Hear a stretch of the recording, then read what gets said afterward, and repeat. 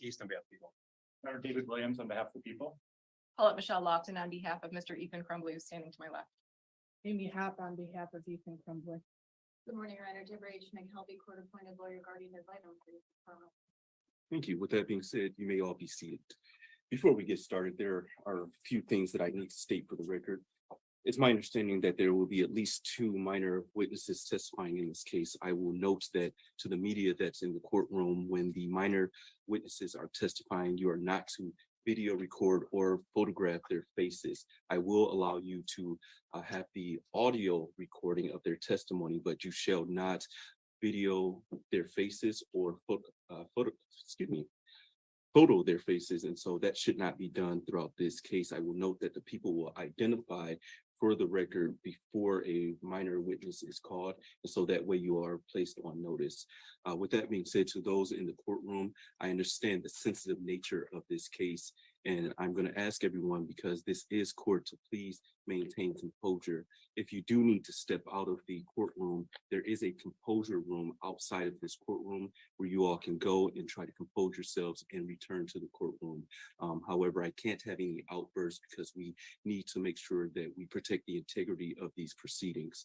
And so I will ask you, if you need to take some time, please feel free to take some time in the composure room and then return to the courtroom if need be.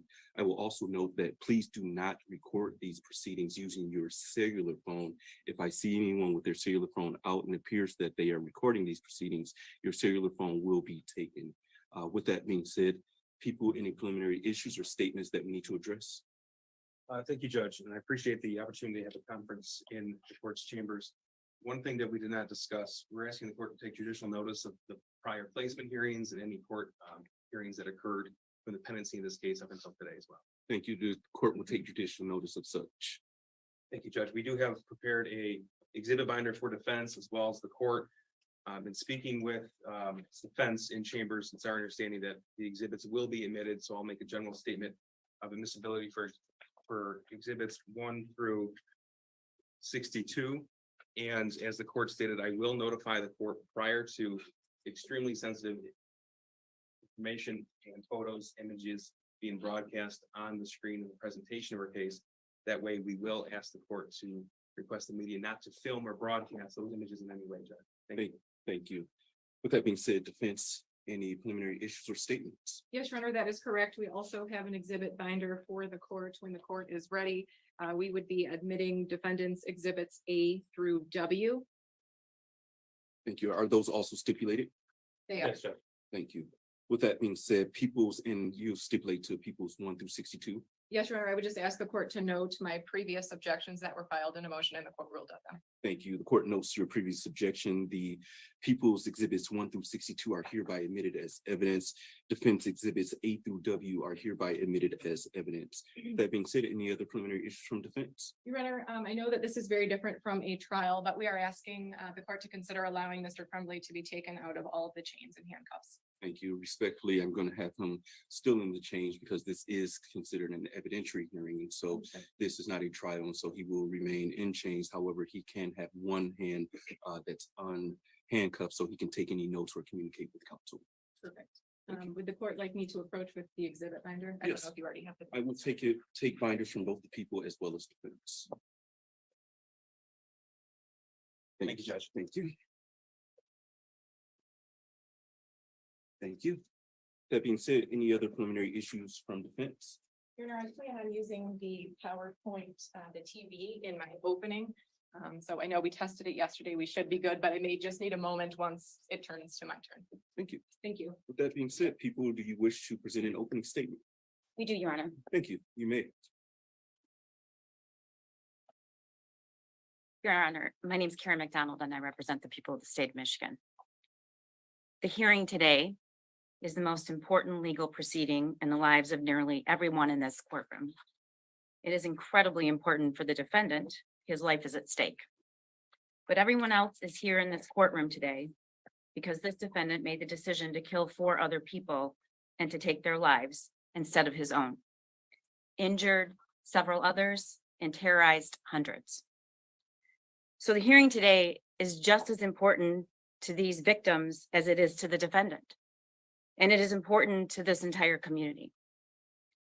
Almost all of us have come to believe that a juvenile sentenced to life without parole should be exceedingly rare, and I believe that.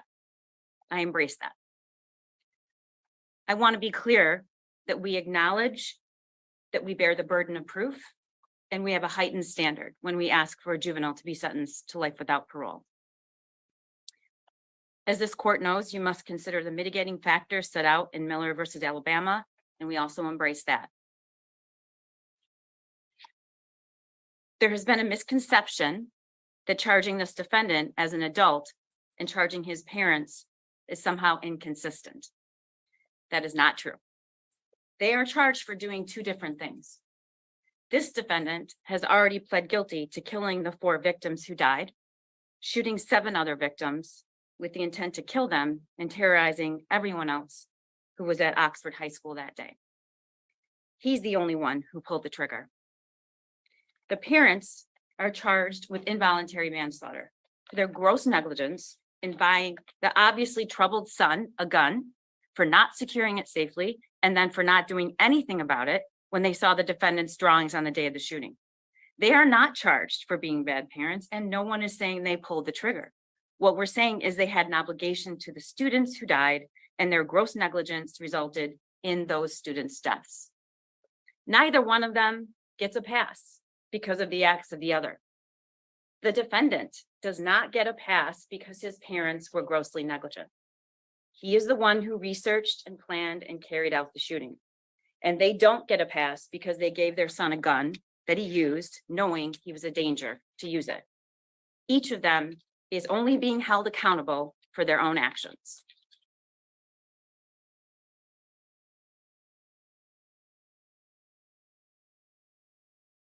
It's important to be candid about what we do and do not know about this defendant. No one can tell us what he will be like in 40 years.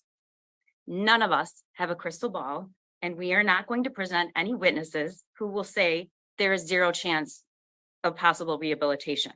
No one can say that for sure. But this hearing is not just about the defendant's potential to be rehabilitated. It starts and ends with proportionality. The court has to consider the Miller factors, but also every facet of the offender and the offense, and that's what we will present to you in this hearing.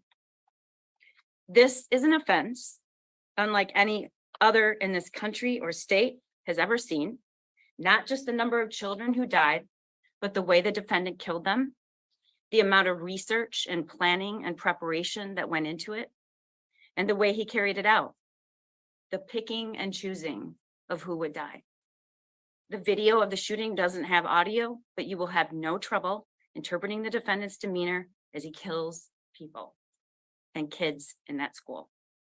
The way he walks up to them and fires at point blank range, the way he takes a shooter's stance in the middle of a hallway to kill Tate Meir. And this is an offender like no other. The video of the defendant torturing a 1-day-old baby bird shows that he is capable of a level of violence that most humans are not. And he takes joy in it. And he recorded it. The way he researched and planned the shooting, the way he thought through the weapon he wanted and how he got it, the way he researched and knew that Michigan does not have a death penalty, and that he stated over and over, I know I'll spend the rest of my life in prison. And one of the most extraordinary things that makes this defendant different than any other mass shooter in this country, as far as we know and can tell, is that he decided in advance that he was not going to kill himself. And he researched response times to make sure that he surrendered before the police arrived. And he did not because he wanted to witness. He stayed alive because he wanted to witness the suffering he created. When the United States Supreme Court and the Michigan Supreme Court talk about the rare case and the defendant, this is the one, Your Honor.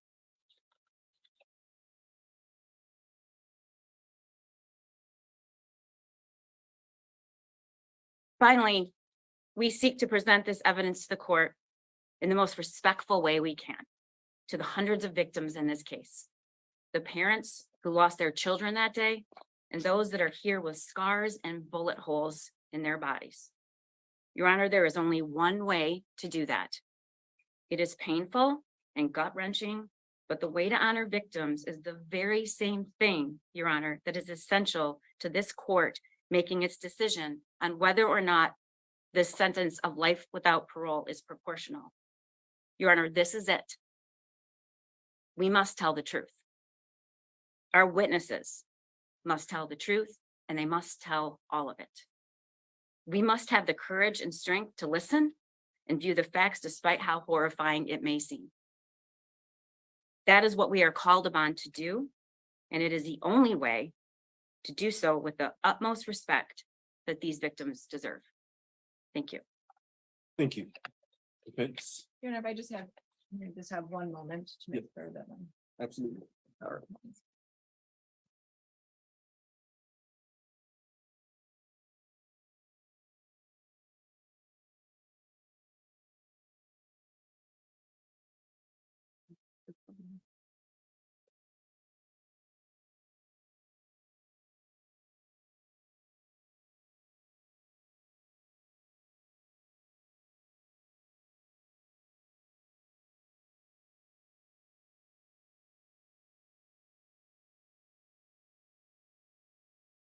Good morning again, Your Honor.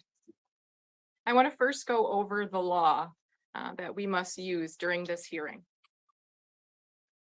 We're here today because of the case of Miller versus Alabama. That's a U.S. Supreme Court case from 2012. They held that juveniles facing the most serious penalties must be individually sentenced, and courts must have the opportunity to consider mitigating circumstances.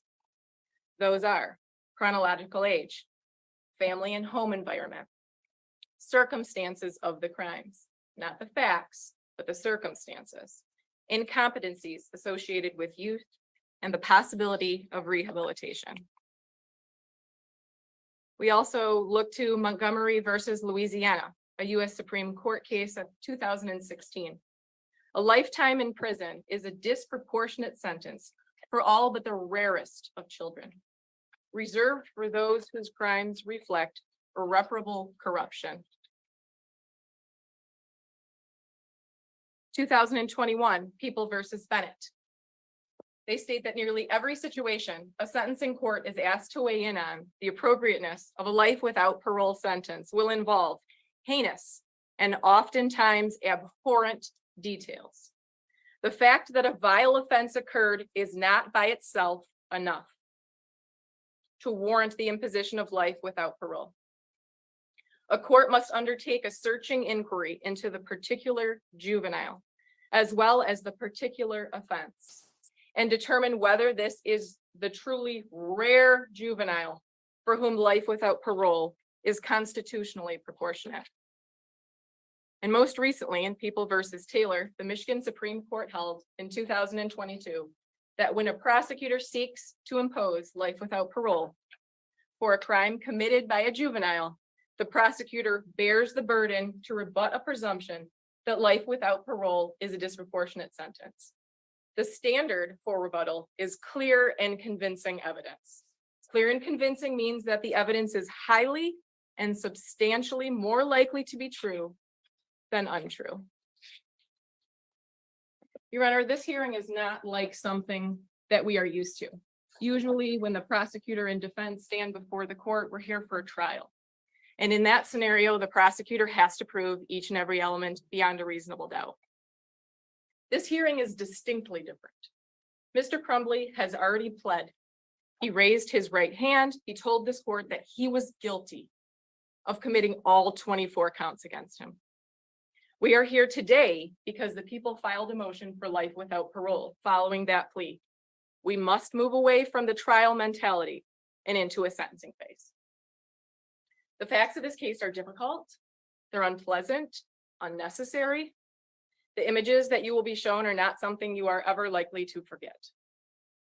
But through the evidence, through the witnesses and our experts, we believe that the court will agree that the people are not able to meet their burden in rebutting the presumption against a life without parole sentence. The experts and witnesses that will come before you will not give you an excuse for Ethan's actions. They will give you an explanation as to how Ethan ended up with a weapon in his hand on November 30th of 2021. As Jillian Peterson, a nationally recognized expert on the psychology of school shooters, concluded when called by the people at a Daubert hearing in the case of Jennifer and James Crumbley, there is a common misconception by the public that mass shooters are evil monsters who simply snap and commit a shooting one day.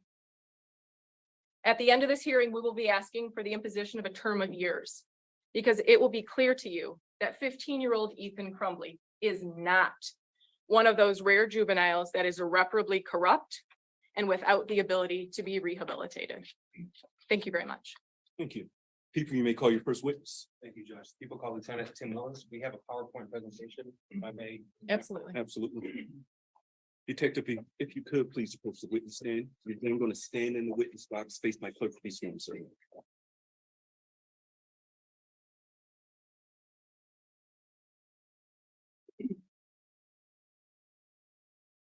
raise your hand. Under penalty of perjury, you swear or affirm the statements you're about to make to this court will be the whole truth? Yes. Thank you. Sir, if you could, please state your full name for the record and spell your last name. Timothy Willis, Willis. Thank you. People, your witness. Thank you, Judge.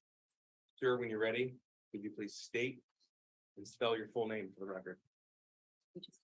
Oh, sorry. Excellent, thank you. Sir, I first want to ask you how you're employed. I'm a lieutenant with the Oakland County Sheriff's Office, Okay, and how long have you been a police officer? over 27 years. What's your current assignment? I'm a lieutenant in the detective lieutenant in the Investigative Forensic Services Division. And sir, can you tell me please what your general job duties are? So I oversee, I oversee our computer crimes unit, our warrants division, our fugitive apprehension team, and our special investigations unit.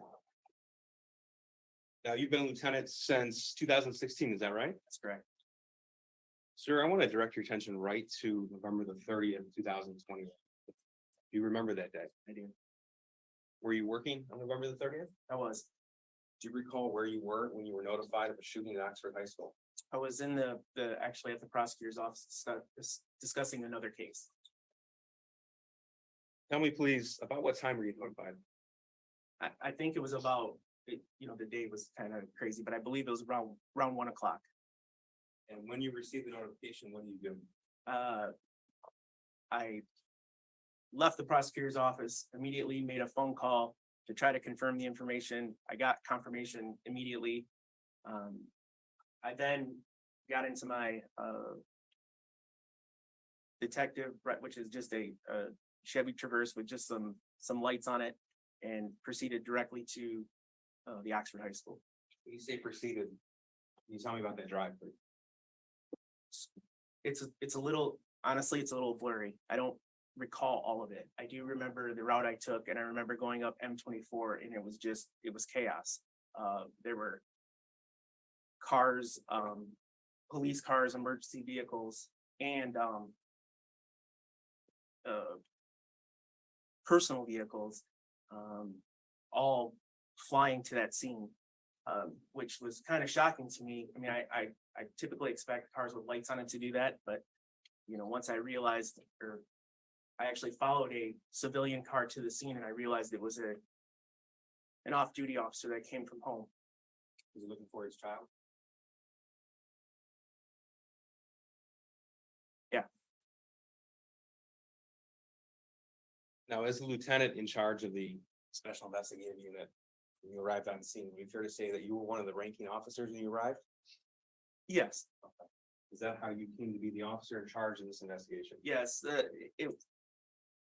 it's understood at the sheriff's office that major crime scenes will be handled usually by the special investigations unit. And the fact that I was the lieutenant of it, it was how I became the OIC in that case. Now, can you tell us, please, what does it mean to be OIC, or officer in charge? So the officer in charge of the investigation,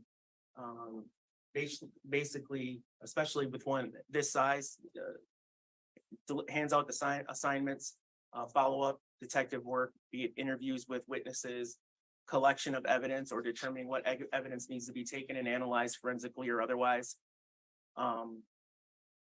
We also work with gathering, putting together reports, reviewing all the reports, talking with the prosecutor's office, and help assist in determining charges. So for lack of a better term, you were running the show as far as the investigation was concerned. Yes, sir. You ever seen anything like this? Not even closer.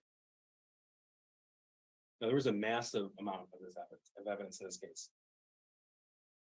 Now, is it fair to say that you reviewed all of that evidence, at least in a supervisory role? Yes, sir. And as part of your duties as lieutenant in your division, you also supervise the computer crimes unit, would that be right? That's correct. Okay, and so what do the computer crimes unit detectives do? So they handle any electronic evidence that we may take as a course of an investigation, and then they forensically analyze it. Meaning to hook it up to their systems, to obtain images, pictures, pictures, videos, recordings, text, a lot of different ways to get into either computers, phones, or tablets. Okay, and now you're aware that the defendant's cell phone was seized when he was arrested on November the 30th? Yes, sir. Okay, and it was the computer crimes unit that conducted that forensic analysis? Correct. Okay, so when we proceed with our presentation today, when we refer to evidence found in the defendant's phone, it would be computer crimes unit who actually did the physical extraction. Yes, sir. Well, sir, I want to take you right to the scene, November the 30th. If you could please tell us the names of those who were killed.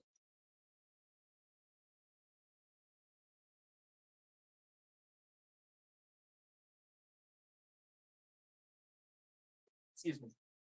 Kate Muir,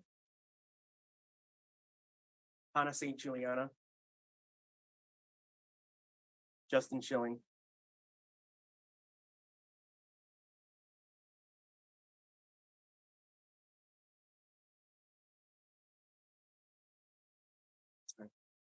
Take a moment, sir. Tim, we've never done anything like this. It's okay.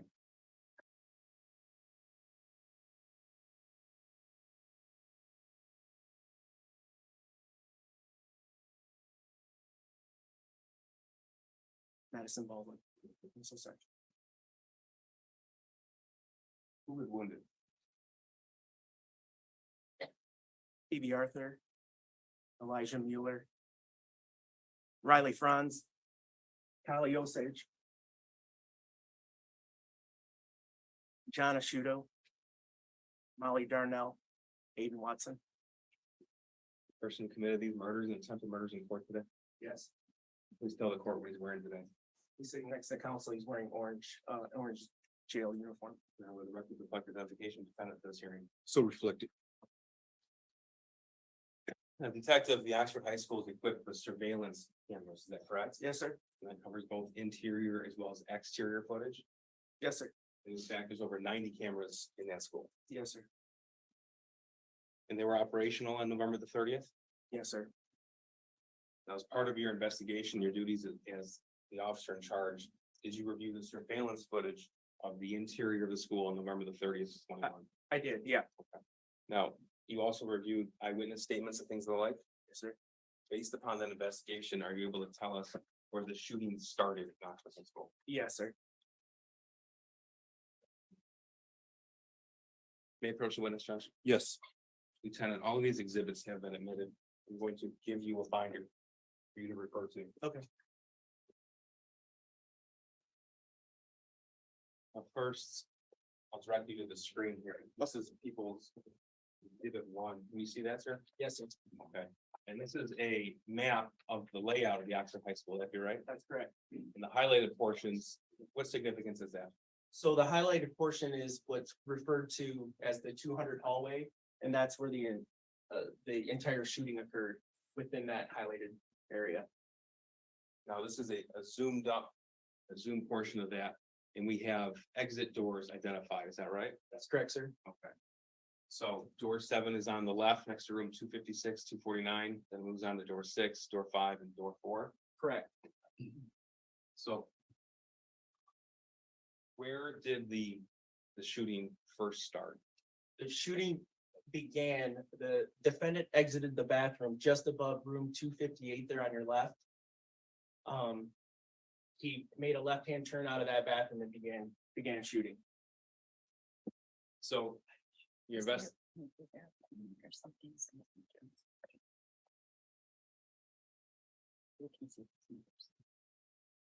are you able to see this now? I It's can. 258 right here. That's correct. Okay, and the bathroom is signified here with laser pointer. That's correct. He exited that bathroom, turned left and began shooting.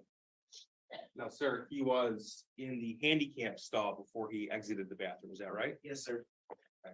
And is this photograph from the handicap stall in that bathroom? Correct. And these are been identified as the defendant's items. Correct. Okay, tell us what was found in that stall.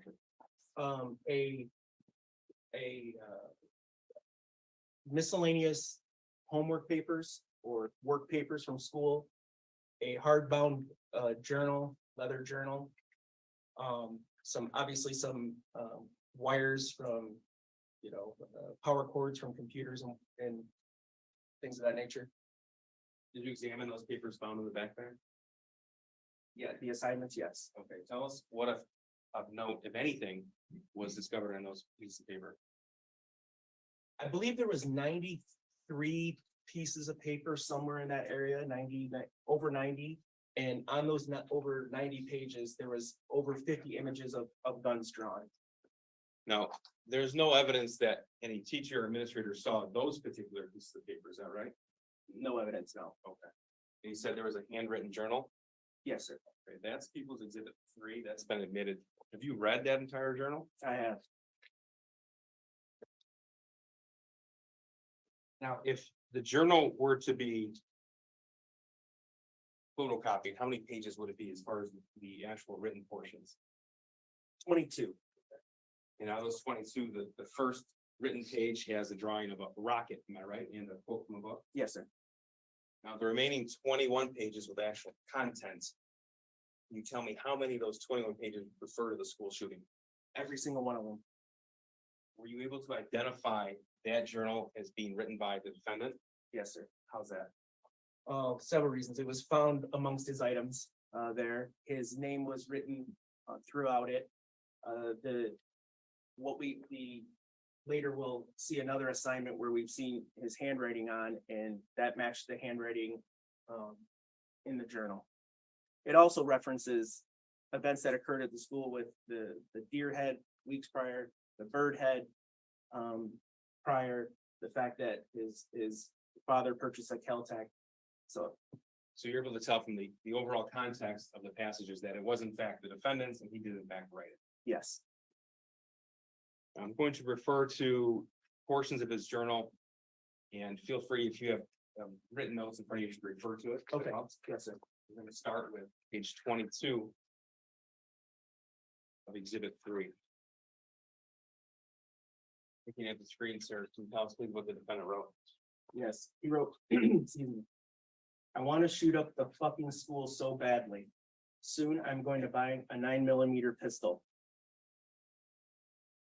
Now, further down on page 22, can you please tell us what the defendant wrote? Yes. Ready and the 9mm ready. Then I will walk behind any girl, pretty in parentheses, and shoot them in the back of the head. I will then shoot anyone I see, aiming for the head until I have to reload. I will then find a full class. Lieutenant, the defendant indicated he wanted to aim for the head and then turn the firearm onto classrooms. Yes, sir. First, I'm going to refer you to exhibits 4, 5, and 6. Those are the autopsy protocols of the murdered children. Sir, you reviewed these? I have. Now, out of the 4 murdered children, how many were shot in the head? 3 of those individuals were shot in the head, is that right? That's right, yes. And then out of the 7 wounded, an additional 3 were shot in the upper extremities, neck, face, or head area, is that right? Correct. Now, he also wrote in the passage about wanting to turn the firearm into the classroom. Did you find evidence in the school that the defendant actually did that? Yes, sir, we did. We're going to refer you to exhibit 8 on the screen. What is this photograph of? So our forensic lab who processed the scene, that is a rod that indicates the direction of travel from a fired round. So as you can see, that fired round went through that, the little steel barrier outside the door, 247. And this is classroom 244. What are we looking at here? A similar thing, but this time it went through the glass. And this is classroom, or this is office 224, and this is Miss Molly Darnell's. Is that right? That's correct, sir. And there's 3 rods through that door, indicating 3 rounds penetrated that door. And this is classroom 223. What are we looking at here? Yeah, that appears to be a round that didn't penetrate all the way through the door, but was obviously shot at. And then 220, what do we have down here? Again, we have an additional round that was fired through a door. Finally, classroom 215. Yeah, we have 3 more rounds fired into the glass partition outside of or in the classroom, I should say. Now, Lieutenant, it's true that each of these 6 classrooms were occupied by children hiding at that point in time. Is that correct? Yes. Now, I'm going to refer back to page 22 of the defendant's journal. Can you please tell the court what the defendant wrote? I will continue shooting people until police breach the building. I will then surrender to them and plead guilty to life in prison. Ms. Baxter, how was the defendant apprehended? He, just prior to deputies' arrivals, he placed the gun on a garbage can behind him, got on his knees and put his hands straight up in the air. So that was directly after he executed Justin Schilling and Keegan Gregory ran for his life. Is that right? That is correct. Is there any evidence that the defendant tried to run? Not at all. Didn't try to fight? None. So in fact, he did a complete surrender like you wrote. Absolutely. Now, at that point, the point he surrendered, was there anybody else left to shoot? No, I mean, at that point, he had, after Keegan Gregory ran out of the bathroom, there was no one left in the bathroom. He came out. The hallways were obviously clear except for law enforcement coming down the hallway. And so there's no more victims for him to. So at the time, the defendant opened the bathroom door and placed his gun on top of the trash can. The police were not next to him. In fact, you couldn't see them at that point. That's correct. Refer you to page 21 of the defendant's journal. Can you please tell us what the defendant wrote here?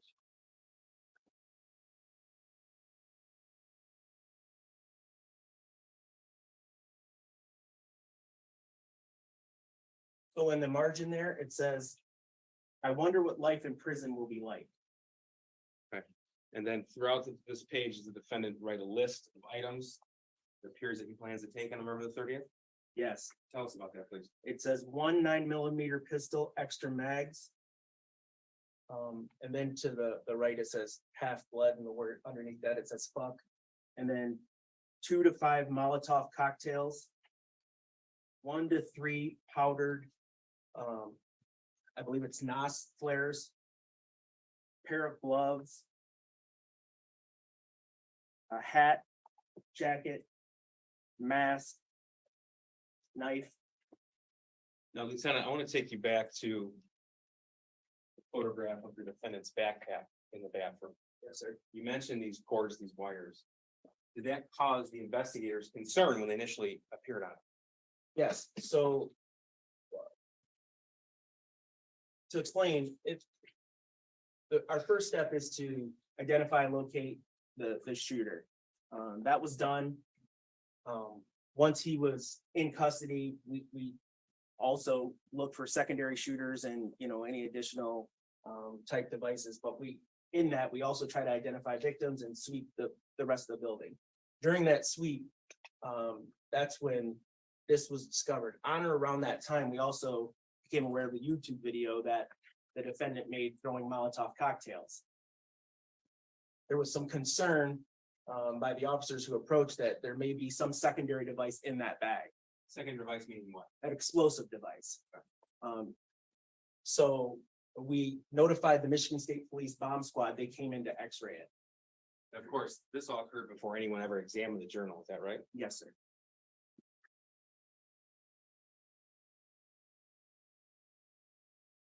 Now, he also wrote about a hat, a jacket, is that right? Yes, sir.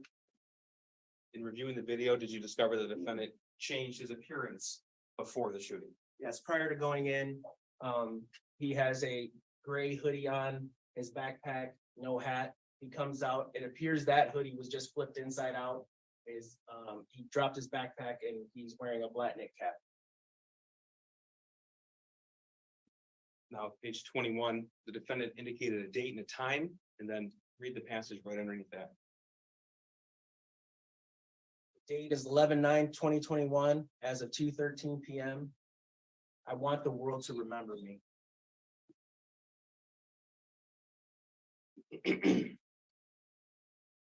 Now, we talked a little bit about how computer crimes is the division of the Oakland County Sheriff's Office responsible for a forensic examination of digital evidence such as a cell phone. And the defendant's cell phone was seized and searched pursuant to search warrant. Am I correct? Yes, sir. Okay. Now, understanding that you're not personally a computer cell phone forensic examiner, you did review the entire extracted download, is that right? Yes. Now, did you uncover, and your detectives uncovered in the course of reviewing that cell phone extraction, a text message thread between the defendant and another juvenile, who we will not name?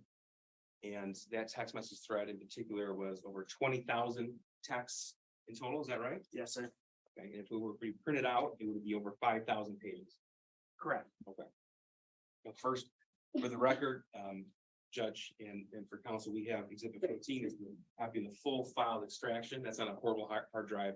Could either party want to refer to it for the court review it? Thank you, so noted. Thank you, Judge. Now, in the course of this investigation, Lieutenant, were the defendant's parents' phones seized and searched as well? Yes. Okay. So we also have exhibits 16 and 17 for their cell phone extraction should either party or the court need to review that, Judge. Thank you, so noted. Lieutenant, for the record, exhibit 18 is an isolated portable hard drive of the text message thread that we recovered. It's between the defendant and the other juvenile, is that correct?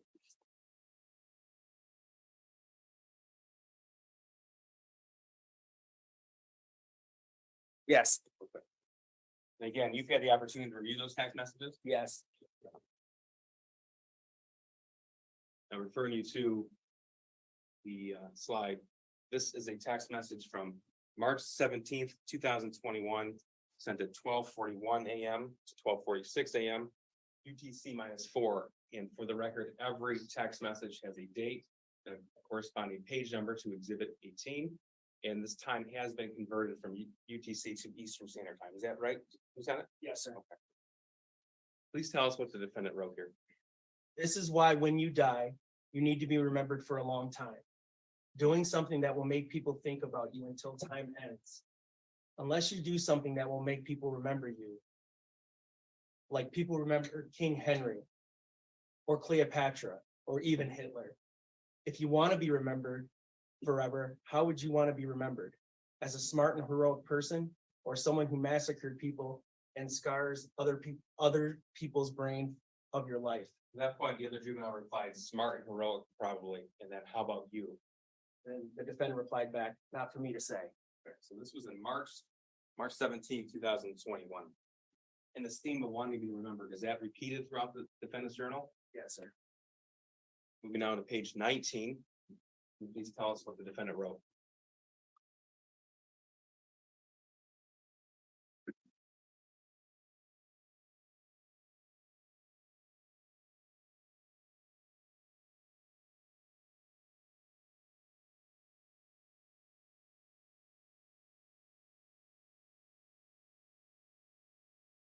Killing myself is too much of a pussy move. People will just forget about me and I will have never making an impact in this world. The only way is to shoot up the school. So we're on now page 19. Can you please write the defendant, read what the defendant wrote? Start with I'm going. I'm going to rain fucking fire down on this school. I will cause the biggest school shooting in Michigan's history. I will kill everyone I fucking see. And finally, page 19, the bottom. I want to be remembered through all of history. Flip please to page 18 of the defendant's journal. This is the top portion of page 18. of the defendant, right? Could you please read that passage? I just saw a group of girls sitting down in the hallway. If I had my pistol on me, then I would have not hesitated to blow both of their brains out. I would just hope their parents will feel the sadness and distraught. When I shoot up the school, I hope that every parent of kids I gratefully murder will be so sad that they kill themselves. I want all of America to see the darkness in me. I want to impact the world with this. I'm going to record the shooting so when they show the video in court, everyone can see their children and friends dying. I want for the parents to see their kids burned to ash and bawl their eyes out. I'm going to spend the rest of my life in prison, rotting like a tomato. Sir, that page isn't in there, is that right? That's correct. In fact, there's a drawing right underneath that. Yes, sir. Tell us please what we're looking at.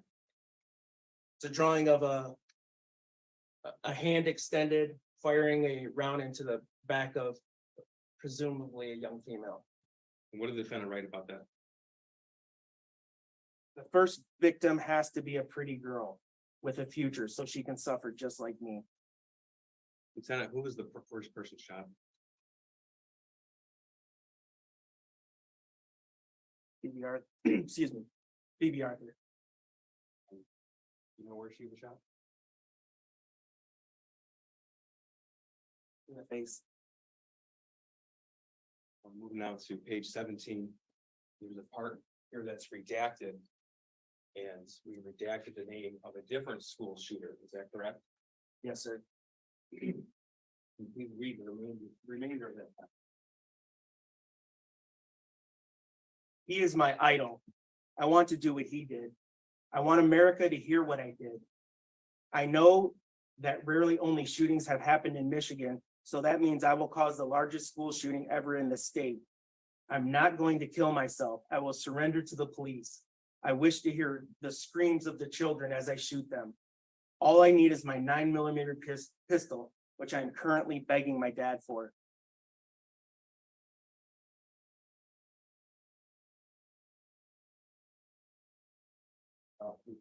The defendant actually eventually obtained a 9mm pistol.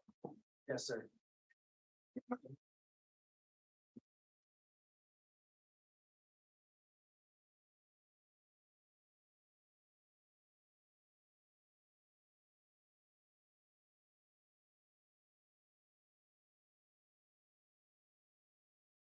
They approach the witness judge. Yes.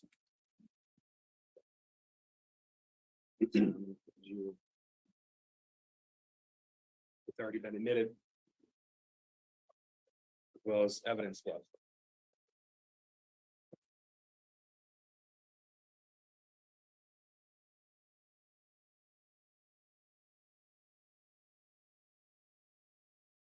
For the record, is that People's 19?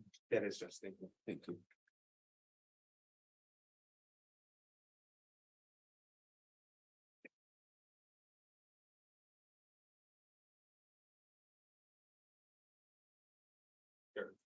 What is exhibit 19? It's a 9mm semi-automatic pistol.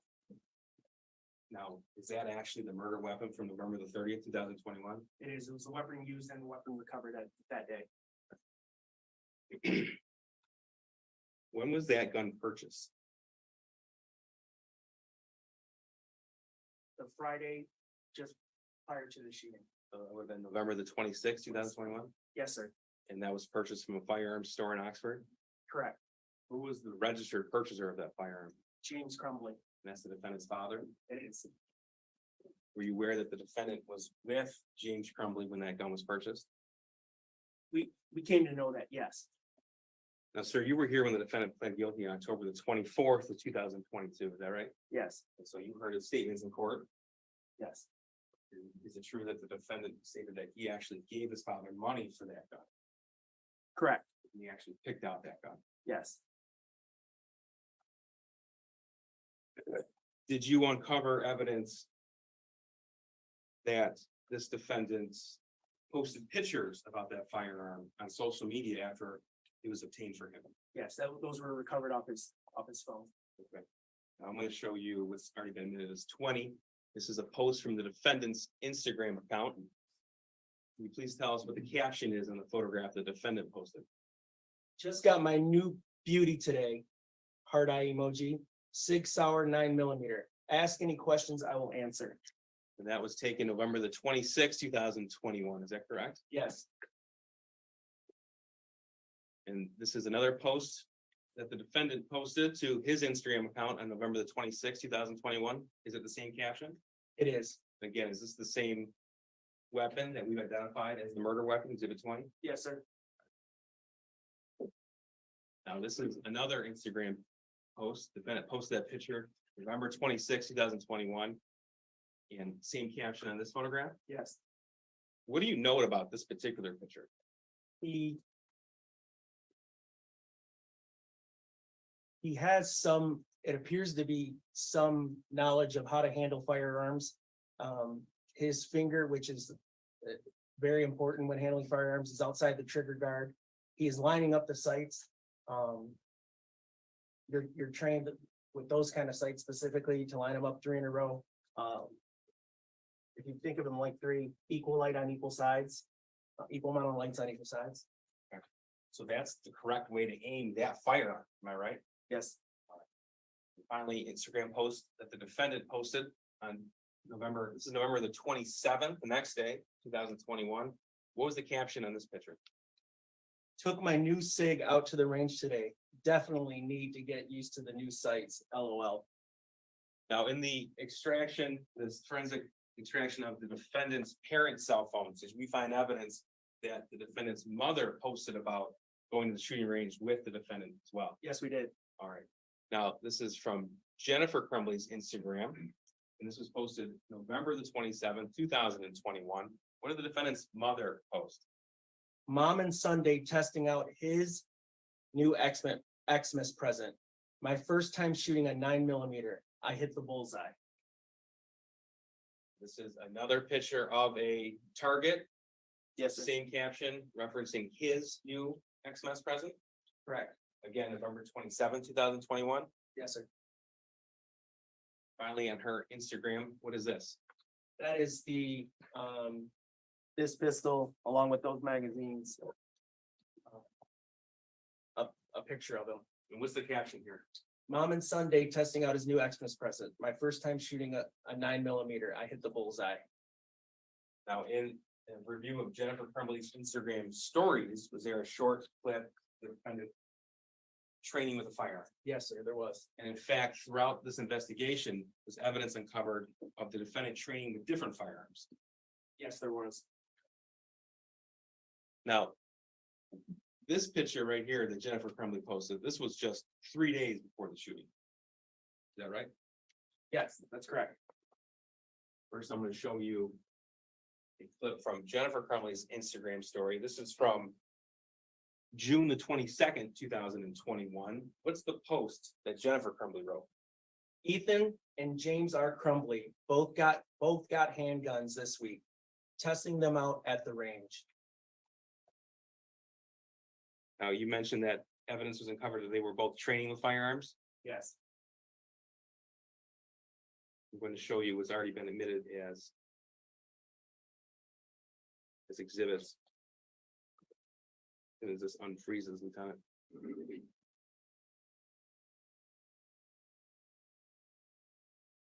I'm going to show you a video from November the 26th, 2021. This is what the defendant posted, that's correct? Yes.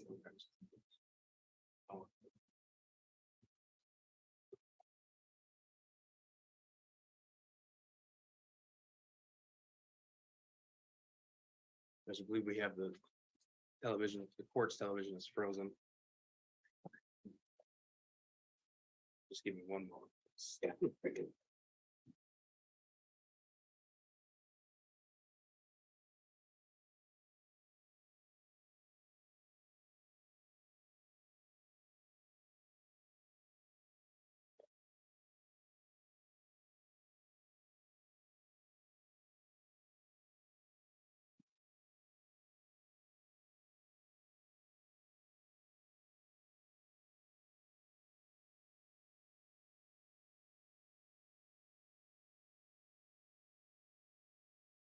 This again.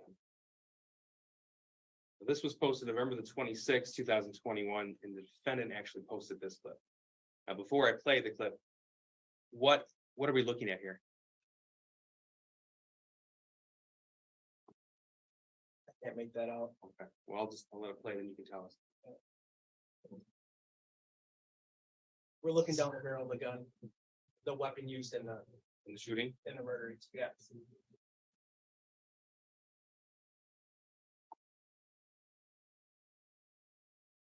Now, I'm going to show you a video from November 27, 2021 of the defendant and his mother, Jennifer Crumbley, at a shooting range. For the record, which exhibit number is this? That is exhibit 24. What we just saw was exhibit 23. Thank you.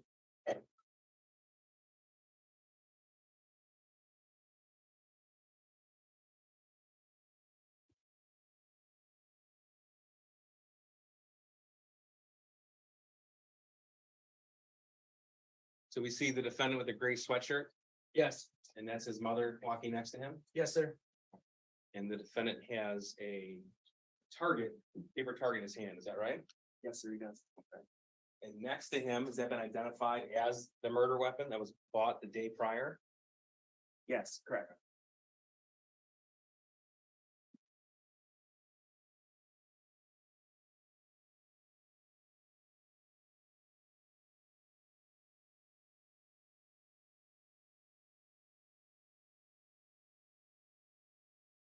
Tell us what he's doing, please. He's inserting the magazine into which is also known as the clip, into the pistol and chambering around, basically loading the gun.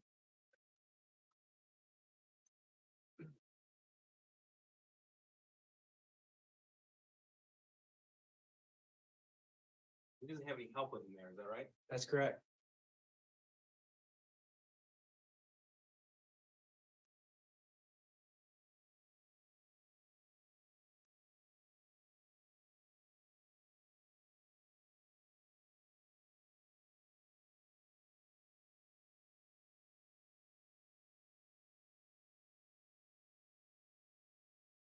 As you watch the defendant shoot this firearm on November the 27th, 2021, tell me what comes to mind. The most interesting thing to me is that obviously this is the first time he just bought this gun, so presumably this is either one of the first times, if not the first time, that he shoots this gun. He understands the basic concepts of shooting. Two-hand grip, arms extended, bringing the sights up to your line of sight. You've already mentioned the photograph of him lining up those three sights. Yes, sir.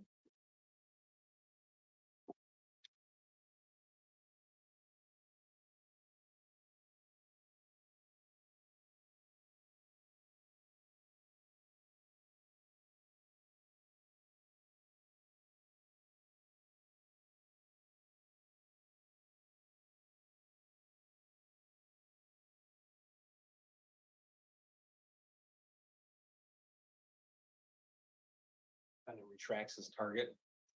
Yeah, so the last round, obviously, after it's empty, the slide locks to the rear, he removed the magazine and retracted the target. So what are we seeing right now? Now he is assisting his mother with her turn at shooting the weapon. Now, when you say assisting, is Jennifer Crumbley showing him how to use it, or is it the defendant showing Jennifer Crumbley how to use it? Yeah, it's clear. I mean, it's evident by the video that he is teaching her what to do.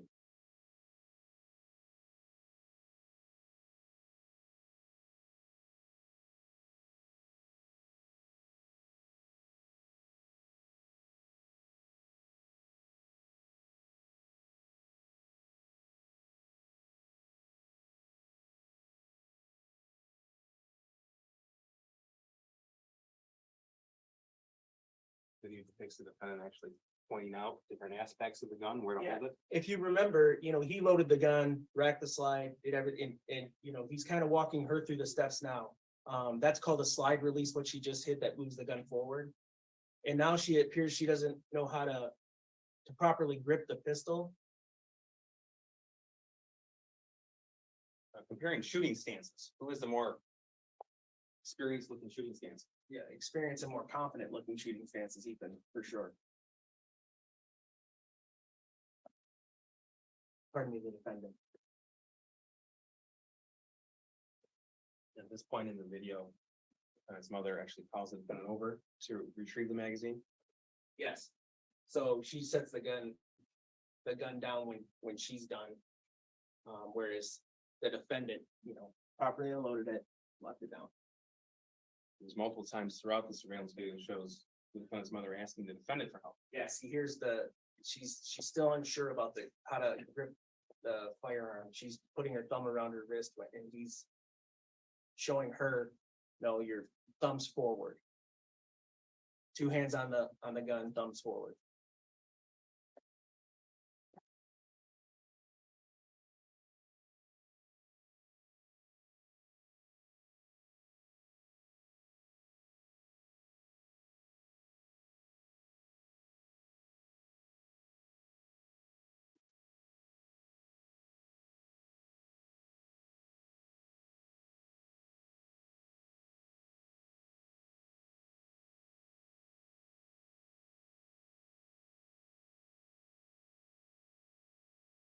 And I'm gonna move on now to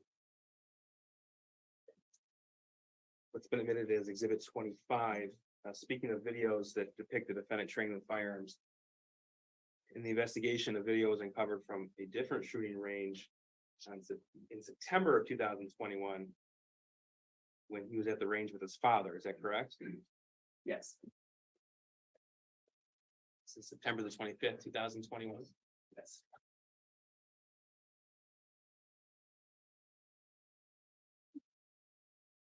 Okay, so what are we looking at on the video right now as I turn it on? That is the defendant in the black hat, gray sweatshirt, and his father, James Crumbley, in the white sweatshirt. It appears they're moving from different counters, looking at the items. Yes. Now, shooting range, are you able to rent firearms to shoot as well as occasionally purchase firearms? Yes, you can. At this point, they have a basket and they're moving into the range, is that correct? Yes.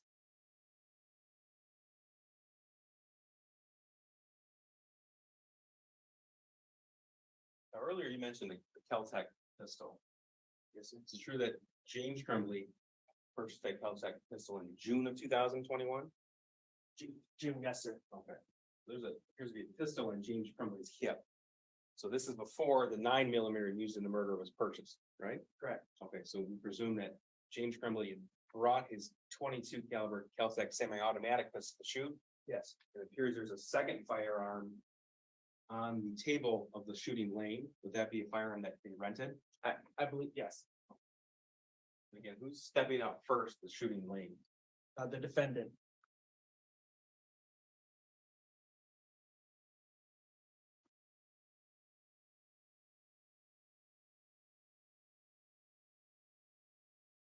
Nobody's showing him how to use that firearm, is that right? Correct.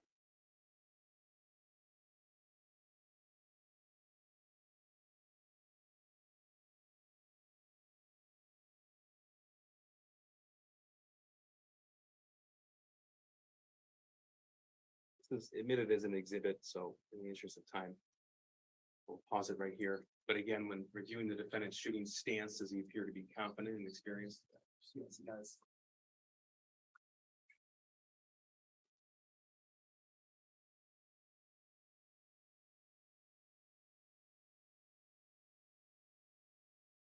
Okay, I'd like to direct you back to the journal. Page 16 of the defendant's journal. We talked with Lieutenant Rowe. I plan on dumping Jeffrey's head in a bathroom to hope the stench will reek. I hope that people will talk about it for the rest of the day because I want the attention. However, I do not want to be caught, as that will make getting the 9mm impossible. Okay. Now, I want to ask you the next few questions as you're thinking about the entire context of the journal, the text messages, and the entire investigation. So the defendant wrote, "I plan on dumping Jeffrey's head in a bathroom." Did you uncover and the investigators uncover what he was talking about? Yes, there was an incident where a bird head in a jar of fluid was left by the defendant in the same bathroom that he exited the day of the shooting. But it was prior to the shooting. Okay, so if I'm correct in understanding, and this was November the 11th, 2021? Yes, November 11th, correct, sir. In the context of this passage where he says, "Oh, make me getting the 9mm impossible," obviously this is before November 26th. Yes, And then you did come to learn that someone at Oxford High School did uncover a decapitated bird head contained in a jar of fluid from the men's bathroom. yes, Defendant was writing about how he actually did that and what he's talking about. yes, And this theme is continued on throughout the journal and the text message. Is that correct? yes, sir. We'll get into more detail. So.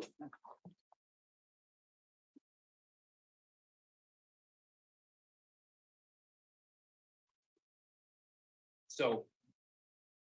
Later on, when we get into May of 2021, we'll be discussing the torture or mutilation and killing of baby birds. But this is a different bird, am I correct? Yes. Okay, so I understand he named the bird's head Jeffrey. Correct.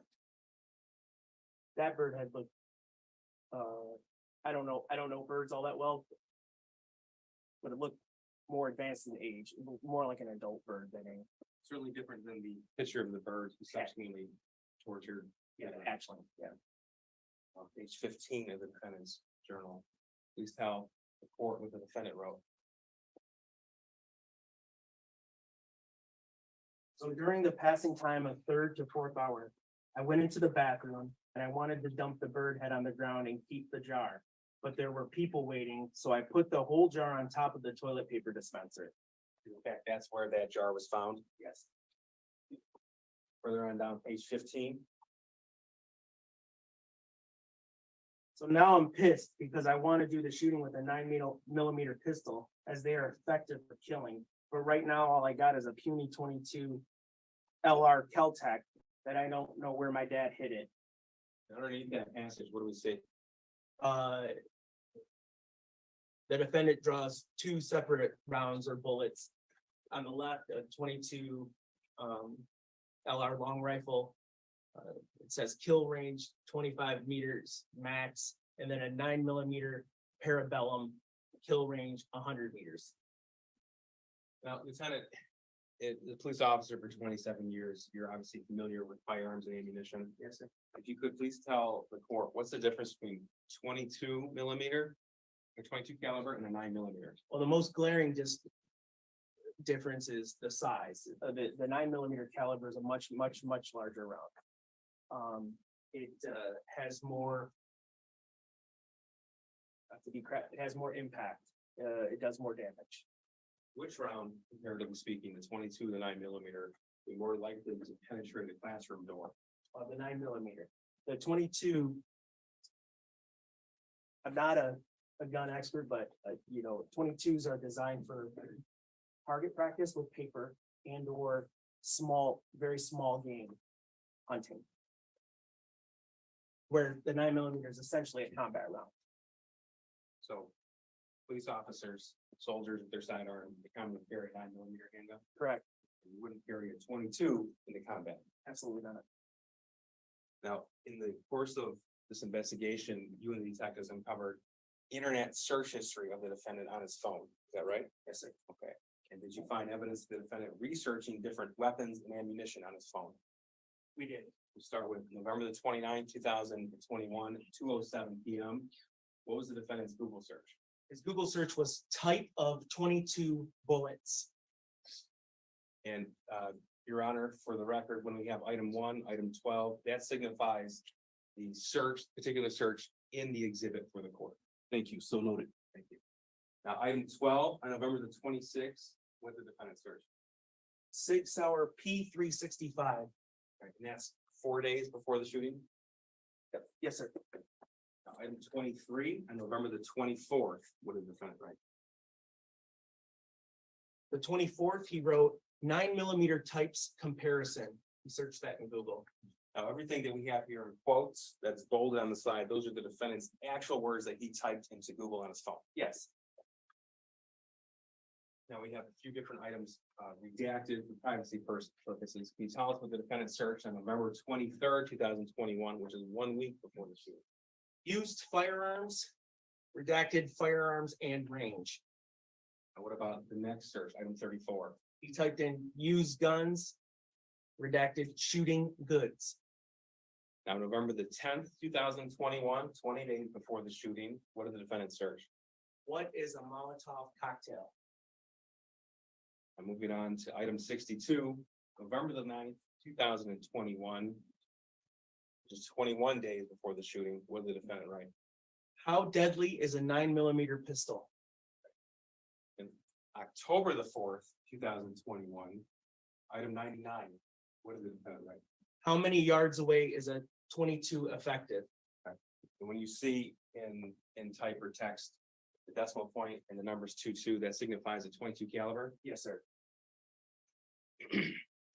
Now, in the text message thread, did you find evidence of the defendant's desire to own, possess, and use firearms? Yes, sir. All right. I'm going to direct you to June the 14th, 2021, 5:34 PM to 5:47 PM. Can you please read to us what the defendant wrote? Yes. We went to the store. That place is fucking cool. They closed soon, so my dad will go up there and do it tomorrow.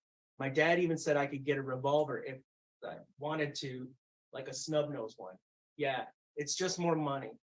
No, I'm not getting both. That's in reference to a Derringer and a revolver. Yes. Also for 100 rounds of 22 LR, it's only $15. Sir, what's LR signify? Long rifle. And it's only $40 for 50 rounds of 9mm. Every type of ammo there is stupid expensive, expect for the 22. My dad said I can get a gun like this if I want to. And then he sent a YouTube link. Yes. Correct. The only thing though, is that I don't really want to spend $300, but it's worth it, I think. Okay, Lieutenant, I think it's worth noting that we have quotations, and those are the actual words that defendant text. Is that correct? Yes. Okay. Now, June the 15th, 2021, 9:58 PM to 10 PM. What did the defendant text? Also, I went to the gun store today and got the Derringer, but it was on a delay, so I won't be able to actually have it until a couple more days. I paid for it, just don't have it yet. I'm so hyped. My dad is also most likely going to get a gun. It's a handgun, 15 rounds, so I will have 2 guns to shoot. I don't know the type, but it's cool looking handgun. It's a magazine. May I approach the witness, Judge? Yes. This is exhibit 27. I'll hand you this first. Once again, sorry.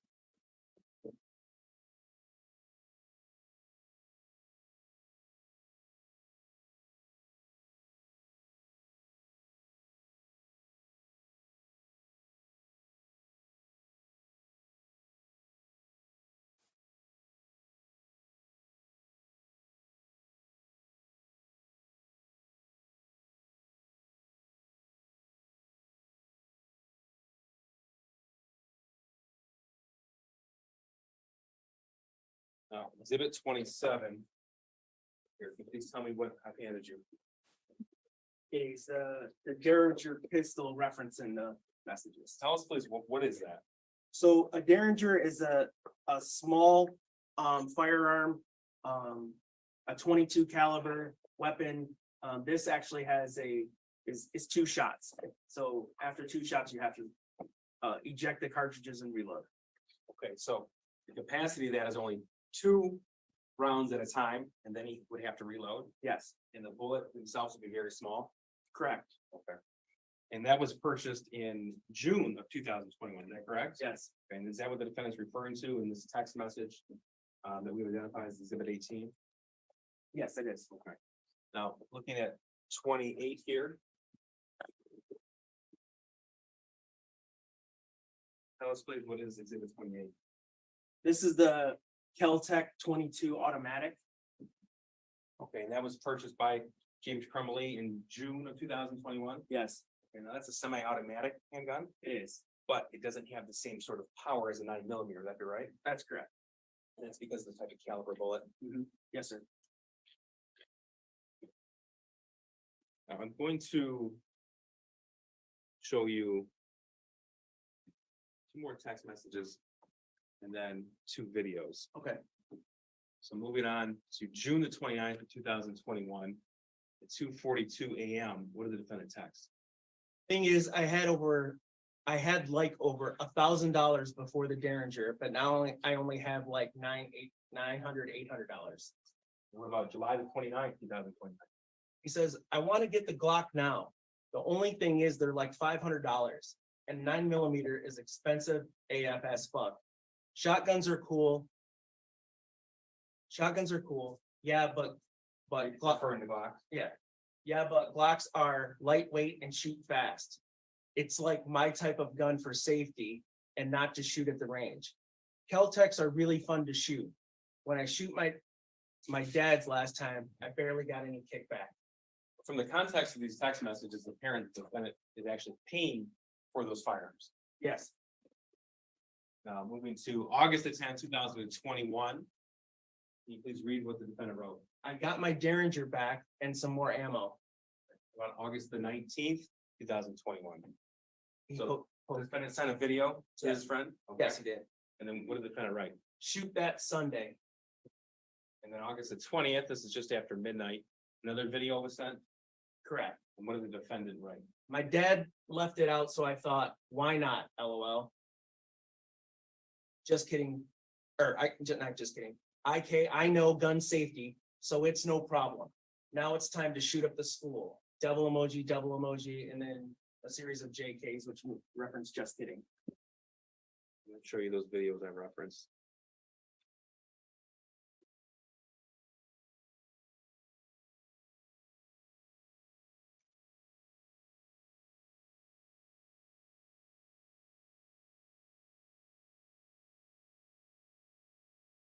Just bear with me, I believe I have to unplug this, plug it back in.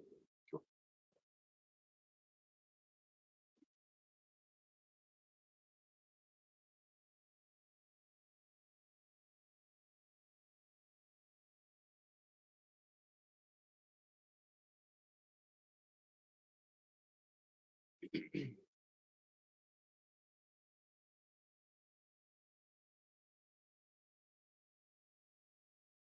This is June, this is exhibit 29. This was sent in that text message conversation, June the 16th, 2021. Yes.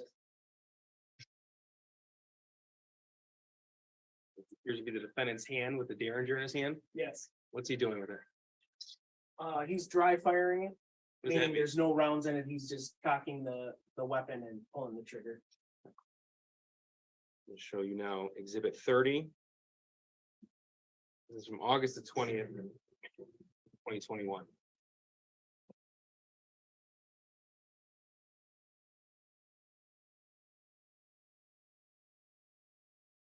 That was a video of the Keltec. He slammed it down to insert the magazine and then hit the slide release to move the round forward or to move the slide forward. You say the Keltec, we're talking about what's been emitted here? Yes. Exhibit 28? Yes. Okay, Lieutenant, now I want to move, direct your attention to page 14 of the defendant's journal.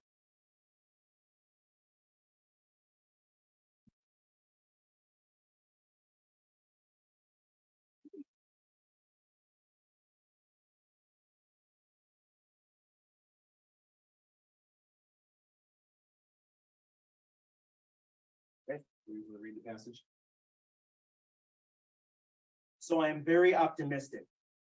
Every night, I'm not sure, awake Every passing minute, I think about how many potential people will die. I think about how I'm getting closer to prison and how many potential people die. Is that correct? I'm sorry, I got it. So I'm very optimistic. Every night, I'm not sure awake. Every passing minute, I think about how I'm getting closer to prison and how many potential people will die. Okay, now further down the page, what did the defendant write? The security guard, so no one knows that, put the bird head in the bathroom. It just amuses me how I can cause people to talk about what I did, and it makes me happy. Once I do the shooting, it will go down as one of the biggest school shooting in American and Michigan. Now, the defendant writing about spending his life in prison, going to prison, is this a theme that you found throughout the journal? Yes, sir. Okay. And did you also uncover, when reviewing the defendant's internet search history, was that theme prevalent there as well? Yes, it was, sir. And direct you to a few different internet searches found in the defendant's browser history. November 29, 2021.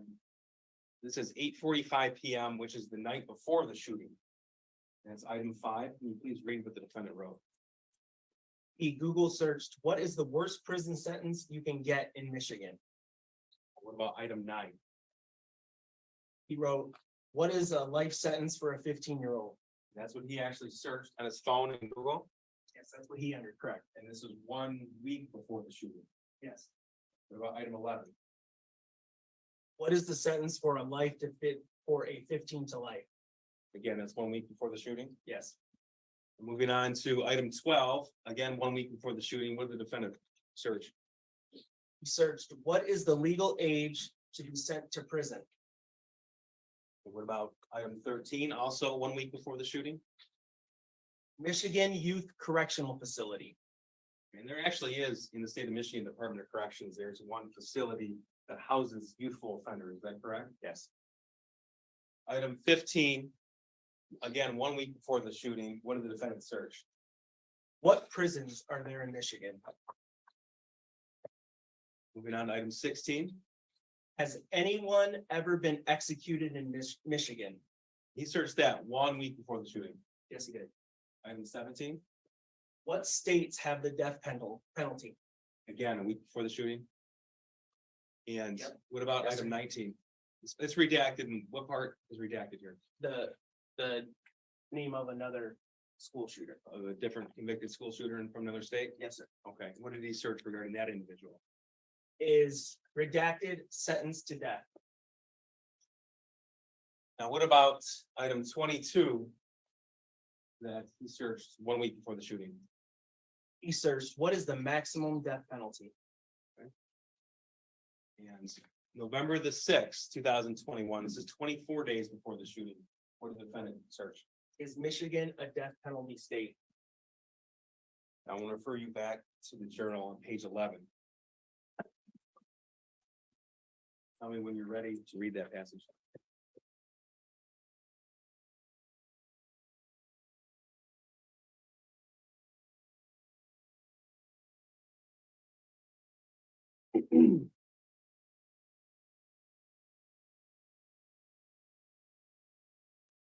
I started making a plan.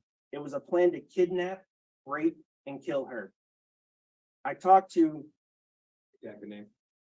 find out where she lives and found out she lives a 5-minute walk away from me. I made this plan to break in the BR bedroom at night and kidnap her with an industrial-sized garbage bag. I would then take her to my basement where I would torture and rape until I slit her throat alive. I was so close to executing the plan, but fortunately, my friend, redacted, stopped me very calmly. Now, this plan that he referenced, that was regarding another student, Oxford High School. Yes, it was. And did this come through in his text messages to that other juvenile as well? I'm gonna show you some Yes. of those text messages. This is May the 12th, 2021, 11:23 PM. And this is in reference to that same individual that he wrote about in the journal. Yes, sir. Tell us please what the defendant wrote. kidnap her, then tie her up, then rape her, then torture her, then kill her, then dissect her, then take her eyeballs, then bury the body. On May the 20th, 2021, he was still writing about this. Yeah, he quotes, "I'm not going to get caught, man. I'm going to bring my gun just in case. Full air and pellets. Basically deadly. But I have full plan on how to kidnap her. It's just super risky." Now, you uncovered evidence in this text message thread of the defendant's desire and discussion of committing violent acts towards other individuals as well. Yes. Specifically towards children in this portion of the text conversation. This is March the 16th, 2021. Please tell us what the defendant wrote regarding drowning children. Just looking them in their eyes as they look back at you while they know that their entire life is about to end so young. The best feeling. But stick your fingers into their eye sockets and push down so they scream in pain and drown their lungs with water. Just thinking about the torturing and the screaming and the way their excuse me, and the way their legs flail in the air as they cry, it fills the void. This theme about violence towards children, this continues, is that right? Yes. This is again, March the 16th, 2021. Can you please start with the first text message that he wrote? Whenever I see a little kid about a year old or a little more, I want to pick them up and run off with them and then torture them before throwing them off a cliff. What about April the 25th, 2021? I will kill any innocent. I don't care who I kill. I will kill who I feel like killing. Age, gender, I don't care. May 13th, 2021. I don't care about innocent. Killing the innocent is the same as killing the bad. It's both satisfies. I'm gonna direct you now to a text from February 21st, 2021. Of course, this was a month before the shooting. This is in the midst of a discussion about wanting to stalk and kill people. What did the defendant write about that? Scary thing is, I like being this fucked up. I don't know if you do. Some people don't, but I like it. I like being like this, which is fucked up. And then he responds to us, same, I love the darkness. It feels good. Knowing that you're different from society and not some mindless human like all the others. We have the ability to stuff that other people think is wrong, and we can tell ourselves that it's okay. But I want to do bad. It satisfies me. Again, that was written in February of 2021. Yes. Lieutenant, I want to direct you back to the defendant's journal, this time on page 8.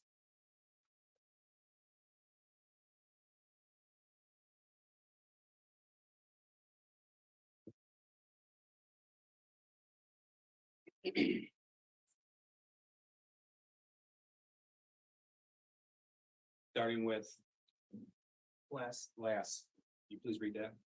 Last night, I made a plan on my phone of what I'm going to do. It's printed out in 5th hour.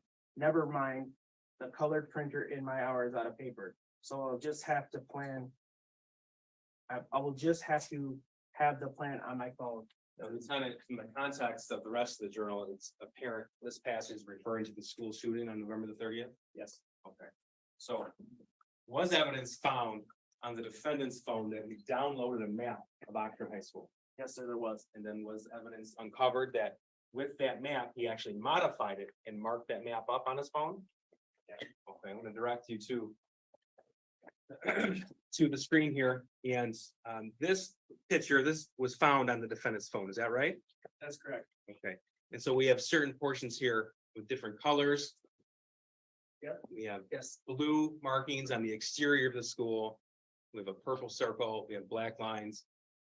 Can you tell us, first of all, what do these blue lines signify? Those denote the exits at the school. Now, this was actually found as modified on the defendant's phone, meaning that he's the one who actually put those drawings on. Yes, sir. Okay. And what about this purple circle here? Does that signify anything? It denotes the area where the murders began. Okay. And again, he put the severed bird head that he called Jeffrey, he put that bird head in this bathroom right here, adjacent to room 258. Yes, Okay, and that's the same bathroom that he exited before he began the shooting, yes, sir. and that's contained within that purple circle there. Yes, sir. Now, sir. The evidence showed that this occurred, this download and this modification occurred November the 10th, 2021. Is that right? That's correct. Okay. Now, I want to direct you to the defendant's internet search history at that time. So specifically, the first text here, November 10th, 2021. He entered into Google Oxford High School layout. Is that right? That's correct. Okay, and that's November 10th at 11:10 p.m. Yes, Okay.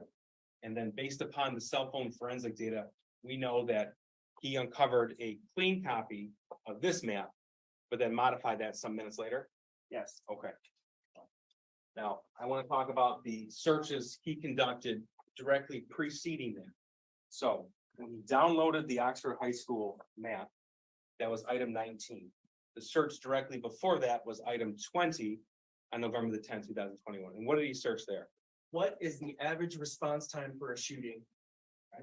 And directly before that, what did he search? How many police do schools have in Michigan? And directly before that, what did he search? Do school resource officers carry guns? And then finally, right before that, what did he search? What is a school resource officer? Okay, so the order of events that he started with, what is a school resource officer? And then he continued until he obtained and modified this map. Is that right? Yes, Okay, and that was a full 20 days before the shooting. yes, sir. I'm gonna move to page 11 of the journal now.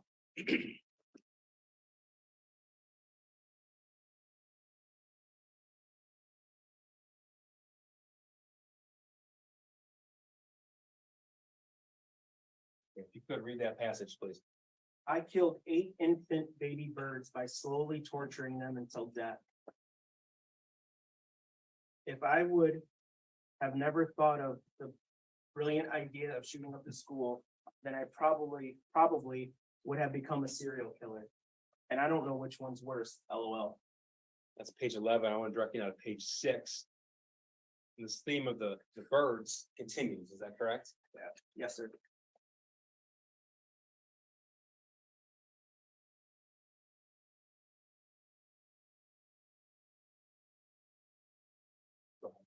Last time I had my mental breakdown, my parents were out of town. I murdered an entire family of 5 newborn baby birds. I drowned them and burned them alive while we all screamed. I cut one in half and stuck the head of its brother in its stomach. I have completely lost my shit. My grades are falling. My parents hate each other. We have no money. I have zero help for my mental problems, and it's causing me to shoot up the fucking school. He talks about in that journal, torturing and killing baby birds. Was evidence uncovered that he actually did that? Yes, there was 2 videos found on his phone of where he was torturing baby birds. And then was there also a discussion in that same text message conversation about that? Yes. I'm going to direct you to a text message from April the 17th, 2021. Can you please tell us what the defendant wrote? I want to take the axe and chip a baby bird, chip a bird in half. Okay, April the 25th, 2021. What did you write? Shoot it, torture it, dissect it. I want to chop it in half with an axe. And that leads to a discussion with that other individual about catching and killing a fish. Yes. What did the defendant write then? I want to kill it while it's alive so it can feel the pain. Now, May the 1st, 2021. What did the defendant write? Also, there is a baby bird's nest right next to my house with 5 baby birds in it. I can also reach them. 3 double emojis. Tomorrow, I'm making my move. I will get video and pics. I can't wait till tomorrow. There is 5 and they're going to die anyways. I want to take something heavy and break its beak. I can't wait, dude. I'm so fucked up. I'm going to break its beak, then chop its head off. I'm going to take so many vids and pics. Next day, May the 2nd, 2021. This conversation continue. Yes. Go ahead. I want to hear it scream. The first bid, though, I want to torture it. And it's so young too. like it's just born and already going to be killed. It's like 2 days old. I'm going to snap the beak off and then chop its head off, then take out its heart, then chop it into pieces, and also take out the brain, then smash it into little bits. I'm so fucked up, I like it. Jeffrey Dahmer got the good idea. Only thing he did wrong was get caught. Also on May the 2nd, 2021 at 4:33 in the afternoon, what did the defendant write? I want to kill another bird so badly, or baby bird.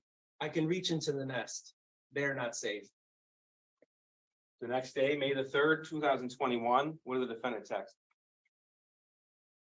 During third hour, all I thought about was ways to torture the bird. I'm going to film this like a documentary. My dad is pulling out of the driveway right now. I'm going to wait a couple minutes though, just in case he comes back. Okay, you said there were 2 videos uncovering the defendant's phone, Yes, and then the defendant texted about what he did afterwards. yes, sir. May the 3rd, 2021. I just, Very graphic, but go ahead. I'm sorry. I just finished. The vid is too long, so I can't send, but I can send pics right before I throw it out. Pictures were sent. You sent pictures of that individual? Yes, sir. Okay, please continue. I cannot wait to show you the vid. It's so fucking disturbing. And as I don't even remember saying half the stuff. Like I talked to the bird like a little child while torturing it. I can't wait to show you, dude. It was so fucking fun, dude. This is the, Thing is, oh, I'm sorry. Thing is, the vid ends halfway through, so you don't see the good stuff. I put a drill in its stomach and skull. I also shot the gun at it a couple times in the stomach and in its head. I also chopped it in half with the axe. I also smashed its head with the hammer at the end of it, and at the end, and its eye bulged out, just like Glenn's. what's Glenn in reference to? The TV show The Walking Dead. Okay, character in the show? Yes. Okay, continue, please. Like the eyelids came apart and I could see the bird's eye. There are still 3 birds left. I was originally going to try and stick a toothpick up its ass, but I couldn't find any. God, I can't wait to show you the vid. It's 8 minutes long. Like I couldn't stop laughing my ass off when I rewatched the vid. Lieutenant, you reviewed the evidence on the defendant's phone. You've reviewed these 2 videos he references. Yes. For the record, Judge, for the court's in-camera review, pursuant to the court's order, those are exhibits 37 and 38. Thank you, so noted. I'm not going to show you any images from the torturing, but I'm going to show one still shot of what the bird looked like prior to the defendant committing these acts. Now, so we understand what we're going to see. This isn't a full-grown bird, am I right? That's correct. Tell me how old it, obviously you're not a scientist, you didn't study birds, but can you give us an idea of the age of the bird the defendant tortured? Yes, I mean, you'll see it's pretty apparent it's a hatchling or recently born baby bird. Okay, and for the record, this picture is before he began the torturing, is that correct? Yes. Okay, so this is exhibit 36, and that's still shot from the video that the defendant took. And this is right before he began what he described. Yes.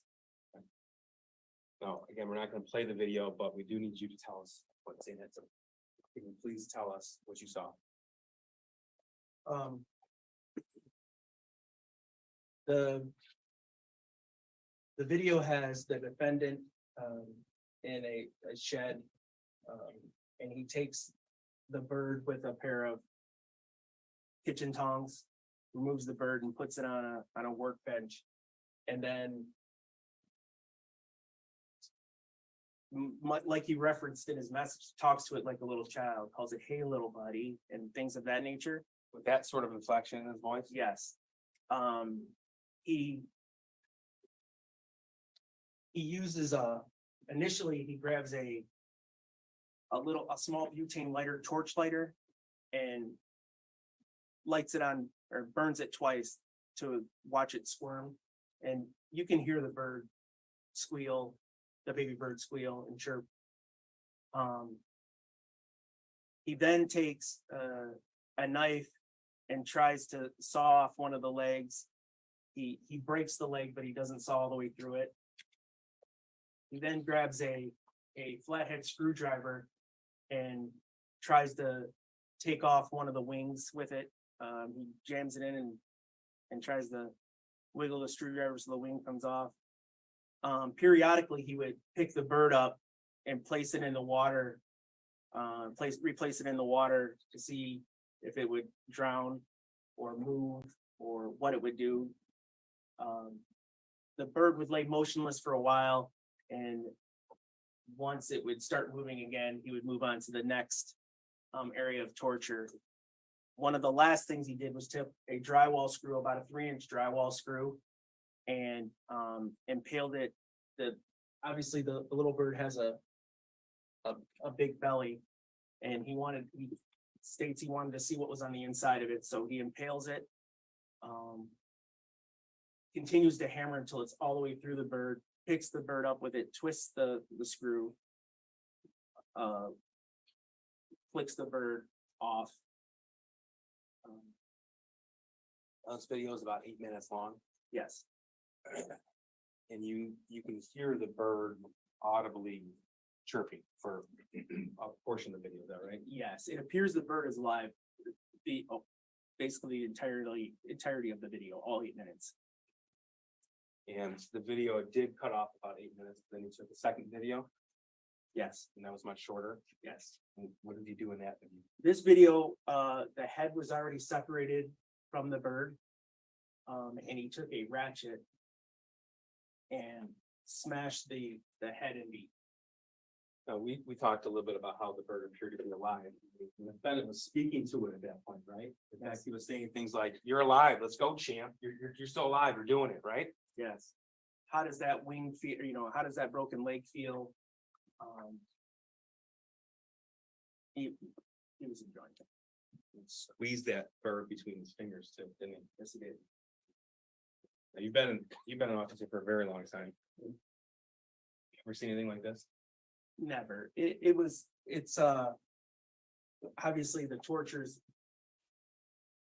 disturbing enough. The commentary throughout, the inflection, the knowing, the prior passages and the enjoyment this brings the defendant is, you can't put it into words. Thank you, and I'm sorry that you had to watch that. We had to describe that. Want to move to additional text messages with the defendant discussing general torture, killing the man with the people. Can you read what the defendant wrote on May the 3rd, 2021? Yes. Also, most serial killers get their damage from their family or accidents, but I have no trauma from my past. I was just born this way.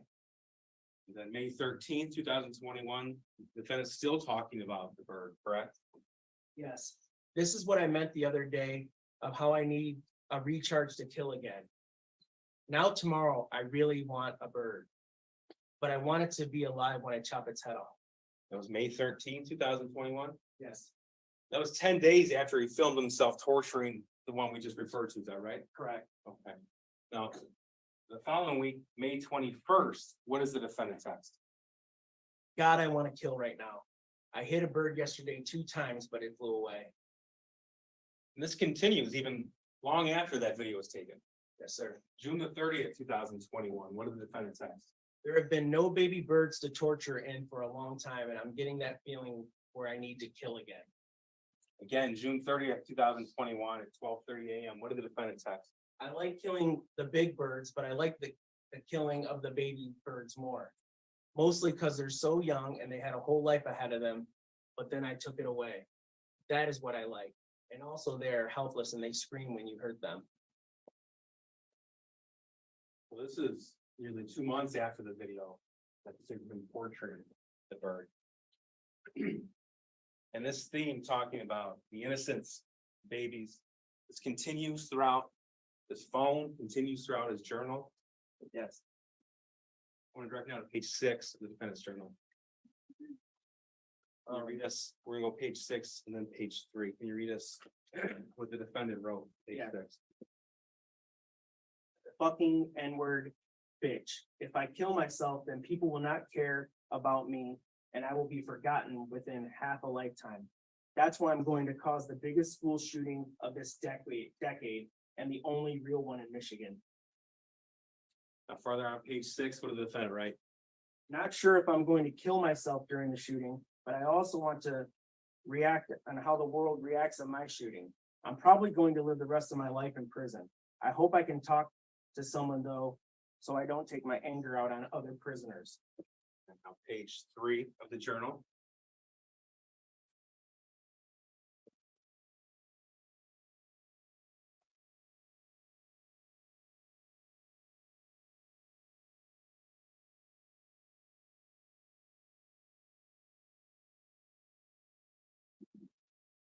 I don't care about my grades no more. I'm about to shoot up the school and spend the rest of my life in prison. Now further on that page. Starting with first. First off, I got my gun. It's a SP 2022 Sig Sauer 9mm.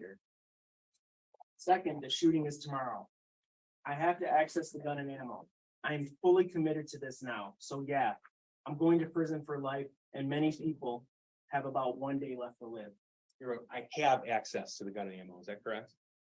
I'm sorry, yes, if I didn't say that. I have access to the gun and ammo. Now, it's apparent from the context of these pages in the journal that we're getting closer in time, to November the 30th. Yes. Right?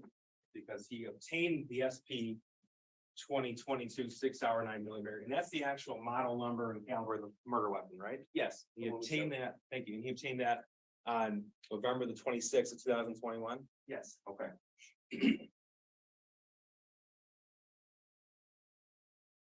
Now we're going to page 2.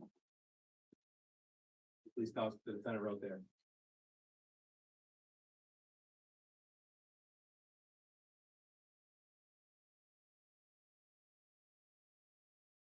I was just looking up some bullet calibers in ELA and got called down to the office for it. I wasn't even scared. I was almost about to say I'm shooting up the school. And he actually did get called down to the Oxford High School office on November 29th, 2021. Is that right? Yes. Okay. ELA, that's a class that he was in that day. English language arts, yes. On November the 29th, school administrator called Jennifer Crumbley, his mother, and left her a message about the defendant looking up bullets while in class. Is that right? Yes. Now, continue on page 2. Can you please read us what the defendant wrote? This is the last passage I will write. It's currently 29/11/2021, 1:23, exactly 1 day before the shooting. Shooting began at 12:51 p.m. on November the 30th. So he's literally correct, exactly 1 day before the shooting. Is that right? Yes.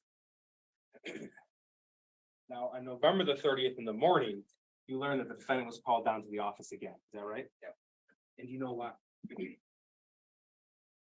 Yes, a teacher saw concerning written words and drawings on his assignment. I want to refer you to exhibit 39. So in the morning of November the 30th, a teacher noticed the defendant with this paper in front of him, and she took a picture of that paper and emailed it to administration. Yes. Okay. And then the defendant was subsequently removed from class and taken to the counselor's office. Is that right? Yes, sir. But by the time he got there, he had changed this drawing. Is that correct? Yeah, so it appears the teacher took a picture of it, sent it up. He was, prior to being called down to the office, he modified it. Oh, he being the defendant? The defendant, yes. What's significant to you in this photograph, in this picture? There's a picture of a pistol, which is very similar to the murder weapon that we showed earlier. There's an image of a body with bullet holes and bleeding from the head on it. And then there's obviously a bunch of different writings reference his life is useless. The thoughts won't stop. Help me. And then once he was caught, he Yes. modified it to this. This is exhibit 40. Yes. What do we see here? He scribbled out the firearm and the drawing of the person who was suffered, the bullet wounds, scratched out some of the sayings that he had written. Wrote on there, a video game this is. I love my life so much. OHS rocks. We're all friends here. Harmless act. Now, from your review of the surveillance video from November the 30th, 2021, and right now we're talking about before the shooting started. The defendant was called down, was taken from his room, his classroom, to the counselor's office at 9:14 a.m. on November the 30th. Is that right? Yes. Okay. And a counselor named Sean Hopkins called Jennifer Crumbley on 9:24 a.m. and left her a voicemail. Yes. She returned that phone call at 9:27 a.m. to Mr. Hopkins. Is that right? Yes. Both James and Jennifer Crumbley then had a conversation amongst themselves and arrived at the school at 10:37 a.m. and shown to Mr. Hopkins' office where the defendant had been waiting, and that was at 10:40 a.m. Is that correct? Yes. They had a meeting in Mr. Hopkins' office until 10:52 a.m. when the defendant is seen on the surveillance video leaving the office and going back to his class. Correct. The defendant's parents left the building at 10:53 a.m. and drove away in the same car. Is that correct? Yes. But now, even before the defendant was seen with this math worksheet, even before we sent down the office, he sent one last text message. Is that correct? Yes. Okay. Now, I do want to make a note, so we're clear. The individual that the defendant was texting, that we've been referencing the text message conversation, that individual did not have access to his phone from at least October the 30th, 2021. So any text message sent to him after that date was not read or received. Is that correct? That's right. Okay. So I wanted you to read what the defendant wrote. That other juvenile, November 30th, 2021, 8:21 a.m. Hey, man, times have gotten rough ever since you left. I don't know if you are dead or you moved away, but I hope you're doing well. I'm about to do something really bad and there's no turning back, so I'll probably never be able to see you again. I hope the best for you. I'm sorry for anything I've ever done. So we know he was removed from class at 9:14 a.m. But he had sent this about an hour before that evening. Yes. And in the entire text message conversation that we identified as Exhibit 18, the defendant never tells that other juvenile his plan to shoot up the school. Is that correct? Correct.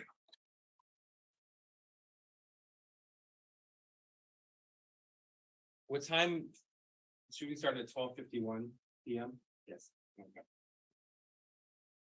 Judge, in a minute, I'm going to play the surveillance footage. I'll ask the court to instruct the media not to broadcast any images on this. And I also want to let the victim's family know that in a minute, we're going to play that footage. So if anybody that, Thank you. At this time, this would be the appropriate time to step out if you do not wish to view this video, as well as to those of the media. Please do not broadcast this or photograph this in any way, shape, or form. That being said, people, you may continue. thank you, sir.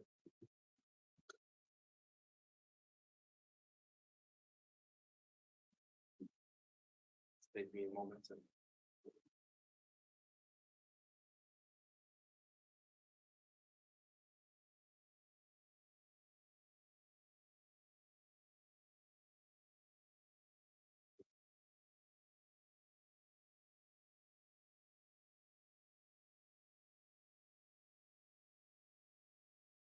Okay, Lieutenant, what I'm going to do is I'm going to play the video for you.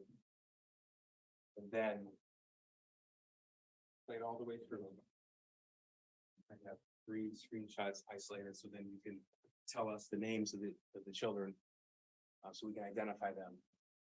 Now, on the video, of course, it doesn't show Justin Schilling being executed because that happened in the bathroom. It doesn't show Molly Darnell being shot because she was in her classroom and the video in her office, the video was cut off at that point. Is that right? Okay.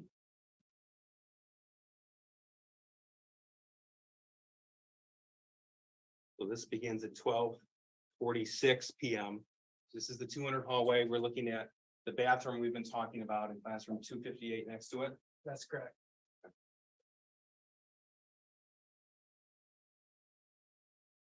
But just let us know when you see the defendant walk in the bathroom. He's about to head into the bathroom right now wearing the red backpack.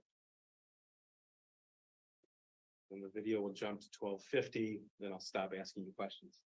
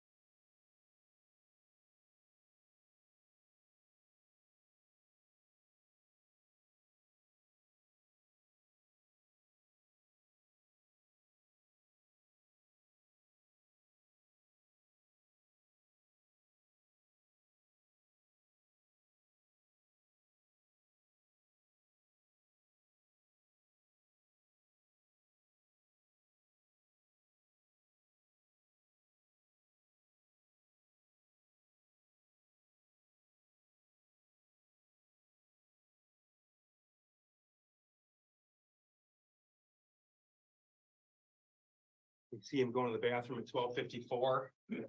See, after he already walked. He ran out of targets, he ran out of people to kill at that point in the hallway. Yes.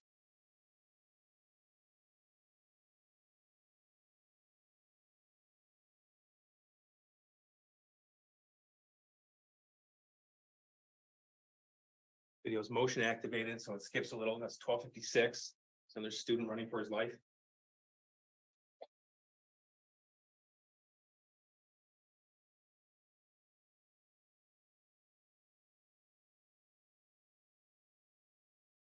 (12:57 and 59 seconds).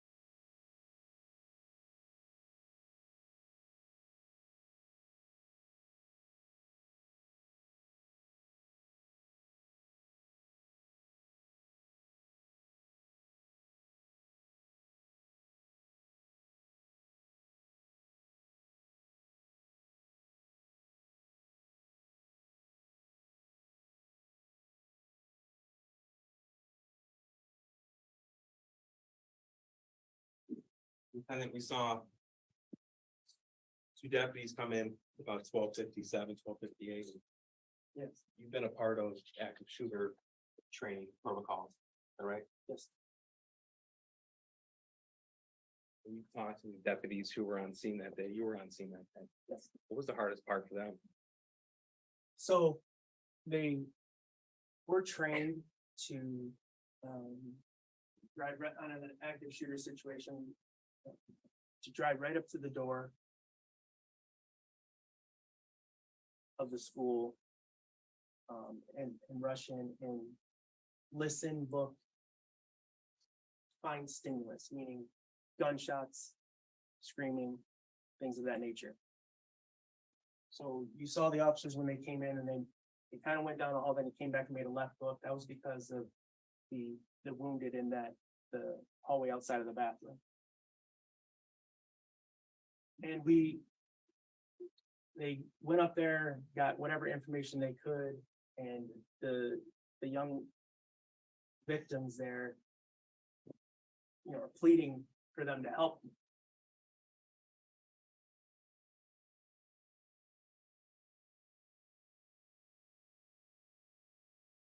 We're trained to push past that. Fine, because he's someone actively killing in the building.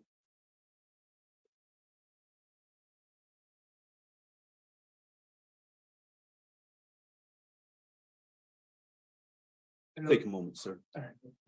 I know those officers, and the most difficult thing for them, and something we weren't prepared for, is how do you push past a child that needs help?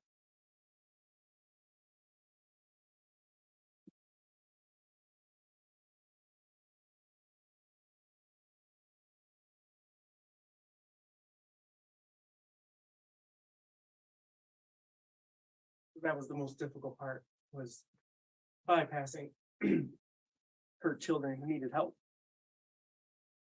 Thank you. Lieutenant. I'll show you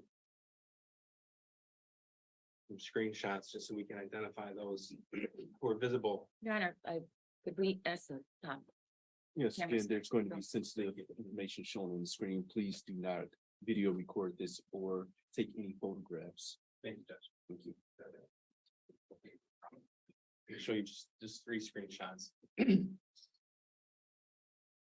So the 12:51, right, as the defendant exited the bathroom, Yes, we have obviously the defendant right here. yes, This is Phoebe Arthur, that's correct. Elijah Mueller, Yes, both were shot face and neck area. correct. John Ashudo, who was shot in the lower extremity as he was running for his life. Yeah. Carly Osage was shot in the upper back neck area. Riley Franz shot in the neck. Yes, Her sister Bella's behind her. Anna St. Juliana right here was murdered. Heidi Allen is walking behind Phoebe and Elijah. And we'll see later on that she helped save Phoebe's life. Is that right? yes, Further up the screen, Madison Baldwin was walking down the hallway. She was executed by the defendant in the 200 hallway. Is that right? yes, This is Dave here. correct. He was shot in the back of the head at a distance of approximately 100 feet by the defendant. Correct. When he was on the ground, he was shot again. And we have Molly Darnell's room. Is just at the top of the screen. You can see as the defendant walks past, he turns his feet. That's when he fires 3 rounds into that office, striking Molly in the arm as she dove for his life, her life rather. Further down the hallway, after Tate was killed, Aiden Watson is shot as he's running for his life as well, shot in the leg. And obviously we saw the defendant go in the bathroom when he executed Justin Schilling in front of Keegan Gregory. And we saw him run for his life out of the bathroom. Could you tell me, Lieutenant, if you learned if the defendant took any precautions to protect his hearing before he committed this act? Yeah, upon arrest, officers noticed he had toilet paper issues in both ears. So he made his own earplugs before he committed the shooting. Yes, we're going to admit, but not show today, the in-car recording of the defendant. That's judged as 42, the booking room and interview room video of the defendant. You've seen those videos though. The defendant displaying emotion when he was transported from the high school to the substation. No. As the officer in charge, you're also given updates on the defendant as he's been housed in Oakland County Jail for the last 20-some months. Yes. I'm going to talk to you. I think if defense wants to admit all the records, that's fine with me. I want to talk to you about one specific incident. And that is when the defendant bypassed security on the jail tablet, courtroom tablet that inmates are allowed to use. Can you tell me about that, please? Yes, so he was given a tablet. Use. EED, there's several reasons they're allowed to use it for. And he was able to access the internet on it and immediately went to a website that we know to be real death killings. So this is a website, we're not going to name it. And Detective Rogowski from Computer Crimes, he'll be here later to testify in more broad terms about the forensic download, but that the website, the particular website that he immediately looked at when he bypassed security on the Oakland County Jail tablet, that's the same website that he had reviewed hundreds of times before the shooting. Yes. And that website features death, gore, and videos of animals being boiled alive, of school shootings, things that people upload to that website, Yes, real life torture, death. executions, Yes.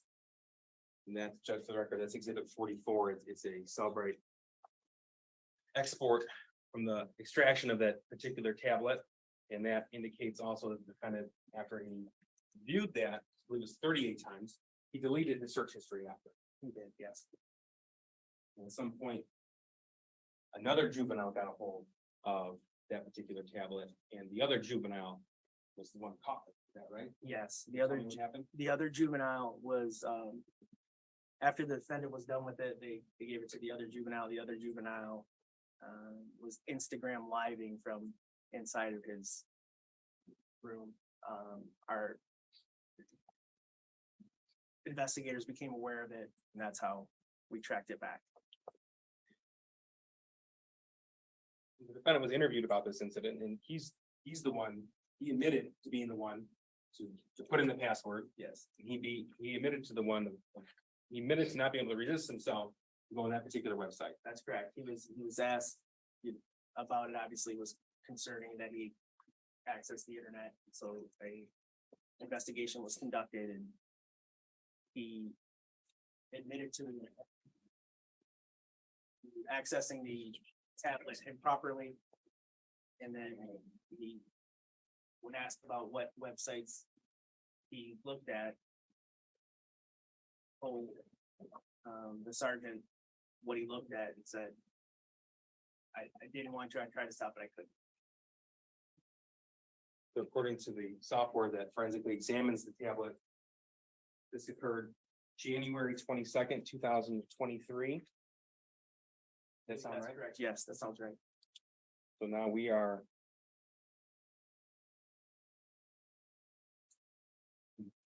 16 months past the shooting. He's still looking at the violent content. Yes. Earlier, Lieutenant, you mentioned, thank you. You mentioned that this scene was like nothing you've ever experienced, nothing you've ever encountered. Just if you could kind of give us a picture of when you got to the scene. First of all, how many people called 911 that day?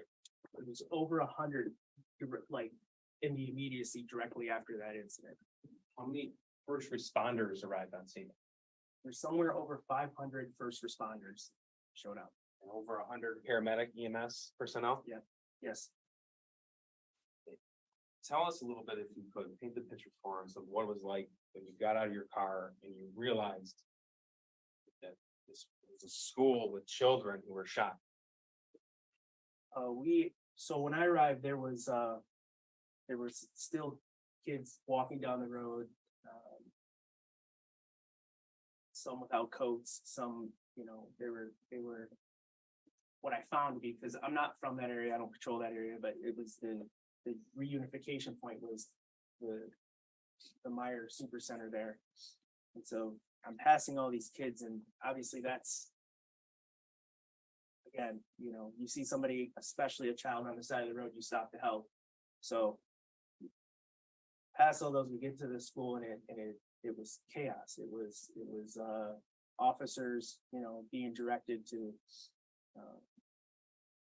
search for additional victims. There was just,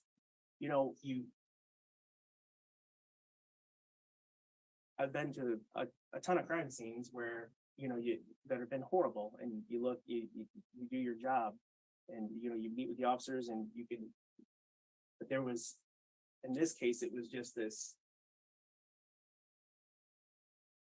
you looked around and everyone was just, I don't know if bewilderment is the best description, but everyone was just confused and sad.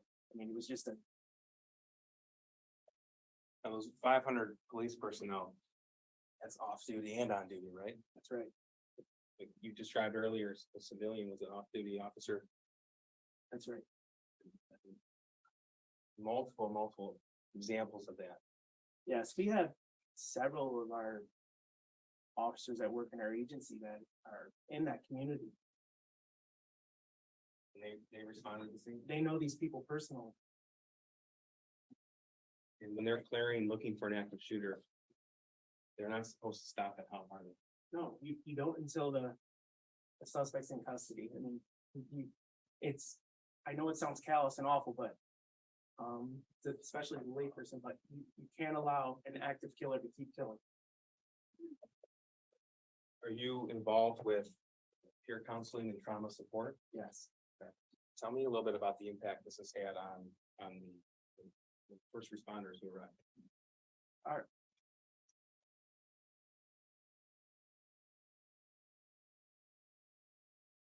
It's hard to talk about how we suffered when I know it's been a lot more suffering.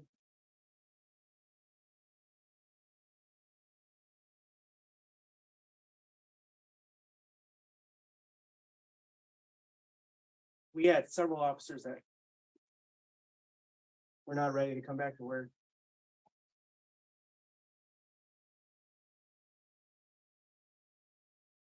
Those are officers who've been to homicide scenes. They've been to child abuse scenes. Those, I mean, as bad as it sounds, a lot of times they're not right, they're awful, but you can make sense out of them. It's something you've witnessed before, what, this made no sense. Thank you. Before we hit the cross, what we're gonna do is take about a 5-minute break. Who is overseeing the deputies? Captain, if you could please approach.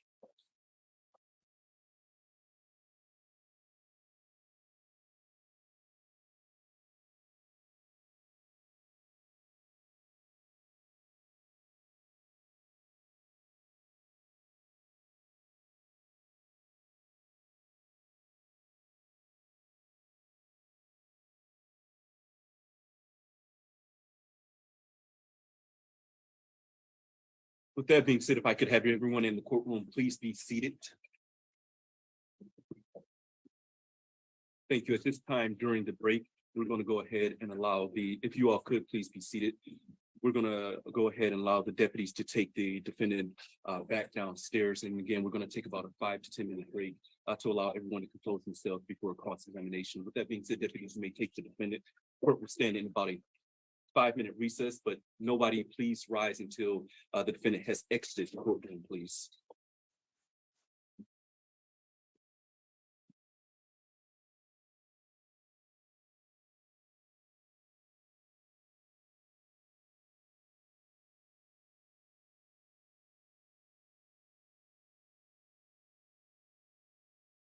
Thank you, Lieutenant. You may step down, sir. The court will stand in about a 5 to 10 minute recess. Court stands in recess. All rise.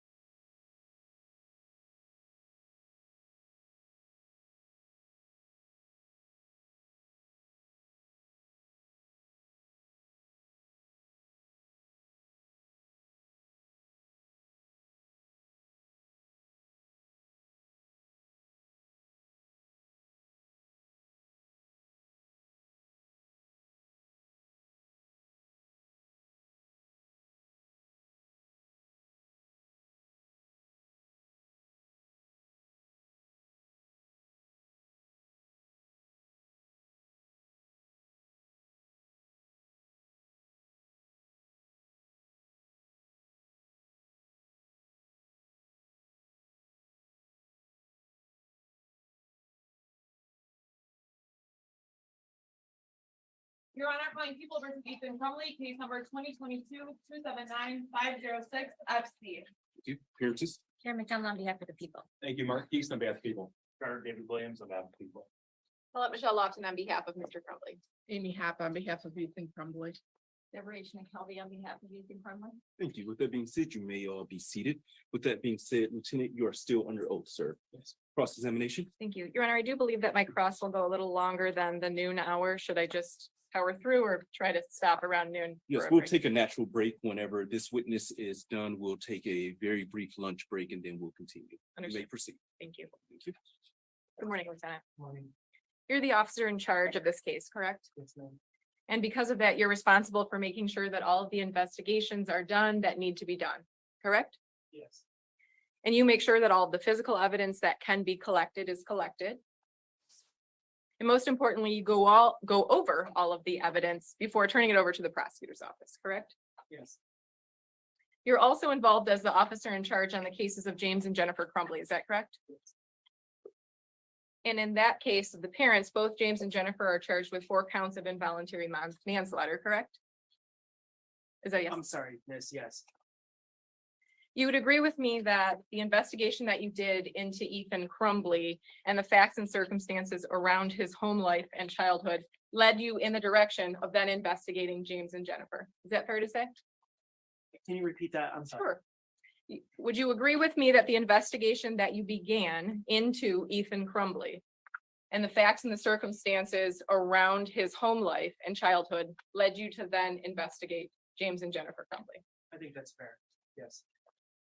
Would you agree with me that it's not often when you're investigating the actions of a single defendant that you would get a subpoena to search the defendant's parents' phones, bank accounts, work emails, HR accounts, contact people that they're having affairs with, reach out to every single neighbor that they have ever lived next to, even outside of the state of Michigan? You would agree with me that that's not common. Yeah, no, that's not common. Now, I want to go over some of the evidence that was found in your investigation. I want to first talk about the interviews that were done with the neighbors of James and Jennifer. Your Honor, most specifically Exhibit E in my binder. Thank you.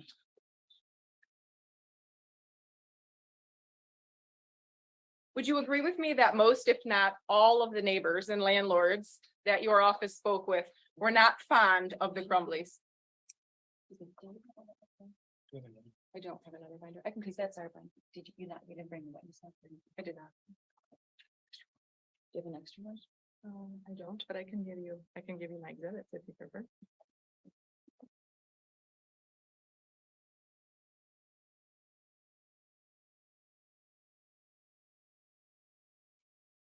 There you go. So just to recap, you would agree with me that most of the neighbors, most if not all of the neighbors and the landlords that your office spoke with were not fond of the Crumbleys? Yes and no, if I can explain. Sure. I think, I don't think most of them really knew much about him, but the ones that did know some things about him had a negative interaction. For the Correct. most part. So there was interviews done of neighbors in Washington. Your office was able to confirm that Ethan was living with his parents while they lived there. Is that fair to say? Yes, Okay. And he was somewhere between 4 and 6 years old. Is that correct? I think that's correct.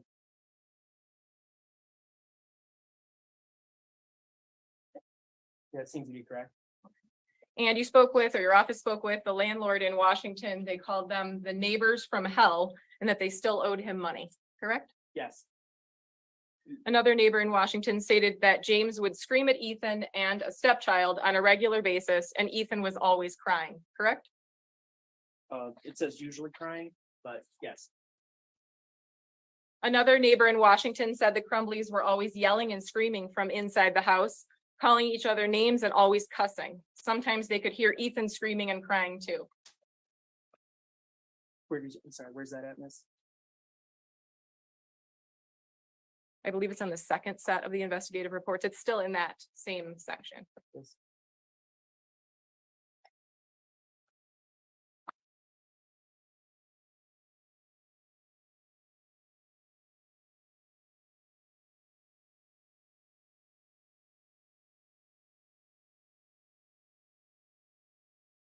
I see it, yes. And that in that same interview, that neighbor felt that both parents were too hard on Ethan. She witnessed Jennifer smack him and drag him multiple times into the house by his arm. Correct? Yes, smack him, the little boy on the butt, correct. And then drag him into the house by his arm, yes. Your office also spoke with neighbors in Lake Orion when the Crumbleys then moved to Michigan. Is that correct? Yes. Yes, they did. All right. Roughly 2013, so Ethan would have been around 7 or 8, correct? Yes, I think you're correct. Math is not my strong suit either. Your office spoke with a neighbor who had actually babysat Ethan when his parents went out a few times. Is that correct? Yes, And she told your office that James and Jennifer would also leave Ethan home alone with the dog and the ferret and wanted the neighbor to come and check on him, correct? I'm assuming it's correct, miss, because, but I'm just trying to keep up with you so I can see. Understand. Absolutely take your time. If you need a moment to review that, I don't want to put words in your mouth. Okay. Do you know what page that's referenced on? Unfortunately, I gave my copy to, Oh, sorry. Professors. Would you like this copy, Ms. Lofton? That's okay, Runner, but thank you.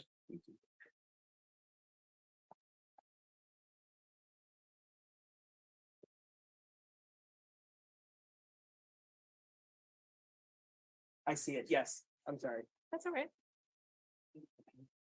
And in that same report, the neighbor stated she was shocked because parents would leave him home alone at night. Yeah, he has the highlighted copy. Mhm. Let me just look at it to give you the page.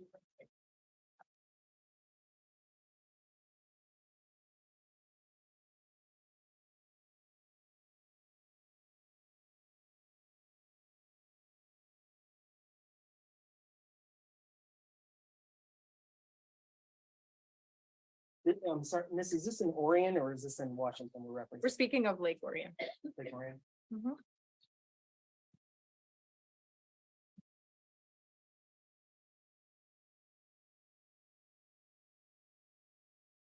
Can you repeat what you asked, please? Sure. The same neighbor that you just agreed with me that she told your office that James and Jennifer would also leave Ethan home alone with the dog and the ferret and wanted the neighbor to come and check.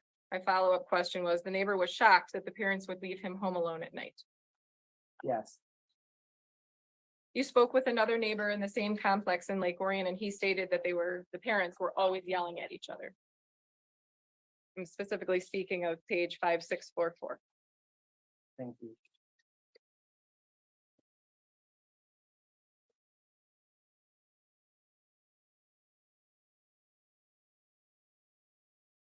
Correct, miss. And he remembered a fight in the summer when he had his window open and he could hear them arguing about one of them having an affair or cheating. Yes, And he could hear things being thrown and a lot of yelling and screaming. yes.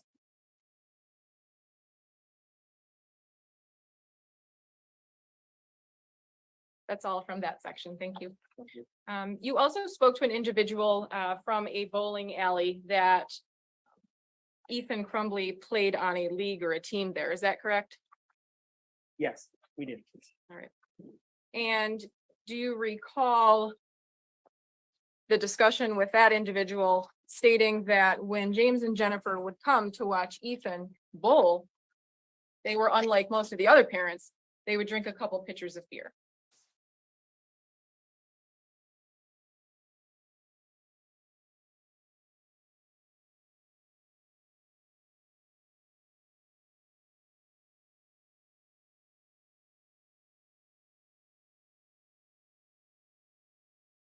I actually have a copy of that if it would be easier if I approached. May I approach, Ryan? Yes. Thank you. Let me know once you've had a chance to review that.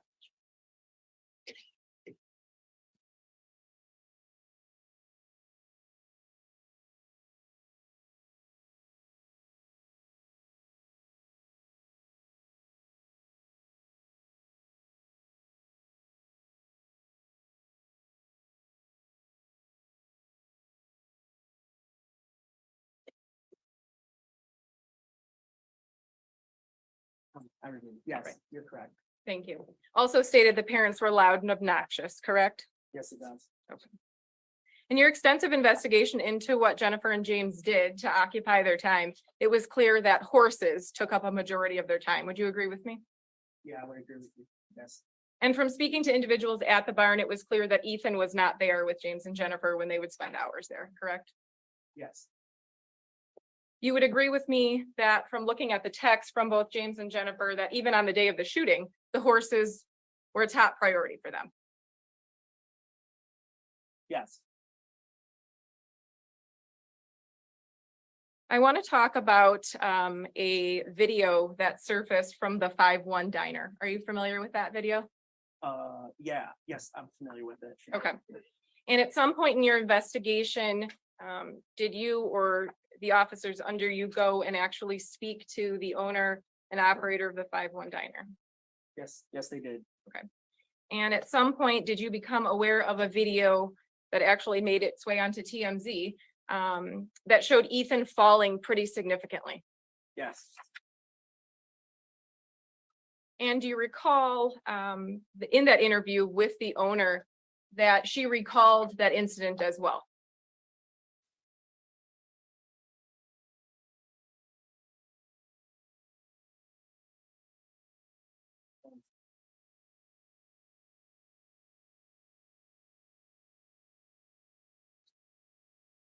It should be page 5724. yeah, I got it right here. Oh, right.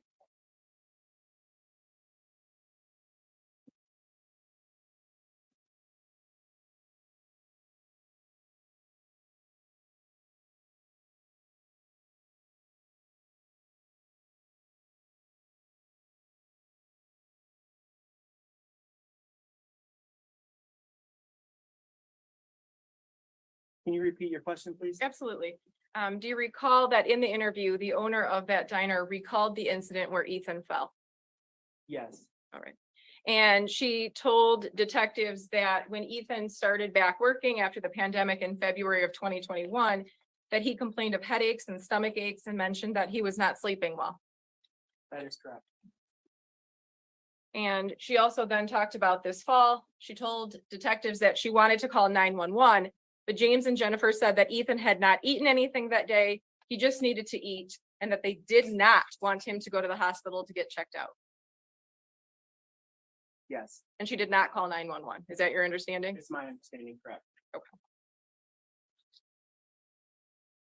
You also had investigators meet and interview all of the teachers that Ethan had while in Michigan. Is that correct? Yes,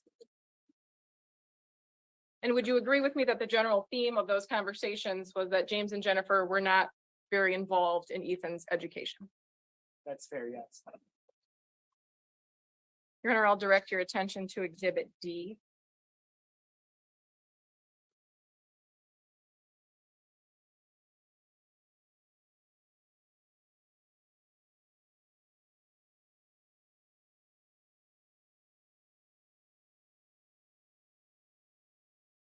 I want to first draw your attention to the interviews that were done at Bailey Lake Elementary. Okay, In the interview there, the teacher recalls giving Ethan extra assignments to be completed at home. Extra reading assignments were not being completed and that Ethan continued to struggle. yes, that's true. That same teacher also stated that parents were never volunteers, never attended any of the events. That's what she said, correct. And she recalls when Ethan was leaving the school district, the parents didn't even reach out to her. Ethan was the one that told her, I'm not going to be in school anymore. Yes, I now want to talk about the interviews of the teachers. I believe it's Blanche Sims Elementary School. okay, Isn't it true that the teacher told the parents at parent-teacher conferences that Ethan needed help reading? And the teacher felt that they were not reading with Ethan, gave him the impression that it was the school's responsibility.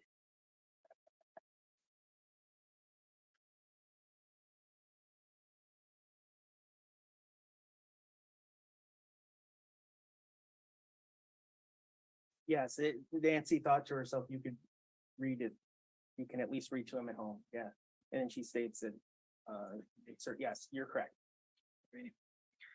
Now let's move to Oxford Middle School. It's correct in speaking with the teachers there, that it was indicated that Ethan never had trouble with peers, even though his parents were not present much. This is, We're talking about Oxford Middle School. Page 5467, with the phys ed teacher. correct. Yes, the phys ed teacher said he participated, always participated, never had any conflict with his peers. And he never met his parents and never had any contact with them. Moving on further then to page 5469. Isn't it true that a teacher reported that Ethan didn't interact with other kids and he struggled with logging onto the system to submit his homework? Yes.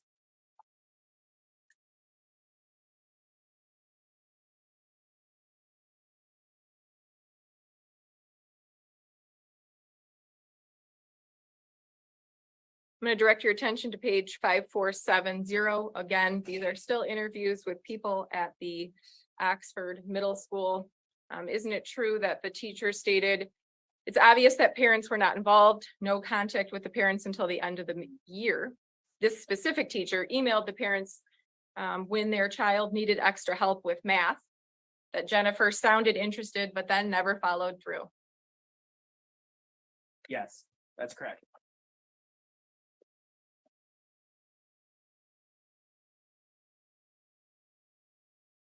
All right, I then want to move to high school.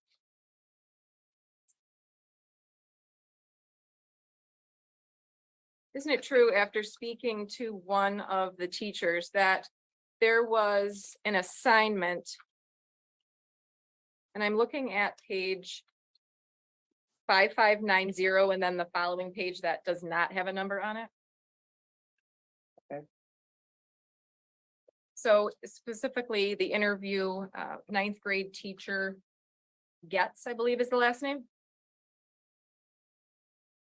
Okay, yes.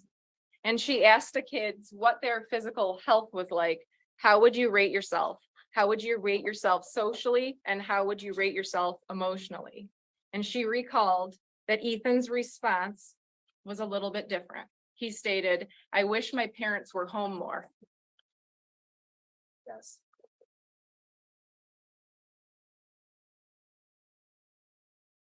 I want to talk a little bit about his report cards that are at the beginning of Exhibit D.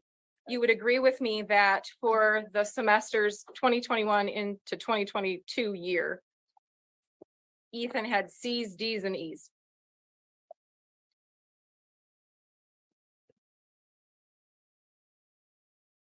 Yes.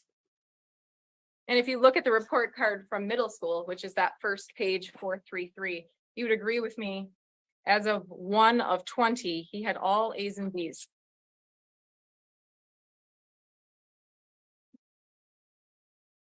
I'm not seeing that, miss. Page 439. That's why.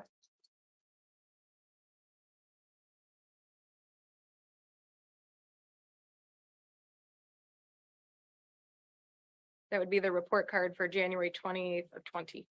January 20th, 20. Yes, all A's and B's. In all the conversations with the teachers from the multiple schools, it was clear that Ethan was not a problem child in school, correct? Correct. Disciplinary, you mean? Correct. Yeah, correct. Really no misconduct to report until the end of November. Correct. And I'm sorry, of what year? 2021. Thank you. I want to take some time to go over the journal. I know that you went through specific portions with Mr. Keys, but I think there were some important portions that I'd like to take a look at.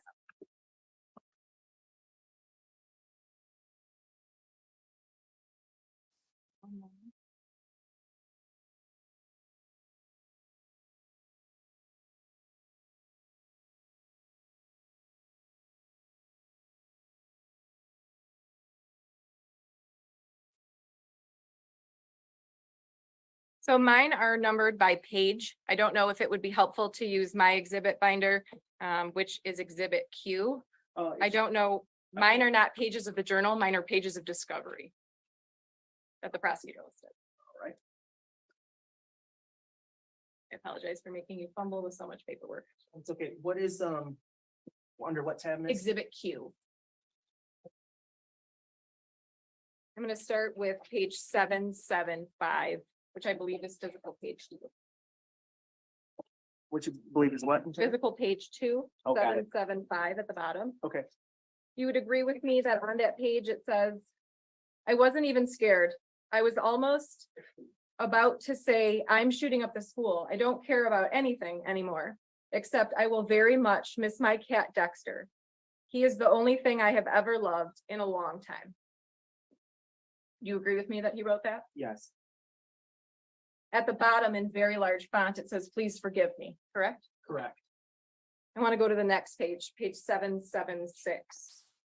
I'm looking at the 4th line down. You would agree with me that Ethan writes, I am actually hoping that I get sent down to the office.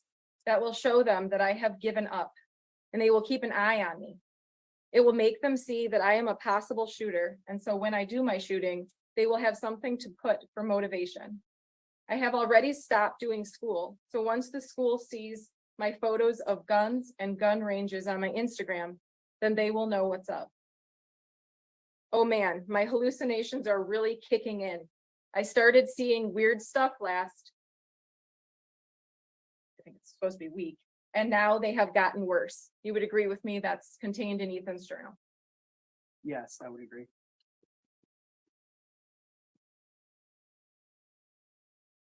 Ninth line down in the 2nd paragraph. My dark side has now taken over. Do you recall reading that? Yes.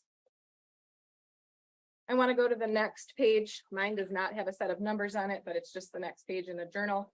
Would you agree with me that that page states the following? Over the weekend, I actually felt warm for once. I woke up from a good dream at 12 o'clock p.m. after 13 hours of nonstop sleep. I put on The Walking Dead and pet my adorable cat. At that moment, I said to myself, why can't everything just freeze right here? I had just hoped that everything could have ended there and not a second longer. Now I'm back in school and back down the drain again. Is that an accurate reading of the journal? That is. A little bit lower on that page, 8 lines from the bottom.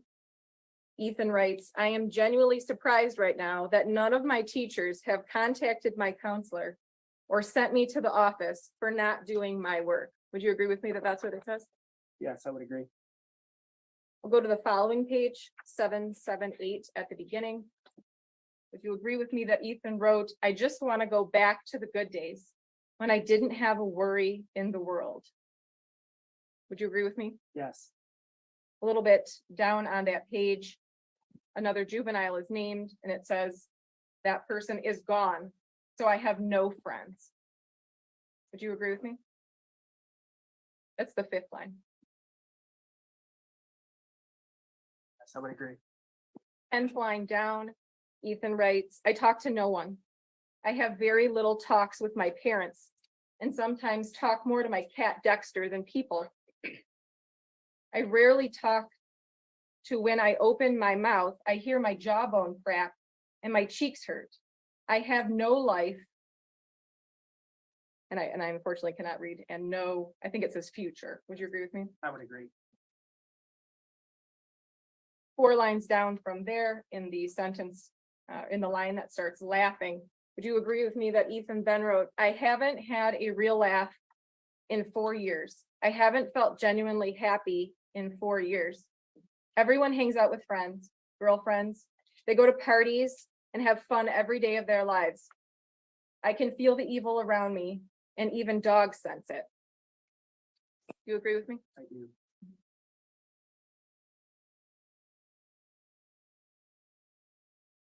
Then we're looking at 2 lines down from there. It begins with all one of my teachers has to do is send me to the office and I will tell them about the bird head and I can get help.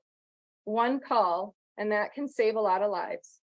My evil has fully taken over in me and I used to like it, but now I don't want to be evil. I want help, but my parents don't listen to me, so I can't get any help. Would you agree with me that that's what he wrote? I would agree. The following page, the very last line, would you agree with me that Ethan wrote, I feel like I'm in a time loop of sadness? That's how I read it, correct, yes. I'll go to the next page, 780. Third line down. Do you agree with me that Ethan wrote, I'm pretty sure that my crush does not like me, to what I thought before. I will never ask her out, and it makes me know more that I will forever not feel the love of another human being, and not even I can love myself as I hate myself, probably more than some people already do. That is accurate. 9 lines down from the end of that statement, would you agree with me that Ethan wrote, I sometimes even regret about doing the shooting. If I don't though, then what is there for me? 1 line below that, I don't eat at all. I had a frozen food breakfast burrito for dinner last night. Maybe if my dumb fucking parents didn't get rid of our couch and buy a brand new TV and couch set, we could have food. And my 45-year-old dad doesn't have to do DoorDash. I'm on the verge of losing it again. I have so much stuff compacted in a tight space and it's about to explode. That is accurate. Please turn off your device. Make it team. Thank you. I want to turn now to page 783, a few pages down.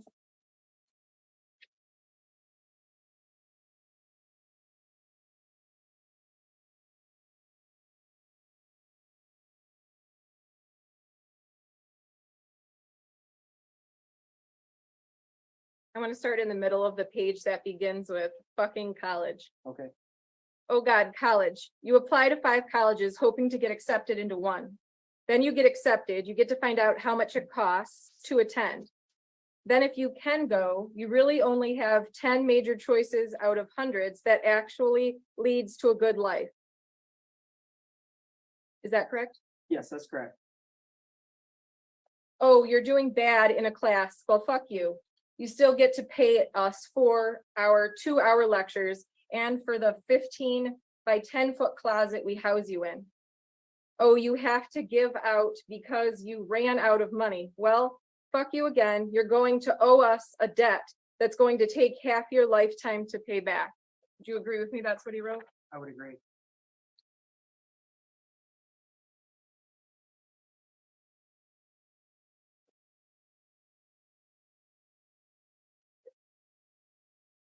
I want you to flip to page 790 if you could.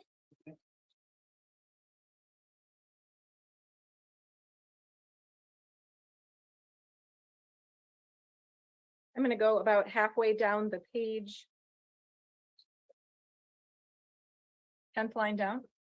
I barely made it through 9th grade mentally as my depression was rough. Then I made it to 10th grade and I have fully lost control. How the hell am I supposed to make it 2 more years when I have already lost my breaking point? This morning, I woke up to my mom having one of her worst rants about how we have no money and can't pay the bills. This just furthers my desire to shoot up the school or do something else. I have no happiness or optimism left in me as I am a burden to my parents. Would you agree with me? That's what he wrote? I would agree. All right, that is all of the journal that I want to go through. Now, your office spent an appreciable amount of time speaking with all of the staff who interacted with Ethan from Oxford High School. Is that correct? Yes. And it's your understanding that on November 29th, the day before the shooting in first hour, Ethan's teacher, Ms. Kubina, noticed that Ethan was looking at pictures of bullets on his phone and that she sent Pam Fine an email about that, correct? Yes. That's correct. Your Honor, I'll draw your attention to Exhibit C. Thank you. And that following school on the 29th, she was thinking about Ethan and went to look at some of the assignments that he had turned in that year. Do you recall that? I'm sorry, miss. Oh, I apologize. Speaking still of Miss Kubina, do you recall that in her interview, she discussed that after that incident with Ethan looking up those things that morning, she went back to the classroom and tried to look at some of the previous assignments that he had turned in? Yes.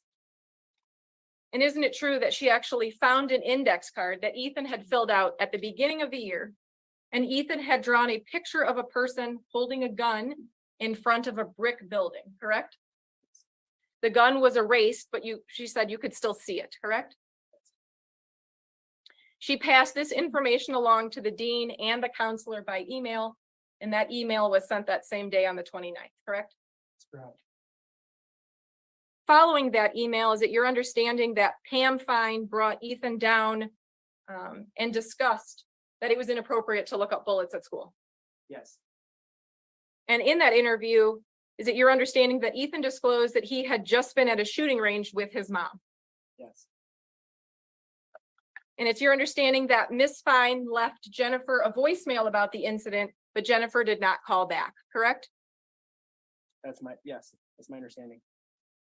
And in your investigation, you even found a text exchanged following that call between Jennifer and Ethan, correct? Yes. Where Jennifer tells Ethan, try not to get caught, correct? Yes.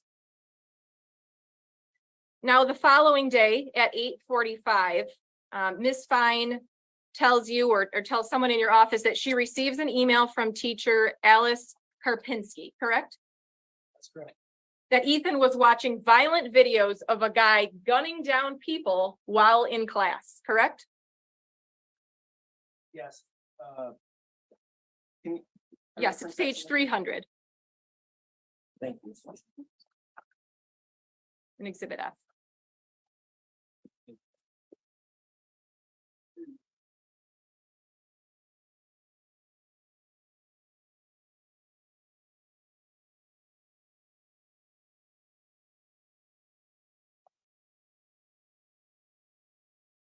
Exhibit F only goes to 218. The pages may not be completely in order based on whose interview was given. I apologize. That is the text message section. I need you to direct your attention to Exhibit C. See?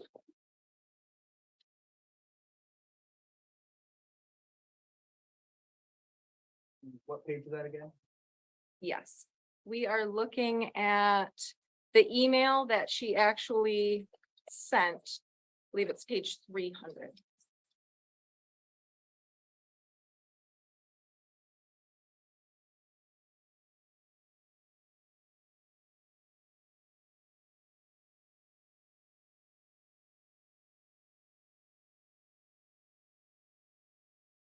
I think it may be a different page because I'm looking at two sets of discovery. So let me just ask the question again, because I don't know specifically if you'll be able to find it in your Okay, binder. sorry. That's all right. So it's your understanding that the following day, so we're talking about November 30th now, at 8:45 in the morning, Ms. Fine receives an email from a teacher, Alice Karpinski. Do you agree with me? I do agree with you. All right. And in that email, she is telling them that Ethan was watching violent videos of a shooting. Yeah, it's my recollection that it was someone, a person shooting people, but it was a movie. It didn't appear to be a real life event or something of that nature. Right, I that would, think that's my understanding of it. okay. So a video of a movie or some sort of scenario where someone is being shot, correct? Yes, Okay. And it's your understanding that that email was not just sent to Ms. Fine, but it was also sent to Mr. Hopkins, correct? yes. And who is Sean Hopkins? He's the school counselor. It does not appear that action was taken just based off of that email, correct? That's correct. So that's at 8:45 a.m. Then at 9:32 a.m. Can I go back real quick? Absolutely. So the action, there was, you mean action with the defendant? No, but there was, I think there was discussion. But he wasn't pulled down to the office immediately following that. All right, so 9:32 a.m. Another email is sent, and it's my understanding that that email is sent to Pam, Nick, and Sean. They all receive an email from yet another teacher. I believe it's Becky Morgan, and that's the picture of the assignment that you were previously shown, correct? Yes, So in your multiple interviews with Sean Hopkins, he told law enforcement that he was alerted to a problem by Becky Morgan, who was Ethan's math teacher, correct? And he went to retrieve Ethan at 9:14 a.m. and then takes him to the counseling office, correct? So you're understanding that his backpack with the gun in it was left in the classroom, correct?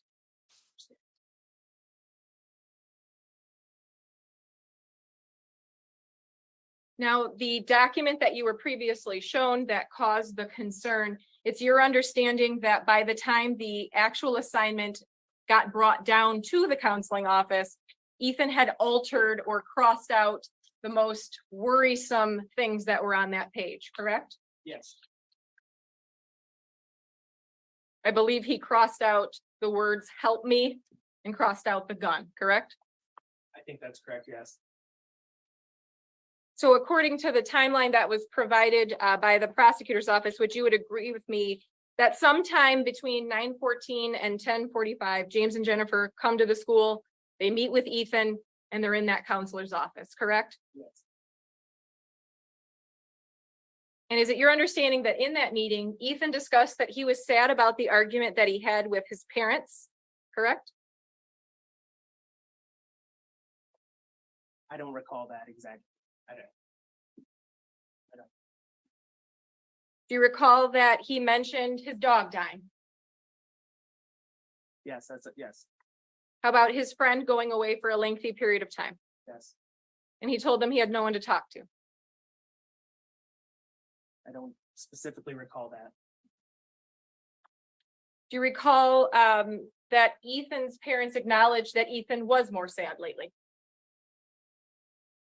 I'm sorry, I don't specifically recall it. That's all right.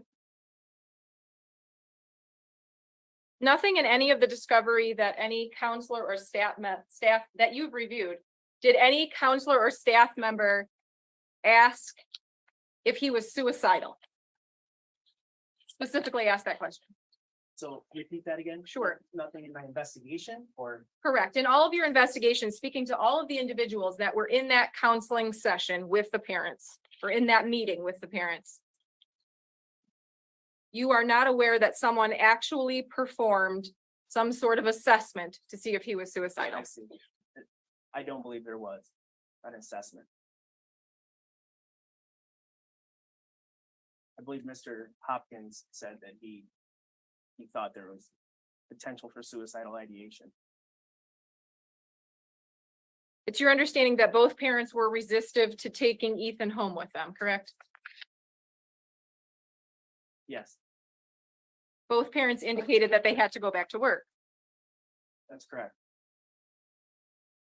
To the best of your knowledge, James and Jennifer did not disclose that they had purchased the very weapon that was in his backpack for him as an early Christmas gift, correct? To the school? Yes. Correct. To the best of your knowledge, neither Sean Hopkins or Nick Ejak asked James and Jennifer specifically if there were guns in the home or if Ethan had access to weapons. I agree, yes. Ethan's backpack was never searched, correct? To my knowledge, it was not. Ethan's locker was never searched, correct? I don't think they were even using lockers during COVID, but no, I don't believe it was. So now, even though we have a child who on day 2 of being in trouble for looking up bullets, shooting videos, and drawing weapons with graphic scenes and actually writing the words, "help me," he was not sent home, correct? Correct.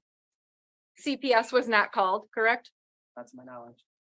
You're not aware that 911 was called for a welfare check or a proper evaluation to see how Ethan was doing, correct? I'm not aware. Correct. During direct, Mr. Keast asked you about what was in that backpack, and you had mentioned that there were a number of pages. What was the number? I think you actually remembered the number specifically of Of pages. the The assignment. school assignments. Yeah, I think it was 96, I believe.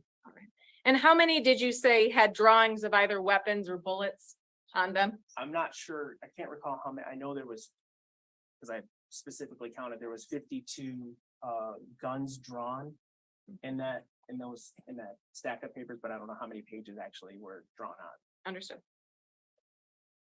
All right, I want to talk about parents' employment.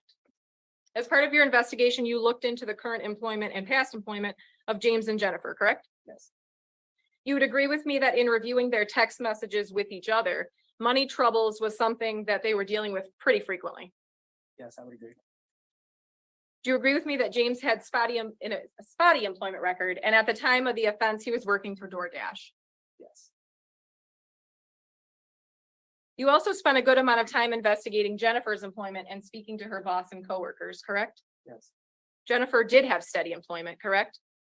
here, so yes,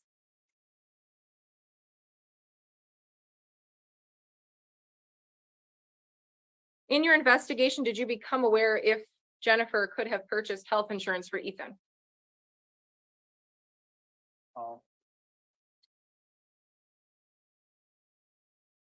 In your investigation into Jennifer's employer, you came to understand that the work had a family first attitude. Would you agree?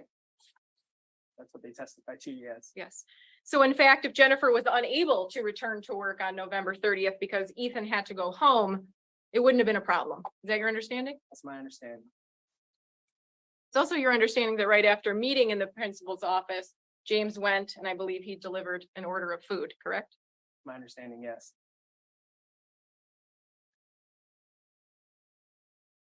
I want to talk a little bit about the messages between James and Jennifer, and there are a lot of them.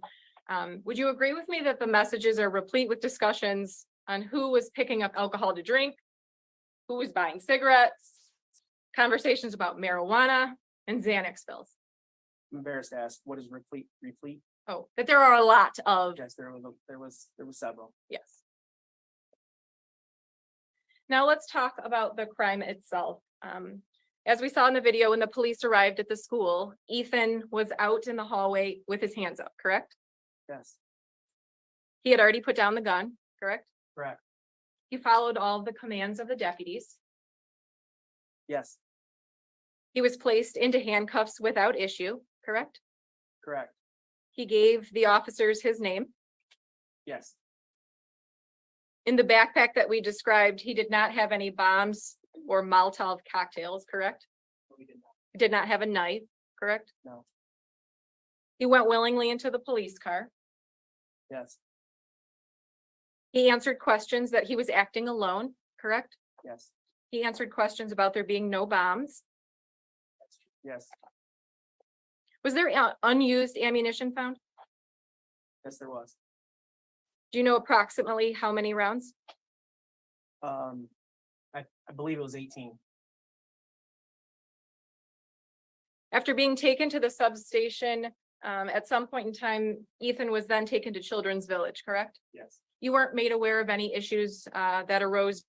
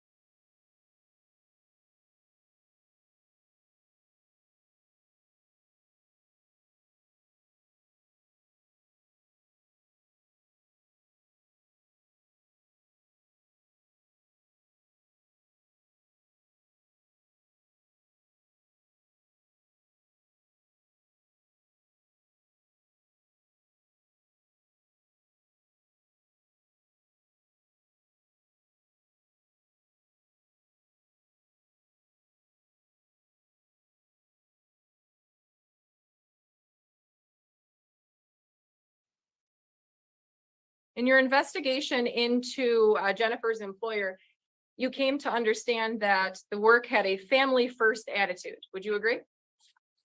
That's what they testified to, yes. Yes. So in fact, if Jennifer was unable to return to work on November 30th because Ethan had to go home, it wouldn't have been a problem. Is that your understanding? That's my understanding. It's also your understanding that right after meeting in the principal's office, James went and I believe he delivered an order of food, correct? My understanding, yes.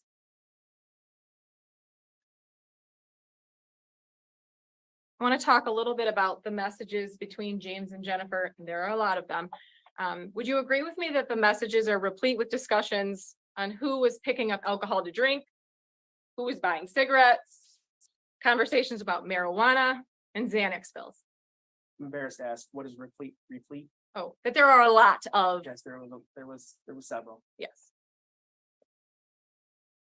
Now let's talk about the crime itself. As we saw in the video, when the police arrived at the school, Ethan was out in the hallway with his hands up, correct? Yes, He had already put down the gun, correct? correct. He followed all the commands of the deputies. Yes, He was placed into handcuffs without issue, correct? correct. He gave the officers his name. Yes, In the backpack that we described, he did not have any bombs or Molotov cocktails, correct? we did not. He did not have a knife, correct? No. He went willingly into the police car. Yes, He answered questions that he was acting alone, correct? yes, He answered questions about there being no bombs. yes, Was there unused ammunition found? yes, there was. Do you know approximately how many rounds? I believe it was 18. After being taken to the substation, at some point in time, Ethan was then taken to Children's Village, correct? Yes, You weren't made aware of any issues that arose during transport, correct? I was not made aware of any issues, no. You were not made aware that there was any issues at Children's Village, correct? Correct. He was then transported to the Oakland County Jail. You were not made aware of any issues with his behavior during that transport, were you? Correct. Now, following the crime, after learning of the shooting, is it your understanding that James went home immediately to go and look to see if his gun was missing? Yes, that's my understanding. He then called what I believe was an off-duty police officer first before 911, is that correct? Yes, And at some point in time, he called 911 to report that he believed that his son took the gun and could be the shooter. yes, that's correct. And in your investigation, you observed a text around the same time as I'm sure 911 started being called. Jennifer texted Ethan, "Don't do it." Is that correct? Her text was after the influx of 911 calls. You also found a text message, James texting Ethan, "Call me now." Yes, that's correct. You would agree with me that in reviewing hundreds of text messages between students and parents on that day when the shootings began, that the messages that Jennifer and James sent were unlike those of hundreds of other caring parents. Yes, I would agree. In your review of Jennifer's text messages with her coworkers, would you agree with me that Jennifer messages that Ethan isn't going to get out of this? We need to save ourselves. Yes, that was written. Or texted, I should say. You would agree with me that there are zero messages where either James or Jennifer thoughtfully discuss that they themselves have failed by not treating Ethan's mental illness. So, I'm sorry, can you repeat that question? Of course.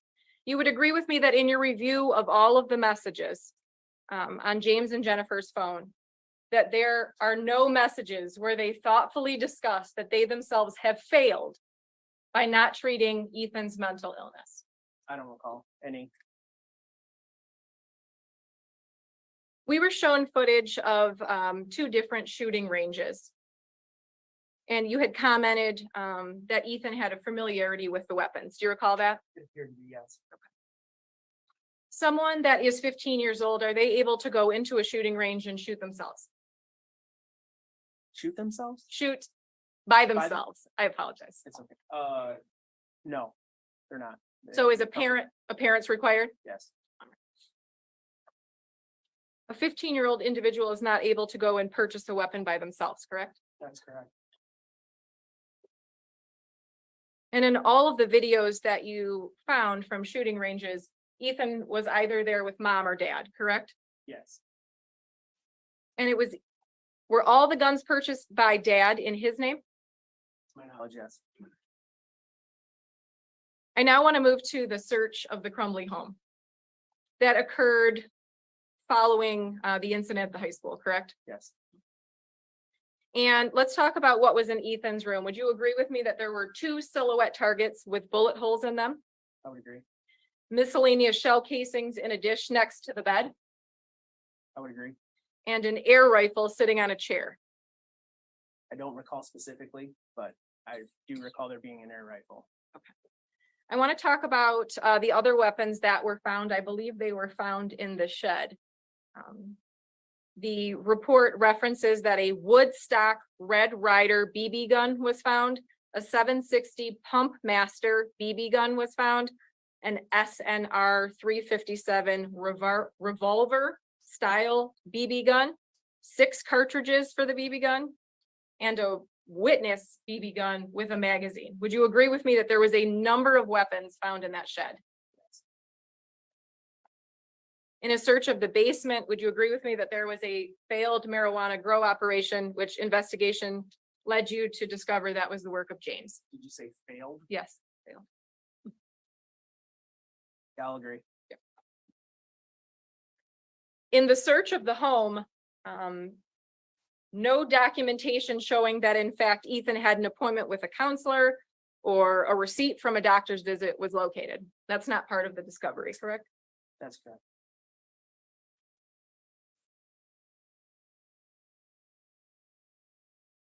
Jennifer was interviewed at her home, correct? Initially, when the police arrived?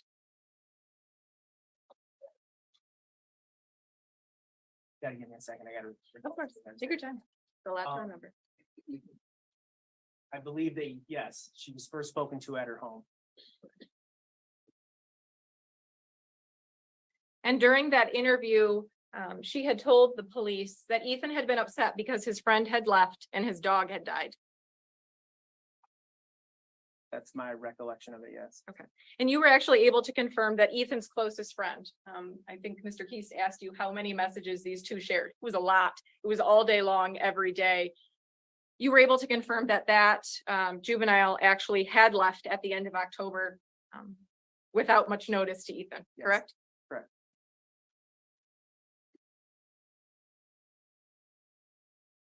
In the interview that was done with James at the home during the search, isn't it true that he told the police that he purchased a Sig Sauer 9mm handgun and he had it hidden in the armoire in the case and the bullets were hidden in a separate area? That's my recollection. And after he saw all of the cops, he raced home and that's when he found the gun missing. Yes. At some point after your investigation, it was announced publicly that the parents were going to be charged, correct? Yes. And instead of walking into a police station or walking into the Rochester District Court, isn't it true that James and Jennifer bought burner phones, ditched their car, left Oxford, and left their son sitting in jail?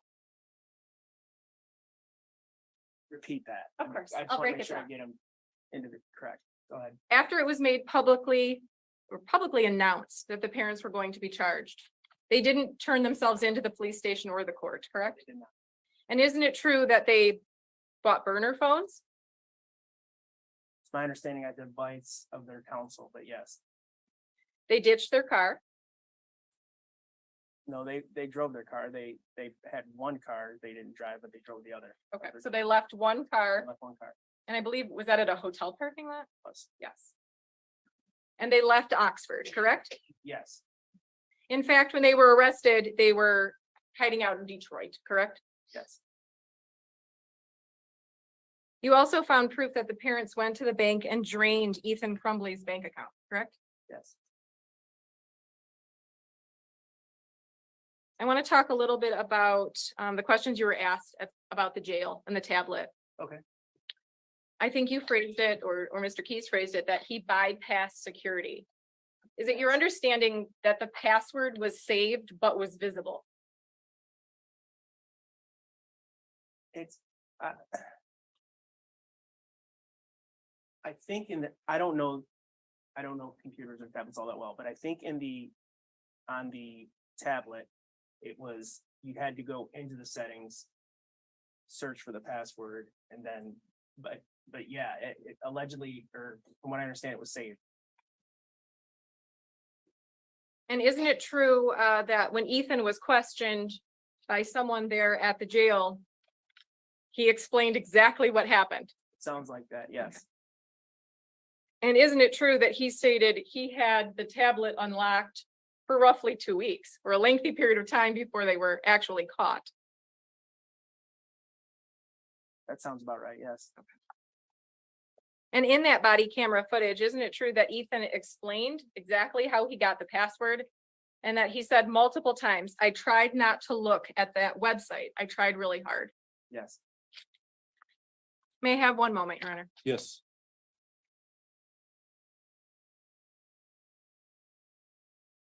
I have no further questions. Thank you very much. Thank you. Redirect. Thank you. Starting with the last question, Lieutenant. So if I'm understanding this correctly, then the defendant couldn't help himself. Not like, That's the way I understood it, yes. go back through a few things the counsel asked you regarding the journal. You were asked about a passage where he wrote that he wished that he would be sent down to the office so he would be caught and prevented from the shooting. Correct. He actually was sent down to the office twice. Is that right? That's right, So he was sent to the office November 29th. He was sent to the office again November the 30th. yes. He sat in the counselor's office for 90 minutes. His parents were there, and he never once stopped himself from the shooting. That's all correct. And in fact, November the 30th, before he ever even went down the office, before he was caught by the teacher, he sent a text message indicating his intent to do something, quote, really bad. Yes.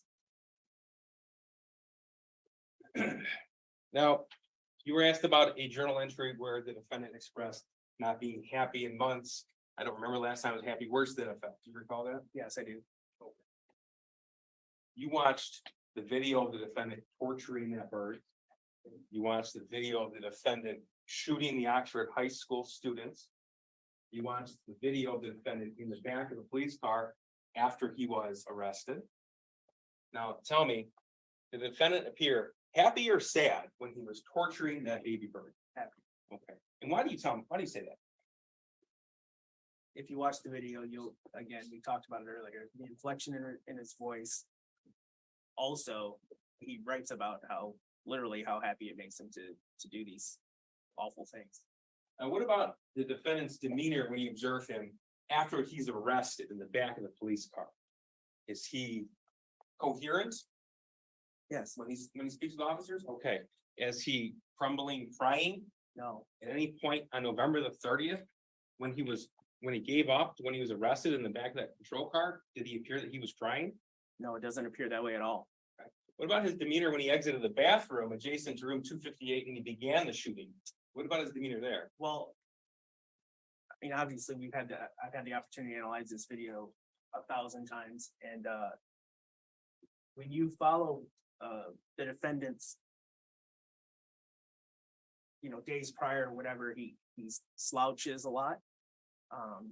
But you'll, on the shooting video, as soon as he comes out of the bathroom, he's standing as tall as I've ever seen him stand and walk around that school. You agree with me that he acted with purpose when he exited the bathroom November 30th? Yeah, and again, with confidence, it looked like. Now, you were asked about some of the teacher interviews, and obviously this is a massive investigation, and I think in total we're at 5 or 6 terabytes of data. Would that be right? Yes. Okay. So some of the teacher interviews that you were asked about, they talk about that the defendant didn't have any other problems with students. Yes. So I'm going to confirm that he was not bullied. No. He was not thrown in a locker. There's no evidence to suggest any of that, no. Nobody beat him up. Nobody messed with him. No. Thank you, Judge. I'm done. Thank you. With that being said, any reason why this witness should not be excused? Thank you.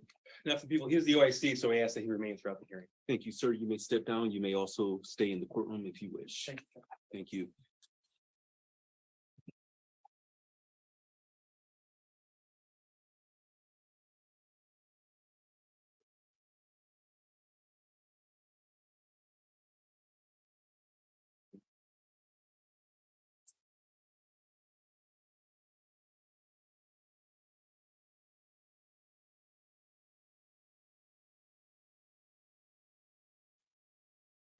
Thank you. With that being said, we're going to break very briefly for lunch.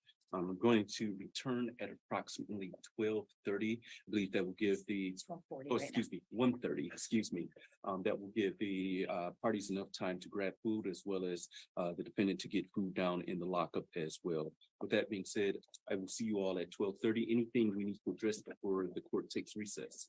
No, I believe so, Judge. Yeah. Thank you. Thank you. With that being said, everyone in the courtroom, please be seated until the defendant has exited the courtroom. Deputies, you may take the defendant. Thank you.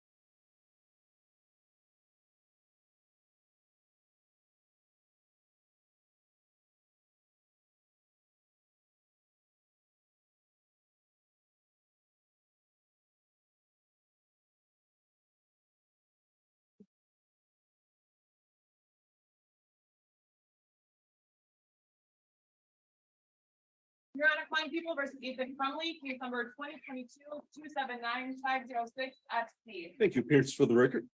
Karen McDonald on behalf of the people. Thank you, Mark Keast on behalf of people. David Williams on that, people. Paulette Michelle Lofton on behalf of Ethan Crumbley. Amy Happ on behalf of Ethan Crumbley.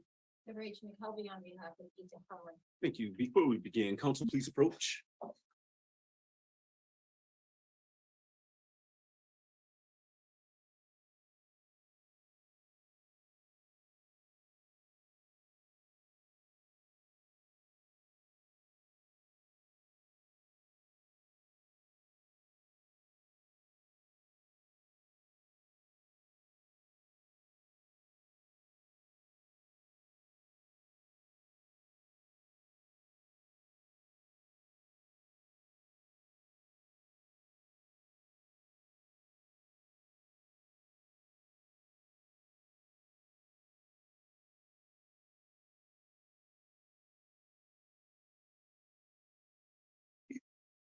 Thank you. With that, people, you may call your next witness.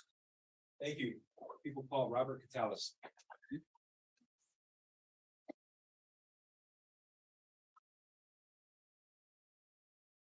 Thank you, sir. You're going to approach the witness stand. You're going to stand in the witness box, face my clerk to be sworn, please. Yes, sir. Thank you.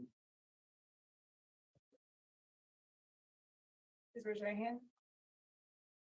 Under penalty of perjury, do you swear or affirm to the statements you're about to make to this court will be the whole truth? I do. Thank you. And sir, if you could, please state your full name for the record and spell your last name. Robert F. Coteles Jr., Koteles. Thank you. Prosecutor, your witness. Judge, thank you. In this witness presentation, we do have crime scene photographs. So as we introduce evidence, I would again ask the court to instruct the media not to broadcast anything that we display on the screen. Thank you. As previously stated, please do not show anything on the screen that's sensitive in nature. If you could, please turn the cameras around when that's being presented. You may Well, proceed. the victim's family aware. There will be some graphic photographs in this presentation as well. But you're gonna Thank you. And, let them know before you. and at this time, if anyone wishes to leave the courtroom, you may leave the courtroom at this time, as sensitive information will be shown on the screen. That being said, people, you may proceed. Thank you. Sir, how are you employed? By the Oakland County Sheriff's Office. How long have you worked with the Oakland County Sheriff's Office? I'm in my 17th year of employment there. And what do you do there?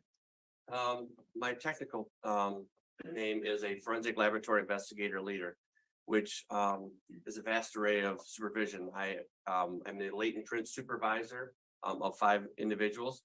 I also am the crime scene supervisor, which we have 7 people on that team. I'm also the crime scene response team supervisor, which I have 10 team members on that, along with an evidence technician program that I run that has over 100 technicians.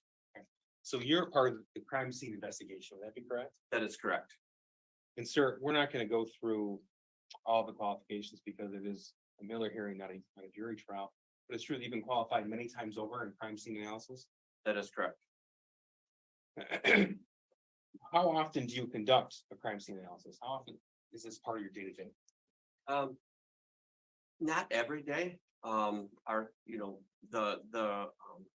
teams that I run do a lot of crime scene investigations that are out of my realm, but I've been a crime scene investigator for this is my 25th year, starting with Pontiac Police and with Oakland County Sheriff's Office, and I've done hundreds, if not thousands, of crime scenes throughout my career. I'd like to direct your attention to November the 30th, 2021. Do you remember that day? Yes, I do. Were you working? I was working in the office, yes. Okay. And were you the on-call crime scene supervisor in that day? Yes, I was. Do you remember being called to the Oxford High School that day? Yes, I do. Tell me where you were when you received that phone call. I was sitting in my office at 38 East, the sheriff's office, and my Captain Quisenberry informed me that I needed to respond to the Oxford High School. You responded there? Yes, I did. Tell us what you do, please. What are some of the steps you take when you process the scene? The initial thing is an assessment, a crime scene assessment, to see what we actually are looking at as far as the actual crime scene. So to get an idea of what resources I may need or what processes we have to actually perform before we actually start, photography or anything else. Now, at the Oxford High School, this is an extremely large crime scene, that'd be correct. That is correct. And before you conducted your analysis, did you do a walkthrough? Yes, I did. Tell me about that, please.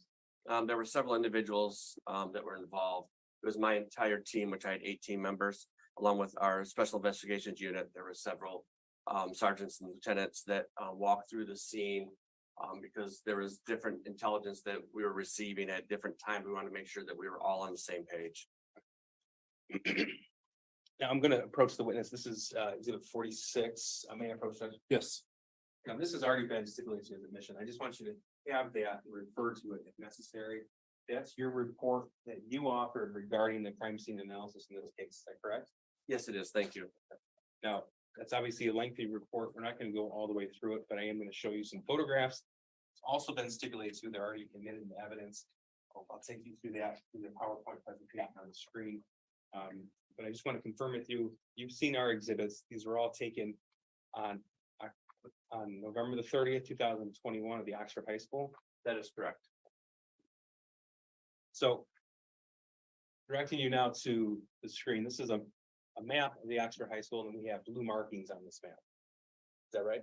That is correct. Okay, did you make these markings?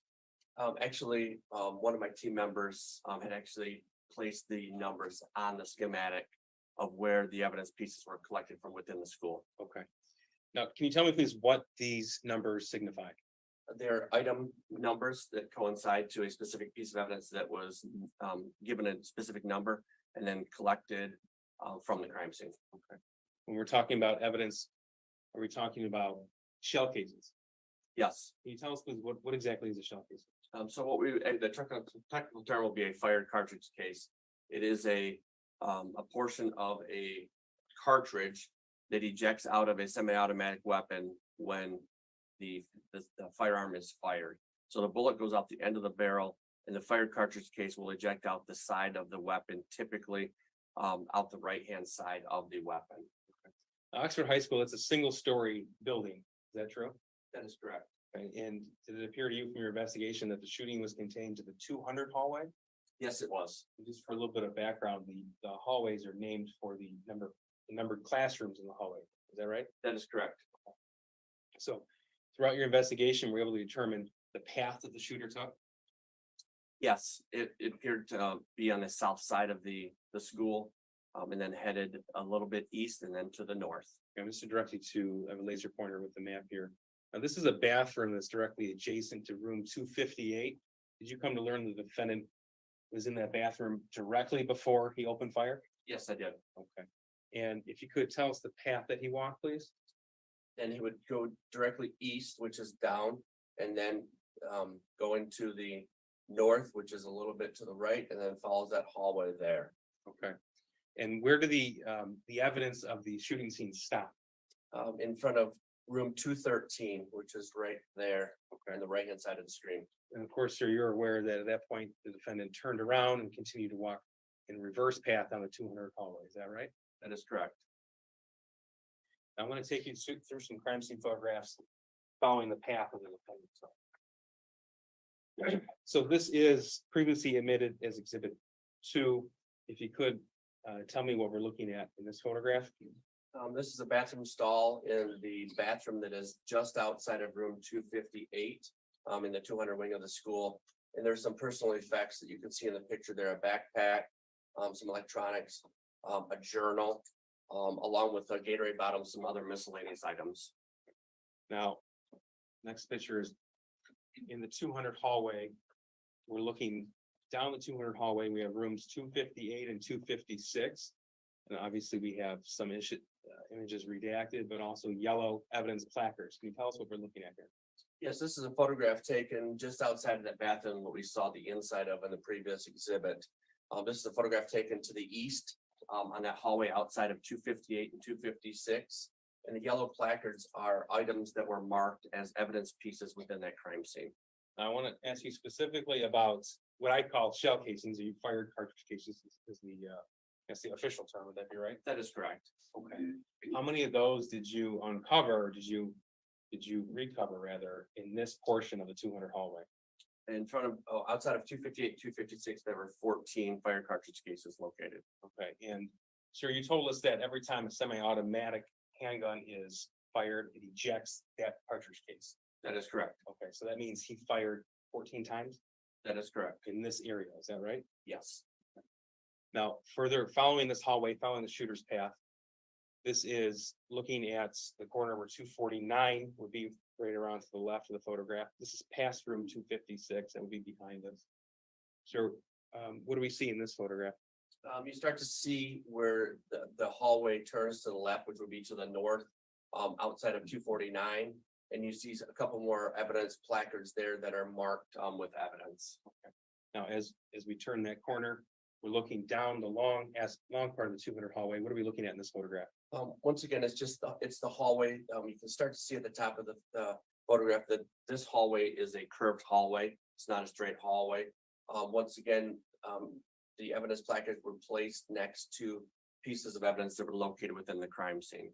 Now, again, specific to those cases, those shell casings, this is where 249 would extend to 213. That would be the end of the crime scene. That is correct. And how many of those shell casings were recovered in this portion of the hallway? There were 18 fire cartridge cases between 249 and 213. Did you recover any handgun magazines? Yes, I did. Is that exhibit or is that placard 35 right here by the laser pointer? That is correct. What is a handgun magazine? What is it?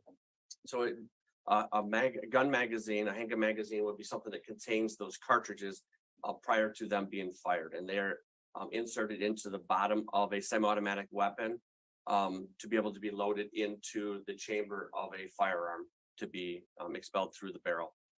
And you're familiar with the murder weapon from November the 30th, 2021, correct? Yes, I am. Okay. Tell us, what is the firing capacity of that particular handgun? The magazines, there was 3 magazines covered from within the scene, and the capacity was 15 rounds per magazine.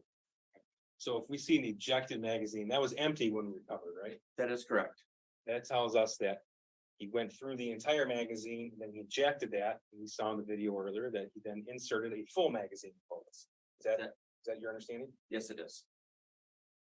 Now, was there evidence that the defendant turned and fired into classrooms with children and teachers as well? Yes, there was. The next slide here is room 247. Can you tell us please what we're looking at? This is a photograph taken from the outside of room 247.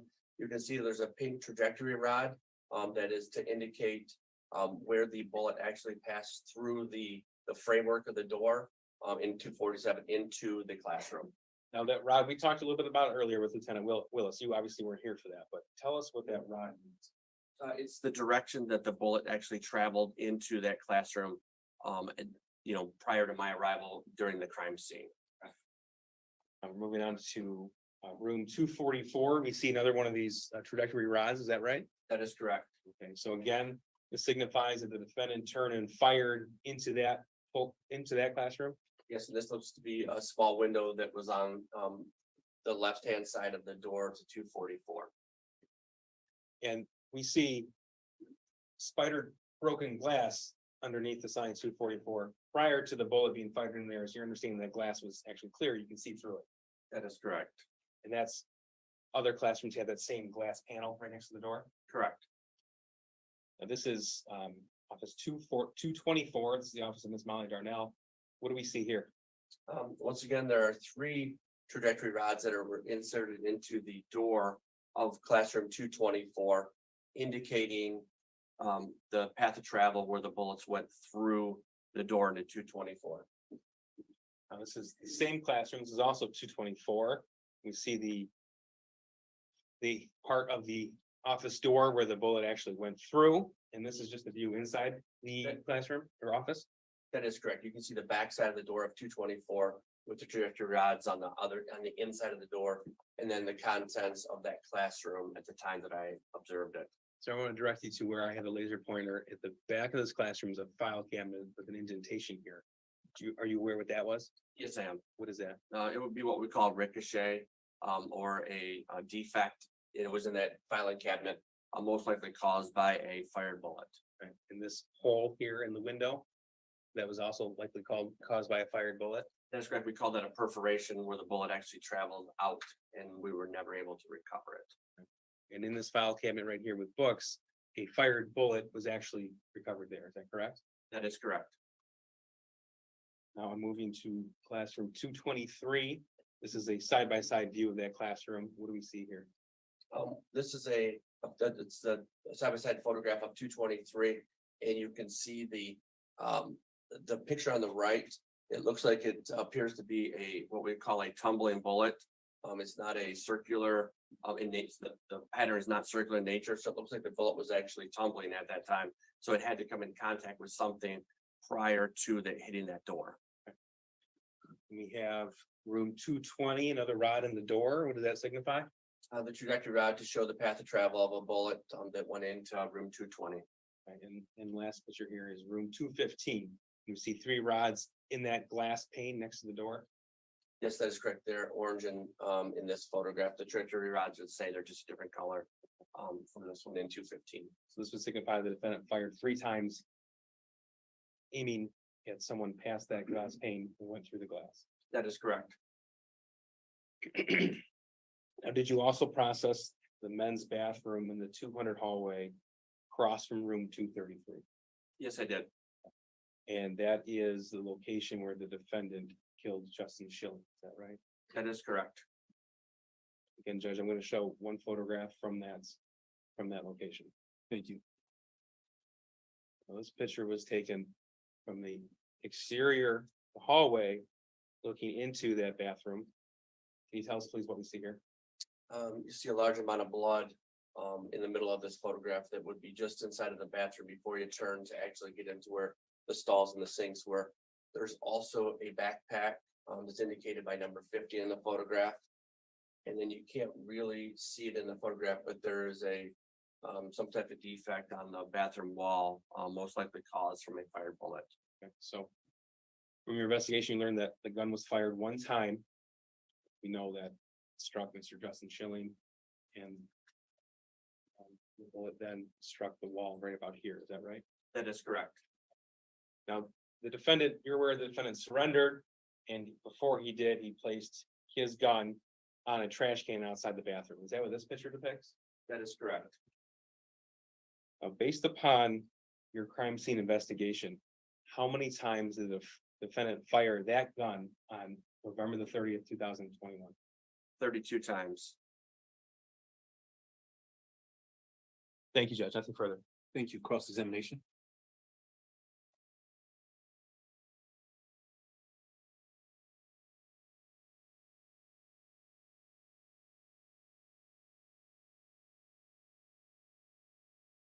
Other than the crime scene at the high school, were you involved in the search of the house? No, I was not. Were you involved with processing any of the evidence as far as testing any of it? I guess you have to be more specific.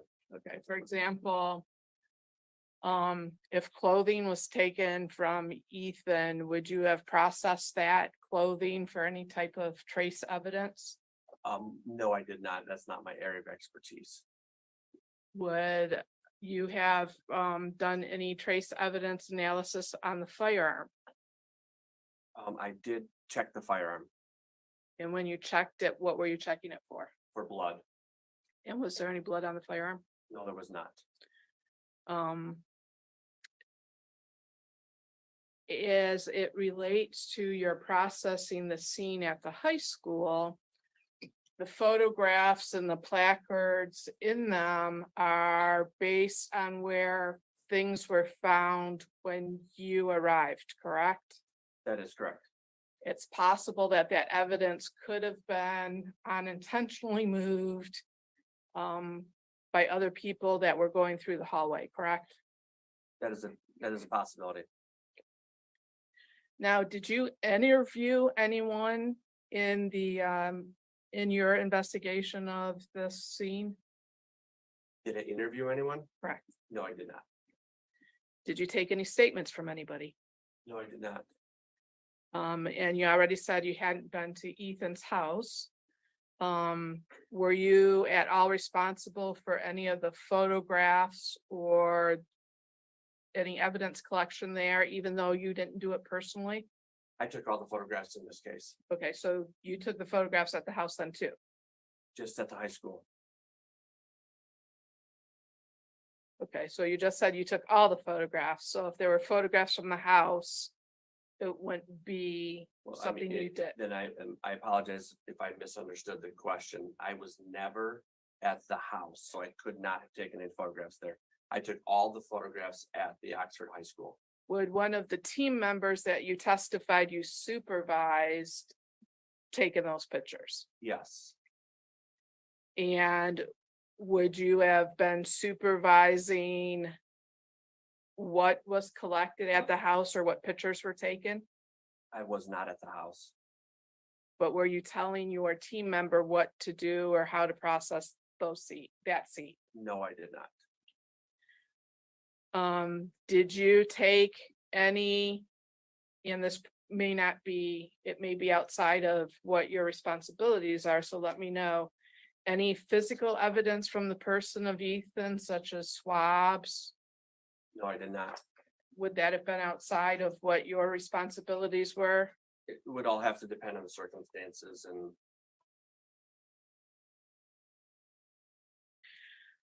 Have you ever met Jennifer and James Crumbley? no, I have not. Do you know anything about Ethan's life or his family? Only by hearsay. And by hearsay, would that have been from your team members or other law enforcement officials, or are you talking from like press reports? Just from my coworkers in law enforcement. We know Ethan's been in the Oakland County Jail, correct? That is correct. Have you had any contact with him at the jail? No, I have not. And do you know anything about what he's been doing there regarding education? No, I do not. How about, do you know that he's been diagnosed as being mentally ill? I do not know that. How about if he's taking any sort of medication or in any sort of counseling or other treatment for mental illness? I don't know that information. Do you know what the Miller factors are? Just a little bit. Do you know any of the hallmark features of Ethan's chronological age? No, I do not. Do you have any sort of education, experience, or specialized knowledge to talk about hallmark features of a person's chronological age? No, I do not. And you didn't do any investigation of your own as to his family or home environment, correct? That is correct. Now, you also cannot provide any testimony about the effect of any familial or peer pressure on Ethan related to this event. Would that be true? I think he's already testified that he's a crime scene investigator. He was only at the school. Thank you. The court agrees, but I will allow some leeway, but please get to your point, Ms. Hop, but you may continue. Your Honor, my questions are toward the Miller factors and whether he has any information for us about those. Correct. His statement has been, he's vaguely familiar with the Miller factors, and he's pretty much established that he doesn't have anything to offer directly as it relates to the Miller factors. And so you may continue. I am allowing some leeway. You don't know anything about the incompetencies of youth or Ethan's incompetencies related to his age, correct? That is correct. Don't know anything about brain development, correct? Correct. And you don't know whether Ethan can be rehabilitated, can you? No, I cannot. And do you know what it means to be rehabilitated in the context of criminal law or corrections? No, I do not. And you don't have any experience, education, or specialized knowledge about whether people can be rehabilitated at all, correct? That is correct. How about what it means to be irreparably corrupt? Do you know what that means? No, I do not. And you don't know any sort of standard for that phrase? No, And you don't know how to determine if anybody's irreparably corrupt, correct? correct. You haven't met Ethan before, correct? That is correct. So you can't provide us any testimony about what changes he's undergone as a person between November 30th of 2021 and today, correct? No, I cannot. No further questions. Thank you, redirect. Briefly. You're a crime scene investigator? That is correct. Okay. And so you went to the crime scene November the 30th, process the scene. Yes, I did. You can tell us that the defendant fired the weapon, the 9mm weapon that he used to murder 4 children. He fired that gun 32 times in that shooting event, That is correct. and each time he fired it aiming at a person. Is that right? One would assume. Thanks, nothing. Thank you. With that being said, any reason why this witness should not be excused? Not from the people, thank you. None from defense. Thank you. With that being said, sir, you may step down. You may also leave the courthouse. Please don't discuss your testimony with anyone. Thank you, Your Honor. You're very welcome.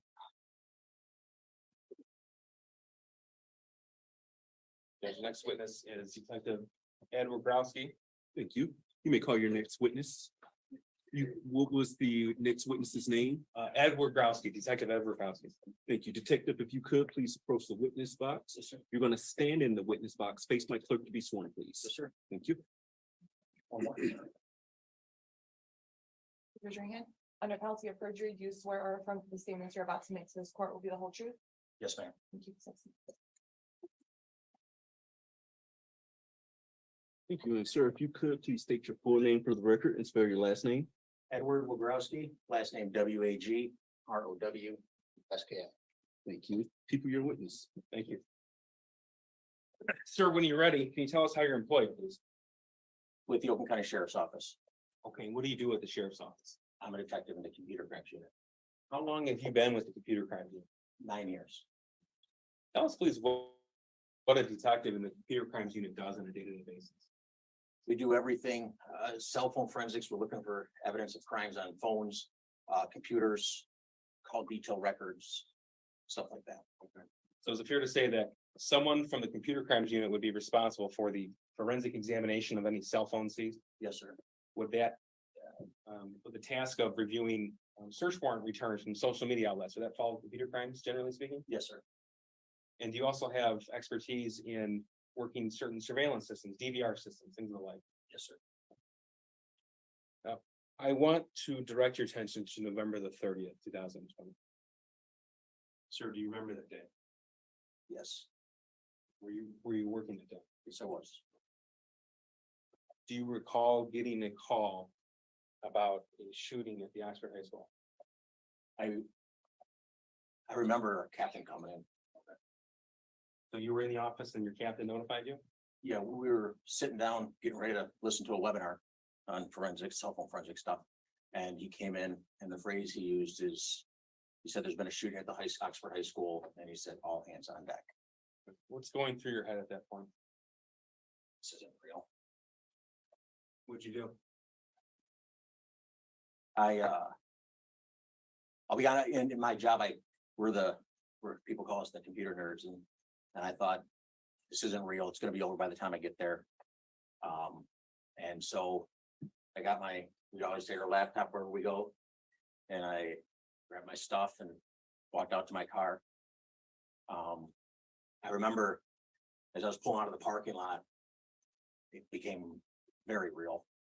I looked to my left out of the sheriff's office, 38 East, and the animal control and the medical examiners down at the far end. And there's 2 marked patrol units from another agency. They come around the corner and their lights and siren are going, and they're going very fast. And I remember thinking, they weren't from my agency. And I remember thinking, I knew where they were going. And I thought to myself, well, there's no way they're gonna take me to a place in my town that I work for. Do you remember the drive? Every minute of it, yeah. Tell me what you remember. I remember there was a lot of chatter on the radio, a lot. I was at 24 in Walton. I went up to Walton, turned right, and started heading north on 24. And it must have been 1 p.m. because I remember hearing say there's somebody in custody. But I kept driving, of course, lights and siren, and I remember coming up to the overpass where 75 comes off onto 24, and everything just seems so, again, not real, but very real. And I saw one of our SWAT vehicles going across the bridge, and I thought, oh wow, And then the light was red right there, but nobody was moving. There was cars at the ramp supposed to be coming off, but nobody was moving. I couldn't figure out why like I should be slowing down because there should be cross traffic. And, as I go through the red light, I look to my right and there's some agency patrol car, I don't know who it was. And, then I just kept going up 24, Lapeer Road. Everybody was filing in behind me. And my county vehicle, my detective vehicle is a white minivan, and it's not like a patrol car. It handles different. It handles like a minivan does, not like a patrol car does. And I remember going the next traffic light past where the old palace used to be. I think it's Brown Road. And I remember there's cars in both lanes, and the light was red. I remember thinking to myself, like, I gotta be safe, of course, and I gotta get around these cars, and the shoulders gravel. Like I picture it like it happened yesterday. And I went off onto the shoulder of the road to get around the cars. And I felt down to the tires pulling towards the ditch. I felt it. And I go around the cars and keep going north on 24, and there's cars behind me. Patrol cars. I look up at one time, there's maybe 6 cars. I look up another time, there's 10, like they just kept stacking behind me. And then we got to an intersection. We're into Orion Township. I can't remember what road it was, but the light had just changed red. And I know everybody heard us coming. You know, we were driving, everybody had their sirens going. So the intersection, nobody moved, but I thought the safest thing to do was to stop in the middle of the intersection so everybody behind me could just go through quicker. So I held the intersection, and then I remember I counted 18 vehicles go past me. And then as we got closer into town, and that traffic was really bad on northbound. I remember going against traffic. I remember cars coming at us, you know, of course, we're slowing down at this point. And all I could hear on the radio was the staging point, staging area. It was the mire. And so I'm like, I'm just gonna keep driving north until I see a mire, because I don't know Oxford Township at all. And I follow just past the mire, there's a road there. And I remember hearing Ray Road also on the radio. And so I turn onto that road, and I got out of my car, and another deputy was just getting out of his car. And we look at each other like, what do we do now? And I go, I don't know. They said something about staging area, Ray Road. I go, where's that at? And I remember him saying, you're standing on it. And then I could see kids coming down from where the high school was. I know where the high school was, because there's a tree line just behind the mire, and the high school's under the side of that tree line. Tell me a little bit about, as you arrived on scene there on Ray Road, you said there was kids. Yeah. Okay. What was your impression of them? What was their demeanor like? At that, I don't know if I paid attention to their demeanor at that point. But I remember thinking how unprepared they were. I was freezing. It was cold out. I remember when I got out of my car, I put 2 coats on, and I was still shivering at points. And there were kids with just t-shirts on. I remember seeing one girl, she didn't have any shoes on, and just walking along the side of the road in the gravel, and they cut across they didn't come down to the drive where we were. They cut across the hill, and started walking towards the mire. And it looked like everybody was heading down towards the garden center, the far end of the mire from where I was. Where'd you go? I went to the garden center because that's what I remember hearing on the radio. I get there, I walk down there because I left my car up on Ray Road, and I get there, and there were I remember somebody said we got to start collecting names, like get people's names and phone numbers. So Myers gave us just opened up boxes of pens and gave us pens and tablets of paper, and started, handing them out to people, like, just get your names. Then they started telling us to get everybody into the store. Meyer got on the PA system and basically told if you're not from the Oxford High School, get out of the store, leave your carts where they are. I remember hearing that. And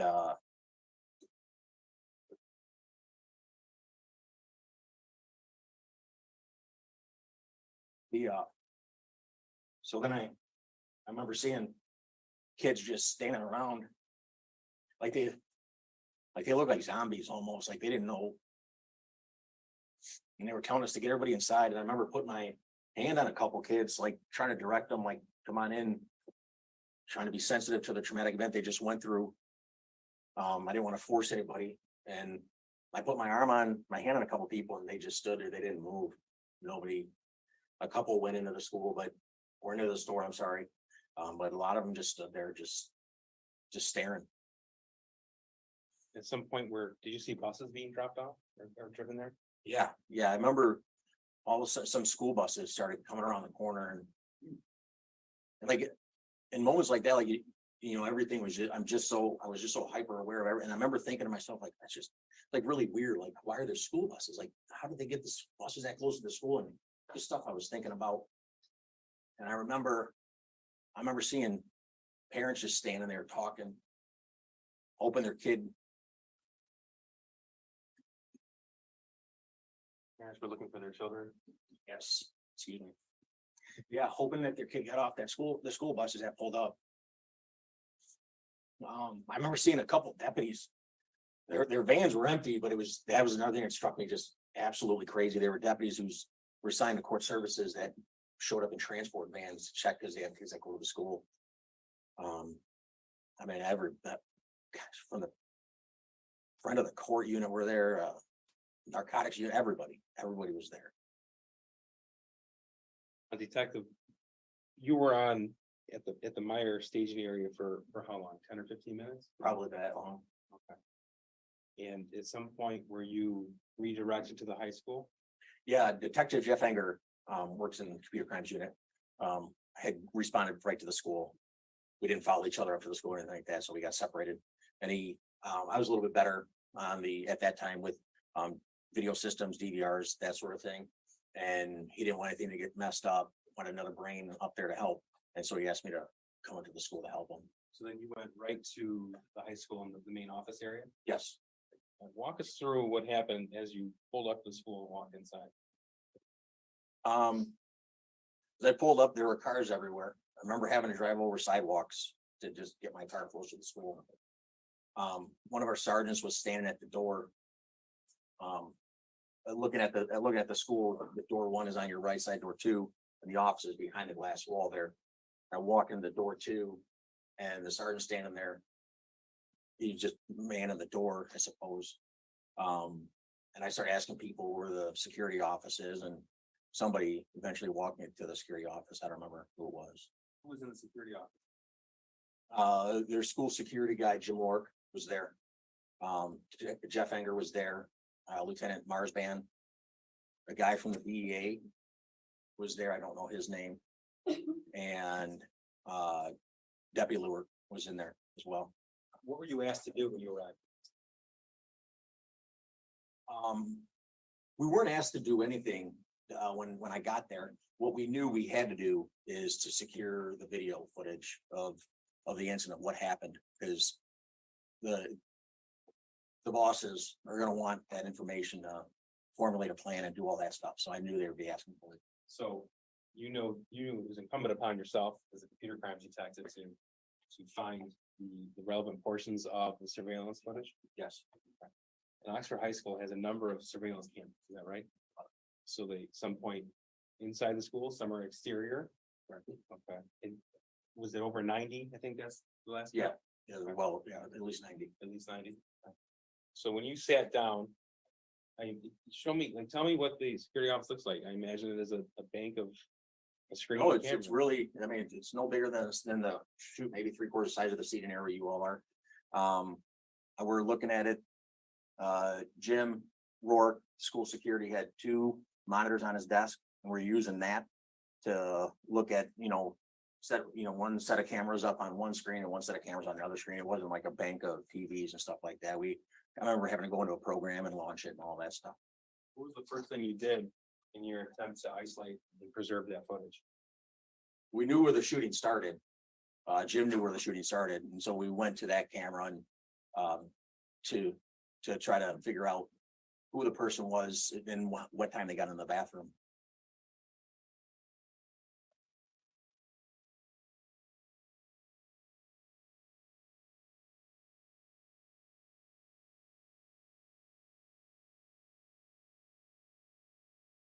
Detective, you know where the shooting started, and that was right outside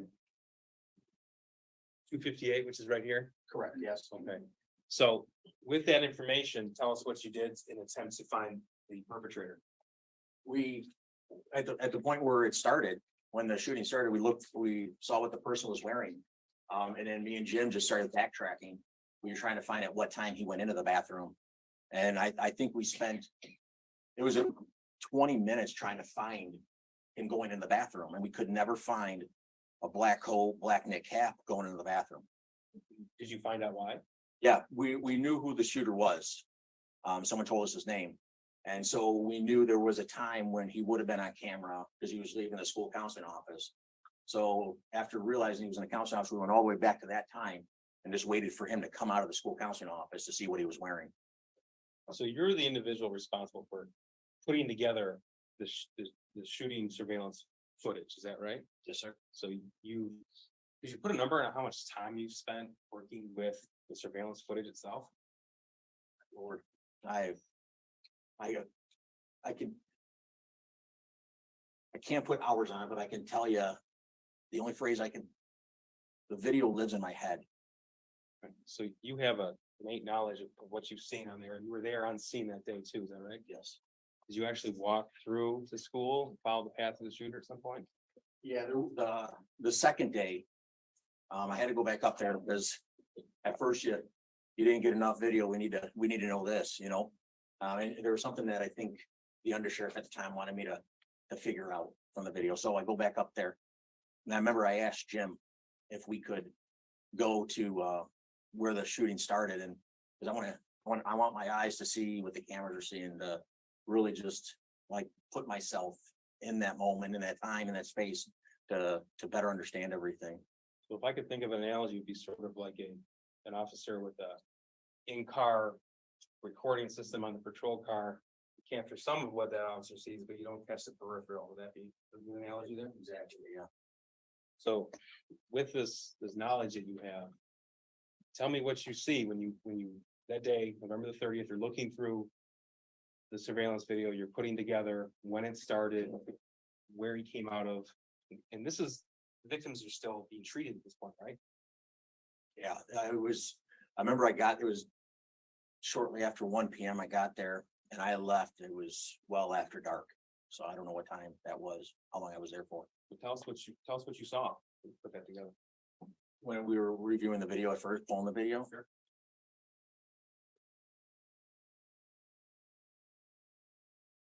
I remember at first I didn't know all the people that were involved in it, all the victims.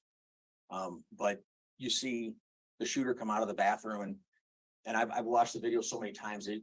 He had a sense about him, like, I don't know, I call it like the proud chest. Like he walked out of there like his head was held high, like he was in charge.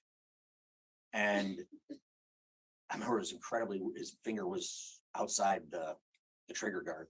Why is that significant? Oh, it's gun safety 101. Don't put your finger on the trigger unless you're ready to pull the trigger. And he steps out and he immediately, there's Phoebe and her boyfriend Elijah, and he immediately levels the gun at them and then shoots them. And you see Elijah's hair from the blast of the bullet, like his hair he's got real curly hair and his hair just poofs up. He then turns the gun to there's Hannah and Kylie and Riley on the right side of the hallway. And he immediately turns the gun at them and fires some rounds in their direction. Then directly in front of him was John Asciutto. And I learned all these names after, and he shoots at John. And then as John runs further down the hallway, the shooter stops and he shoots again at Hannah. And at this point, she just completely falls over. Then he runs down the hallway. I don't know, I don't know how to describe it, but he sprints down the hallway. He puts the gun to.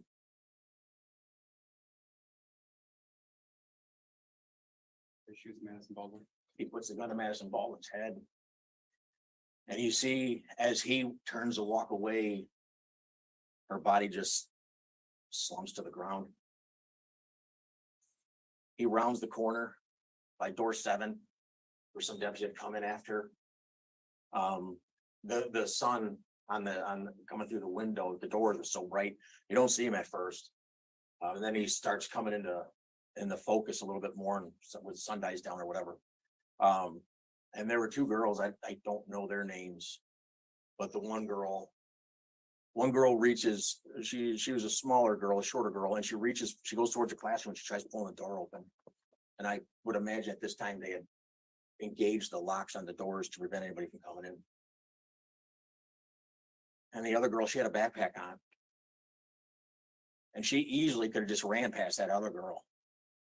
But she slowed herself down and grabbed that girl. That would saved her life, I would say, and pulled her with her. As they're running away, you see the shooter level his gun and fire off a few rounds.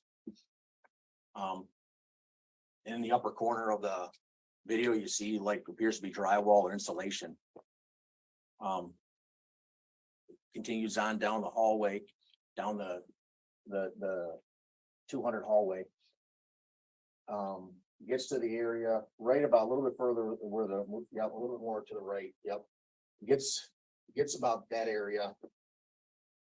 Just then, on another camera in the area, that they refer to as a cubby, Jim Work referred to as the cubby. You see 2 students, one of them being Tate Mirror, and you see the shooter level the gun and fires around. And just as Tate rounds the corner, he just unbeknownst to he didn't know what was going on. He turns the corner and he just immediately falls to the ground. The shooter then continues walking, and then before he gets to where Tate is, he stops again and levels a gun just to shoot Tate one more time. And he leveled the gun, and you see Tate's body flinch after he pulled the trigger.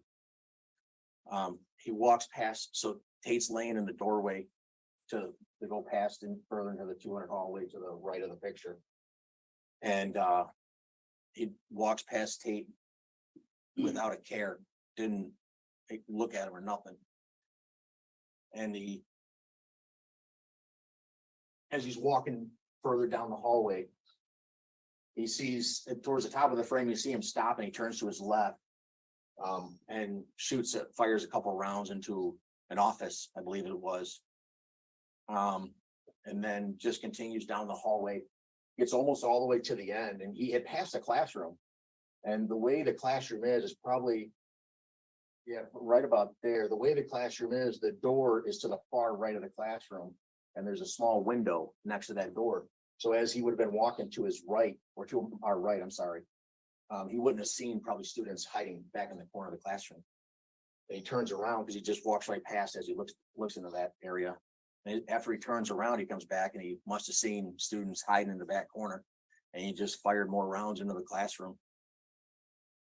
And then he keeps on walking. At this time, the assistant principal, Gibson Marshall, had seen what was happening, and she was coming up another hallway, and she's standing at the corner right where Tate was laying. And I remember her trying to get his attention. She just used her foot and lightly tapped him, sort of, are you okay? I don't know what she would have said to him. And Tate didn't move. And the shooter had come back towards the cubby. And as he approaches where Tate is now laying, and the assistant principal is standing there, she wasn't armed. She didn't have anything in her hands. She had a walkie-talkie. That's all she had. And you see the shooter walk past her, and almost in a sense of, I don't know, shame maybe, I don't know, but he turns his head away from where she is, turns and looks away from her. Then he continues back towards now the left of the screen to right about there. And then there's a bathroom. And that's where Justin was shot. But there was no indication, I don't know why he would have, but he just made a hard right to that bathroom. And then somebody fled the bathroom after Justin was killed. Yeah, Keegan just came absolutely tearing out of that bathroom. I remember watching, he was running so fast.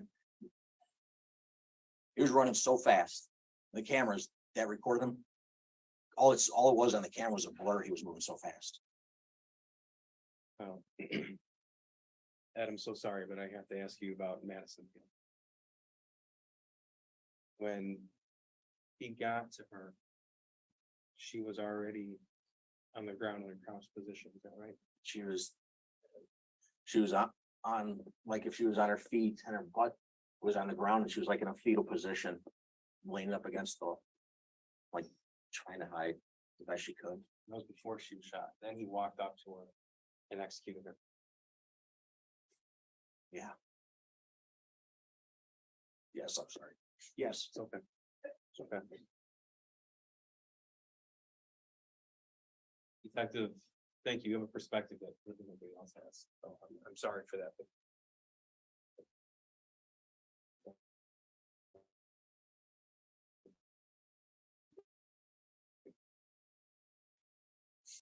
The regular here extraction report, all the data extracted from the defendant's cell phone. Is that right? That's correct. And we did a lot of this with Lieutenant Willis. I'm just going to ask you about a few things. It's already admitted into evidence, excuse me. But Exhibit 55, you had the chance to look through.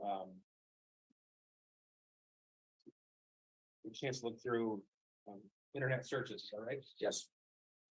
Tell me, please, item 1, November 30th, 2021, 8:34 a.m. What did the defendant search on his phone? You search, what is the biggest high school in Michigan? This is November 30th, the day of the shooting, 8:30 in the morning. Yes. Okay, item 3. What did the defendant search? 8:11 in the morning. Also on the day of the shooting, it's the biggest high school shooting. 8:11 and 18 seconds on the day of the shooting. What did the defendant search on his phone? He's there, a search for a school shooting. The day before, the night before the shooting, November 29th, 2021, 9 p.m. What did the defendant search? What school shooting happened in 2021? And everything in quotations, those are the words he typed out. Is that right? Yes, sir. Item 12, again, the night before the shooting, 8:49 p.m. What did he search? What are signs to look out for a school shooter? What about item 32, 2 days before the shooting? Recent mass school shootings. Item 37, this is 1 week before the shooting. What did he search?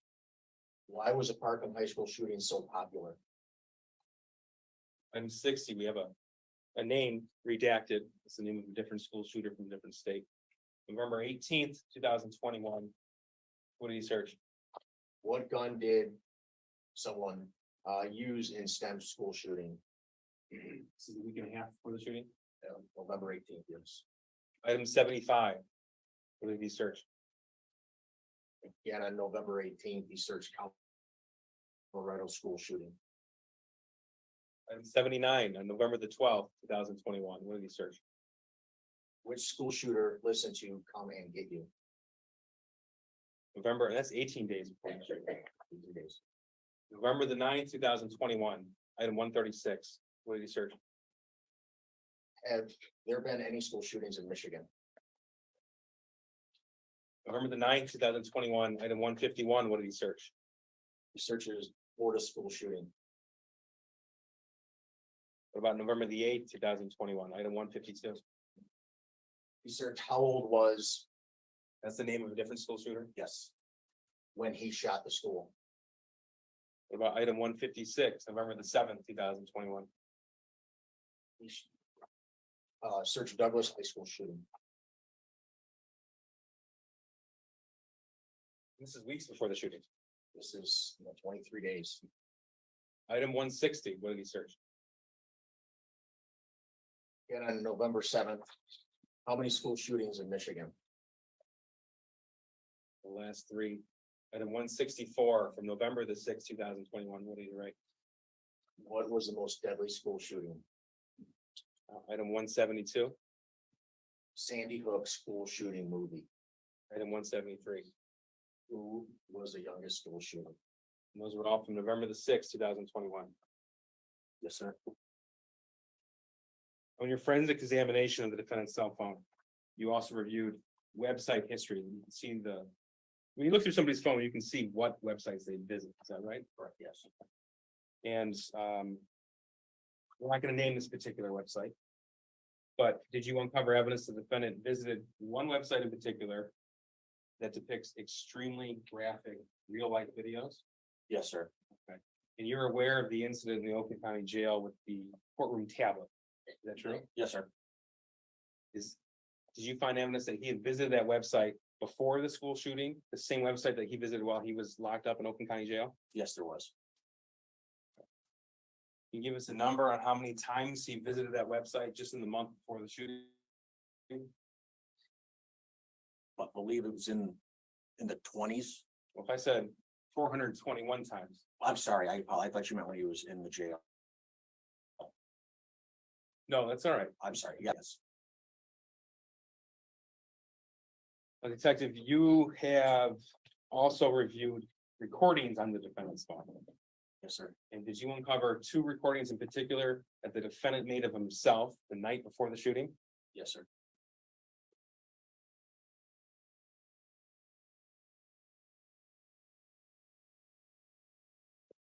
I'm going to play exhibits 56 and 57. Exhibit 56 is a longer recording.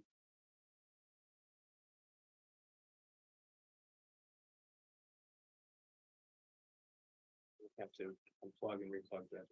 Not an issue.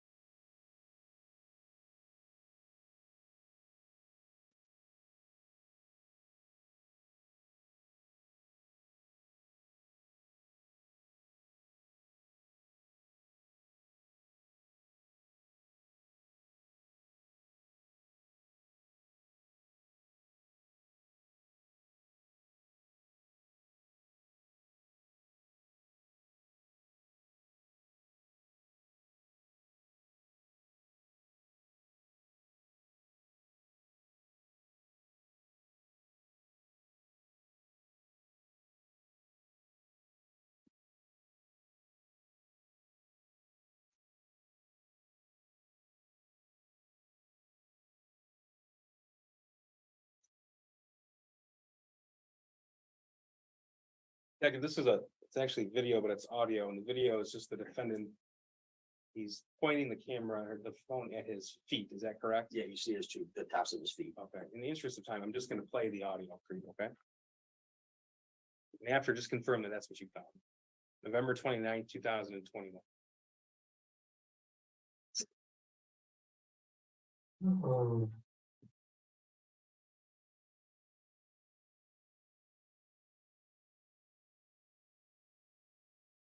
The name is Ethan Crumbley, age 15. And I'm gonna be the next school shooter.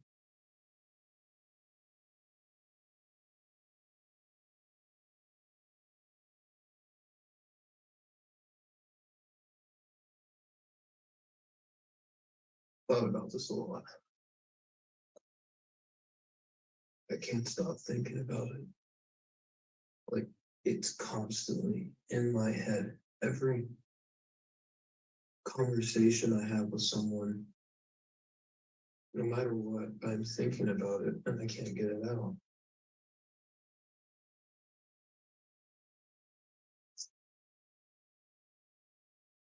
Currently, November 29th, 2021, 10:05. p.m.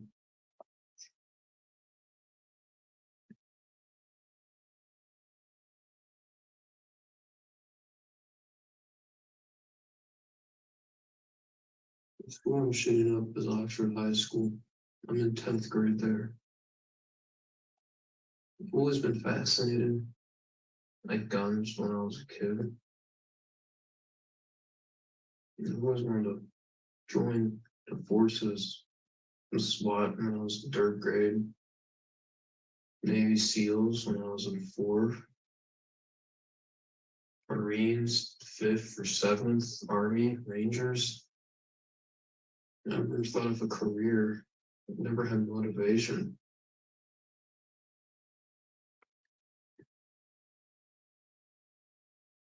I kept lying to myself that there is something out there for me. There was something that was going to make me happy. That was going to provide me a happy, loving, caring life. But this bullshit. It's all a lie. I realized that. Well, in 9th grade, I never thought of this. I thought I was going to make it first school and go into the army, but I realized, what's the fucking point? Millions have done it. Thousands have regretted it. Thousands have killed themselves because of it. Many come back and not happy, not satisfied.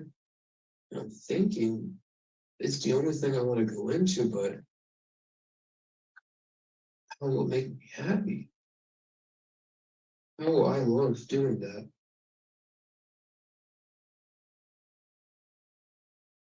How will I love?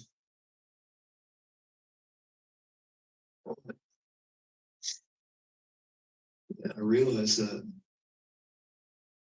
that's not going to work out. So I was thinking, what am I going to do? And I realized all the bullshit that was right in front of me, and I never realized it. I was always the kid who said, work hard in school and you'll get a career in life. But the career is bullshit. It was right in front of my fucking eyes the whole time. I couldn't see it. The school system is their main goal is to put youth just born into this world to learn. And they actually learn fucking good. They learn K through 5. They learn useful stuff about the world that teaches them not how the world is, but how it should be and how they want it to act be. The teachers brainwash them into what they think is right, and their minds are so underdeveloped that the adults just take advantage of it. And they say that's too good for humanity. And when you get into middle school, it's even more useless.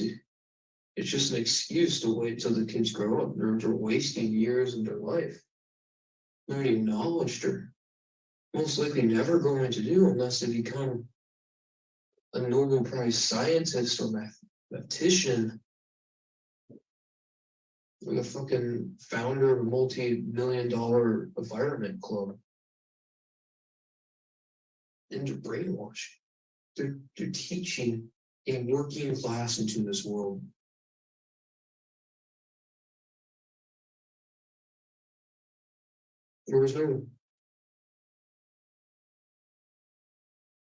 There's no teaching of working class centuries ago.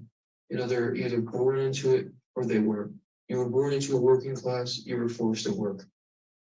You weren't born, you helped develop the world.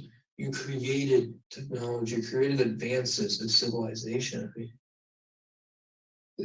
There was only 2 indifferences in the working class. rose up and made everyone a working class. And now, no matter what, you just have to work. To do what? You spend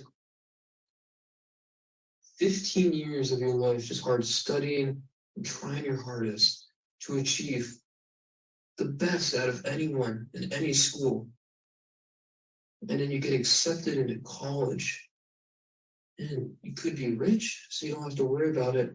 Or it could put you into thousands of debt. And you get a useless job that other people have gotten, and you think that it is doing something for this planet.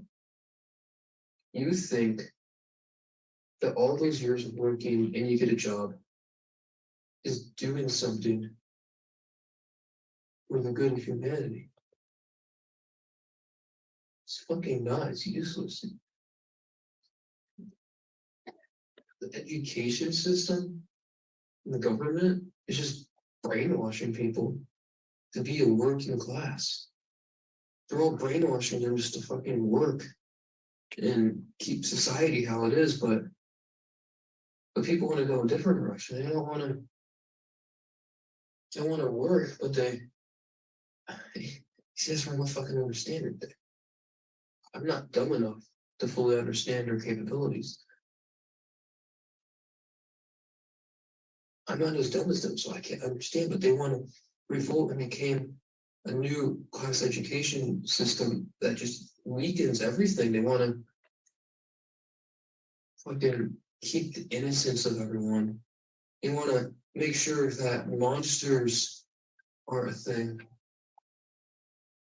They're offended of a horror movie. They want to take away what this world is. In this world, it's not heaven. There is no heaven. There is no God. There is no Satan. There is no hell. But the world is hell in its own way. People think of it. You think as hell is the bottom, earth is the middle, and heaven is the top. But in reality, the earth is just hell. It's always been that, and people want to just forget it. They want to just take away what already is. It's stupid. Taking action. People go and protest, fucking take away guns or make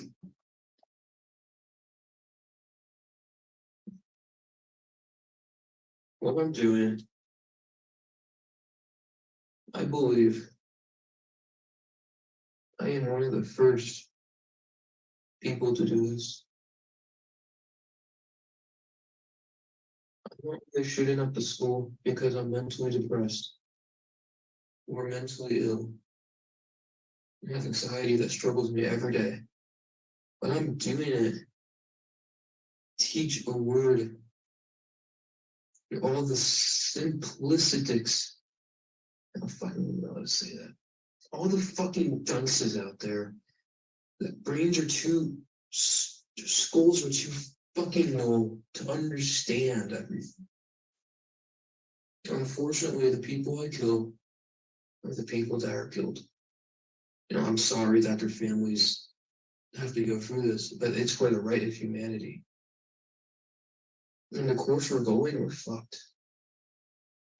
In 50 years, we're fucked. Nothing's going to happen.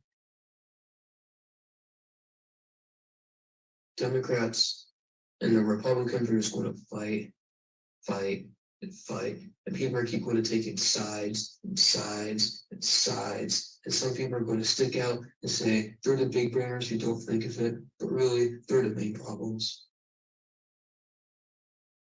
And it's just leading to a collapse. The world worked so hard for thousands and thousands of years.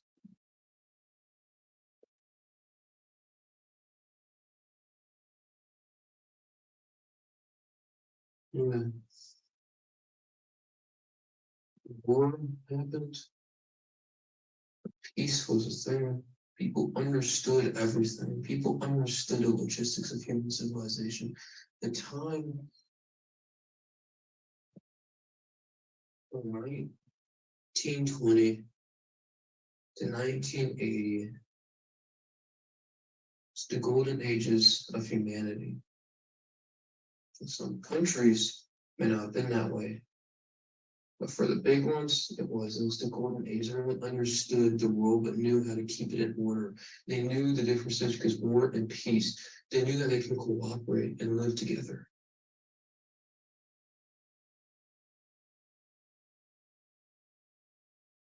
And there were people just taking that away. What I'm doing is an act to show people are taking it away, and I'm trying to preserve it. To show that no one is safe, no matter how hard they work. Your protests aren't going to do anything. They're just words, they're not actions. No one would care if I go up to the school and shout a sign, "We're too innocent. Bring back the equality between violence and peace." You'll think I'm fucking delusional. But to take action is what you have to do.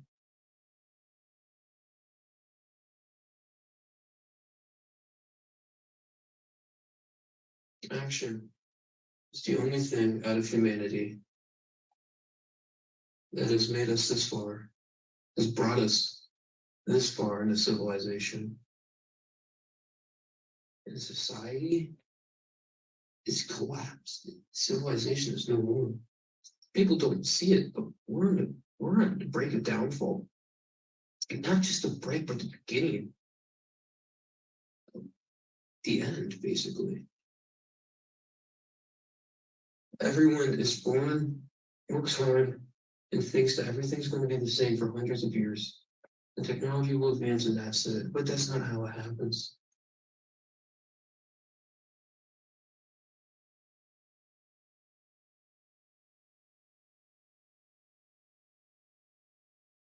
The bell rings to end 5th hour. Tomorrow, October 30th, November 30th, 2021.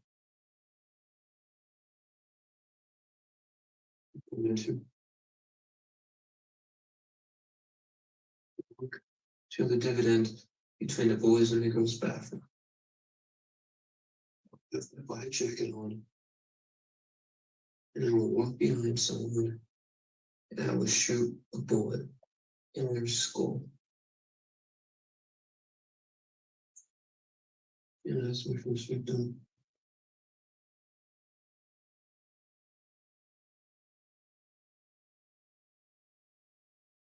I'm going to open fire on everyone in that hallway. The hallway is huge impact.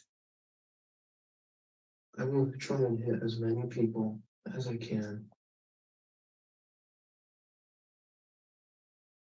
I will reload. And I will find people hiding. I'm going to teach them a lesson of how they're wrong, how they're being brainwashed.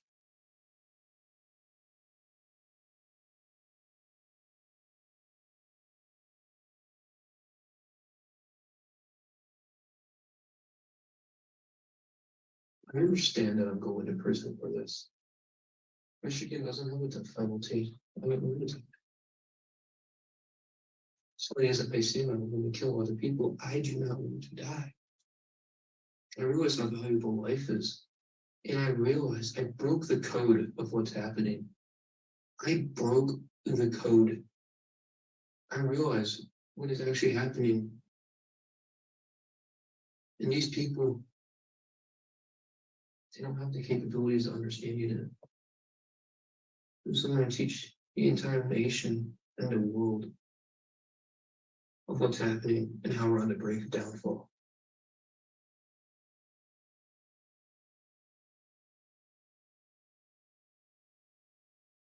We're going to be using 6R SP2022. I brought it at Acme Firearms, Oakland, Michigan on Friday.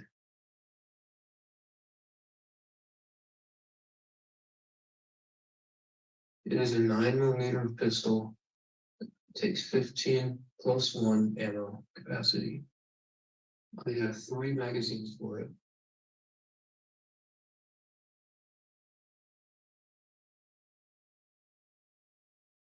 been wearing my mask for too long. I can't take it anymore. I've broke. I've fought it for years and for years, lying to myself over and over again.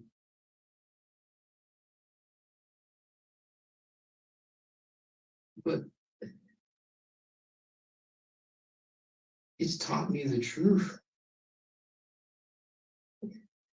There's no voices in my head. The voices are me. I am the voices. I am arguing with myself back and forth. I have 3 constant voices, and then there's me physically. And I'm doing whatever those 3 voices tell me to do. And one of them is always coming up on top. And that's the one that's taken over. That's what people call the demons. There are no demons. I am the demon. You are the demon. There is a demon in everyone that is the voice. The demon will take over.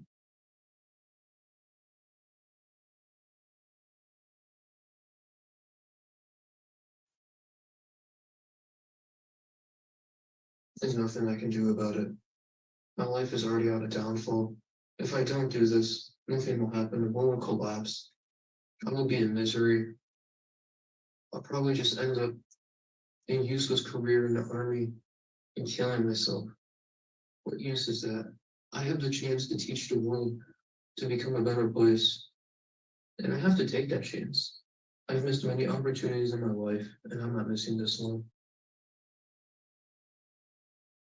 I'm going to try and flee the school for as long as I can until I get caught.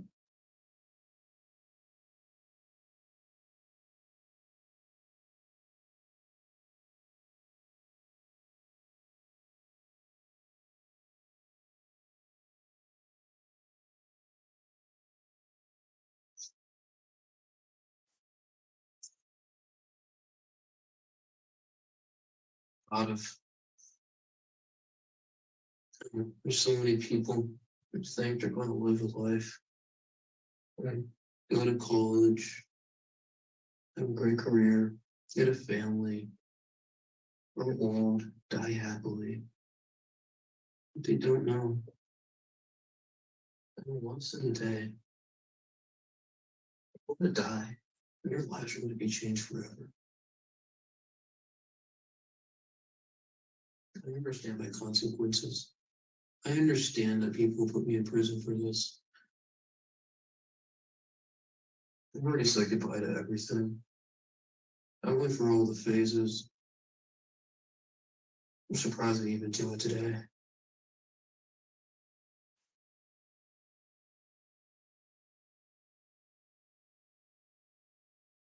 I'm sorry for motivating your mom and dad. You have trust in me. I made sure you had trust in me, and I just disowned you. But you should know it's for a cause. And I'm ruining my life and not yours. Yeah. Detective, there's a much shorter video that the defendant filmed right after that. Is that correct? Exhibit 57, November 29th, 2021. Over that previous video I took.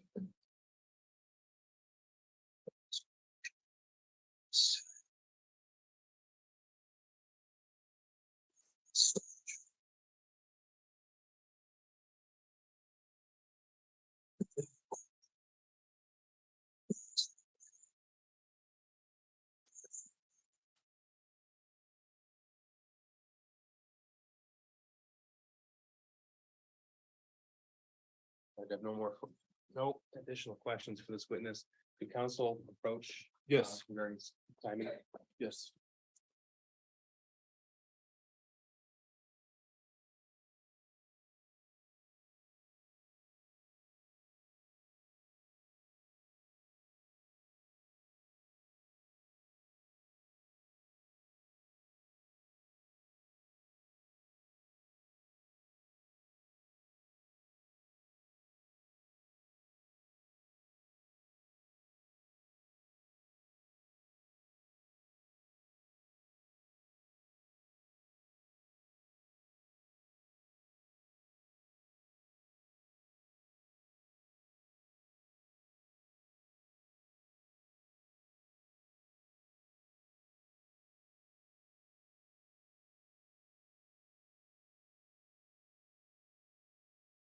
Thank you. Before we turn to cross people.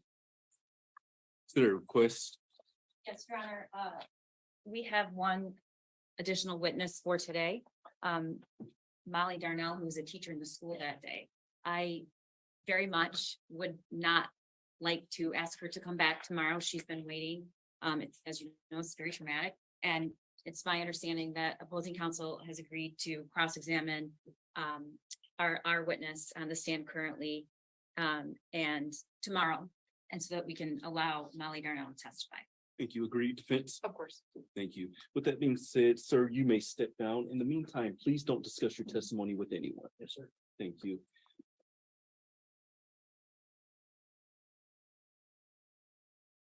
With that being said, there was a request to take about a 5-minute break. With that being said, we're going to have the the deputies take the defendant back downstairs. As everyone in the courtroom could please remain seated until he has exited the courtroom.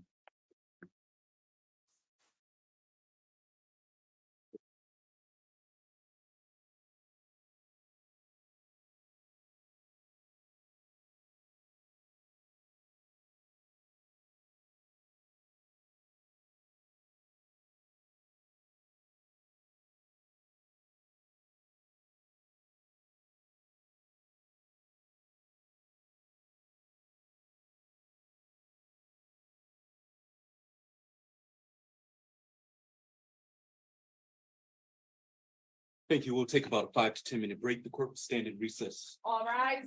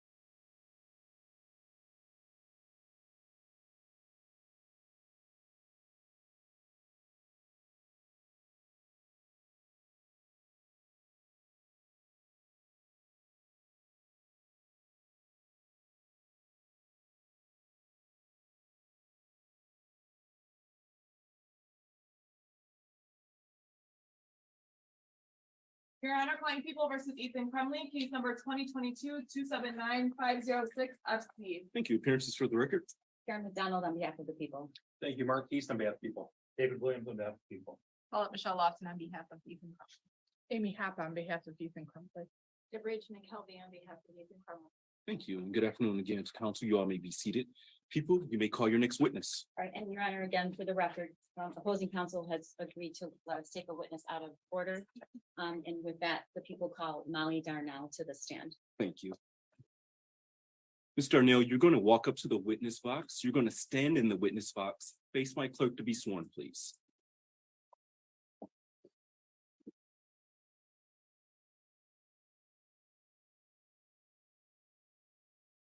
Please raise your right hand. Under penalty of perjury, do you swear or affirm that the statements you're about to make to this court will be the whole truth? I do. Thank you. Thank you. And good afternoon, ma'am. If you could, please state your full name for the record and spell your last name. Molly Darnell, Darnell. Thank you. We are a video recorded courtroom, so if you could, please keep your voice up for me so we can make sure that you're captured by our video recording. And please speak like you're speaking to someone at the very back of the courtroom, okay? I got it. Thank you. Thank People, you. your witness. Good afternoon. May I call you Molly? You can. All right. Molly, can you tell the court what you do for a living? I'm an educator for Oxford schools. And how long have you been an educator for Oxford schools? I started with Oxford in the fall of '98, So like since you've become a teacher? since I became a teacher. Okay. You've spent your whole career at Oxford schools. Correct. And what is your current title at Oxford schools? I am a middle school mentor for Oxford Virtual Academy. So you are not in the physical classroom, you're teaching virtual school. Correct. Okay. Is that the position you held on November 30th, 2021? That is not the position I held on What- November 30th. Can you tell the court what position you were in on that day? Yeah, so on November 30th, I was the International Baccalaureate Coordinator, ELA coach. So you weren't teaching a No, I curriculum to was, kids? per the contract, I was a teacher, but I worked with teachers on curriculum and instruction. Okay, and for the bulk of your career, were you a classroom teacher? Yes. And can you tell the court why you became a teacher? I find joy in helping kids find their passion or, that's why Safe to say you love kids. I do. Okay, you always taught high school? I started off with middle school and then I moved to high school. And I was high school most of my career and I am back to middle school again. Molly, I'm gonna ask you to direct your attention to the screen to the right. That is a map of Oxford High School, correct? Correct. And you didn't have you had a classroom, but it was really an office, correct? Yeah, it was an office space that I shared with two other individuals who we did our jobs together. We were like a team. And was that intended to be for the whole 2021-22 school year? Correct. Okay. And what was your room number? I was in, so you see where 222 is, I was just to the left. So just where the Yep. pointer is? Yep, it was 224. Okay. And what is a typical day in November of 2021 for you? So on that particular morning, we were planning some professional development for teachers. I had a meeting with admin and I was working with the media specialist on getting a few things in order for our PD the next day. Okay, so safe to say you weren't operating on a regular class schedule with Correct. passing time and Correct. you didn't necessarily have to recognize the time a class starts or ends. Correct. Okay, and so were you typically in the hallway during passing times? I might go outside to just, check things out or have a chat with the teacher if I needed to. But I never used the restroom because that was teachers' times during that 8 minutes to ensure that they were using the restroom. All right. Around 1:50 that afternoon, do you know, or can you remember what hour or what was going on in the school for kids that day? I'm sorry, 12:50. 12:50. That would have been, I believe, during our lunch. during the lunches. And we're talking about specifically on November 30th. Yes. Okay, so specifically on November 30th, yeah, it would have been in between would have been in between the lunches. So it was passing time. Correct. Okay. And do you remember what you were doing? Were you in the hall for passing time or were you in your classroom? No, I had a student who I had in the fall of 2020 come in and have a little chat with me. She had left and I moved to my computer to check an email. Okay. I'm And- gonna stop you because you're gonna talk about the layout of your office, Okay. correct? And I'm yes, gonna show you a picture of that layout. Is that your classroom? that is my classroom Okay. or my office. Yes, the Yeah, office. sorry, your yeah, office, but was housed in a classroom. Yes. When you said you were checking your email, where in this picture would you be doing that? My desk was straight ahead. Yep, right there with the go over one. Sorry, The other way? the other way. Yep. You can see my little laptop sitting right there. Okay. Mhm. And when you went to check your email, was your door open or closed? It was open. Okay. And at some point, did you notice anything unusual? Yeah, suddenly I noticed a rush of students running past my door. Almost like they were like arms extended. There seemed to be like a hype about it or a tone about it that left me concerned. Had you ever seen that before? Not like that, that quick movement, no. Not like that, no. Okay. What did you suspect might be happening? My assumption was, there might have been a fight or like somewhere there was something going on and so I, got up from I grabbed the phone to call the office. It was immediately, went to, voicemail, and I ran out my door. So you ran to the door. Yeah, I ran outside of the door Okay, at so that you're- point in Now time. you're in the hallway. Correct. And what do you see? So I'm probably the hallway is a little bit of a, yeah, like a U shape almost, right? So see how it comes out. So I run out. I'm about midway through 222 and I can see, yeah, probably about right there. And I can see students exiting out of door 4. All the way down the hall. Correct. Okay. Were there still a lot of kids in the hallway? There was no one else in the hallway that I saw at the time. Did you find that strange? Yeah, I couldn't really wrap my head around what was happening. Okay. At some point, did you become alarmed? I head back into my classroom immediately or back into the office immediately. And I'm like, okay, could it be a prank?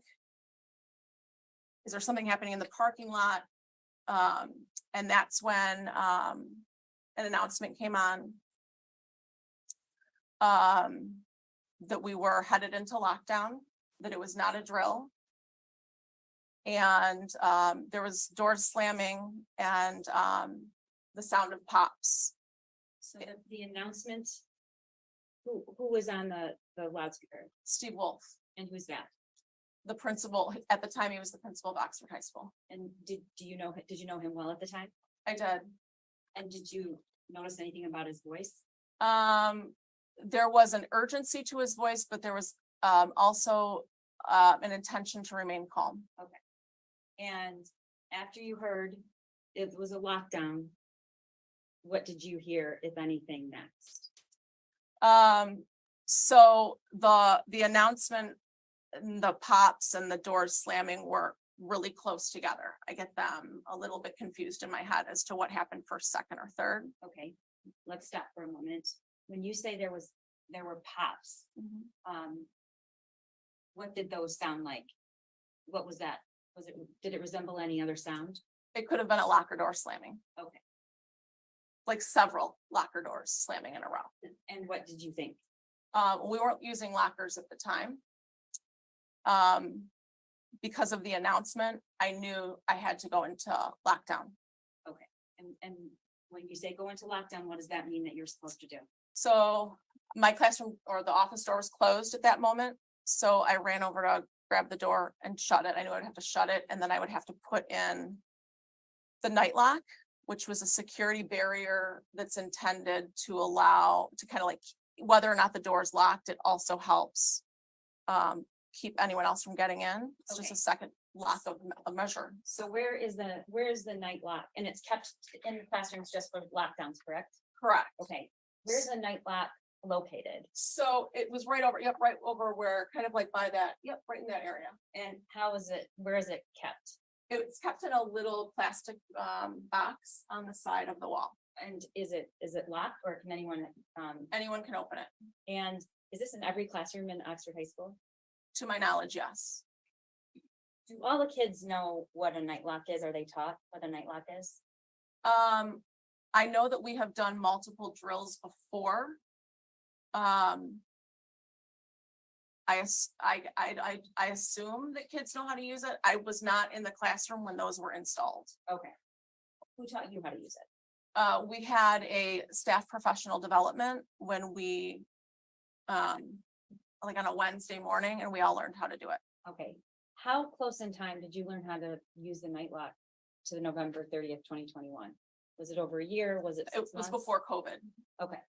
So your door is now shut, but you need to install the night lock, which prevents anybody from getting into the door without the master key, correct?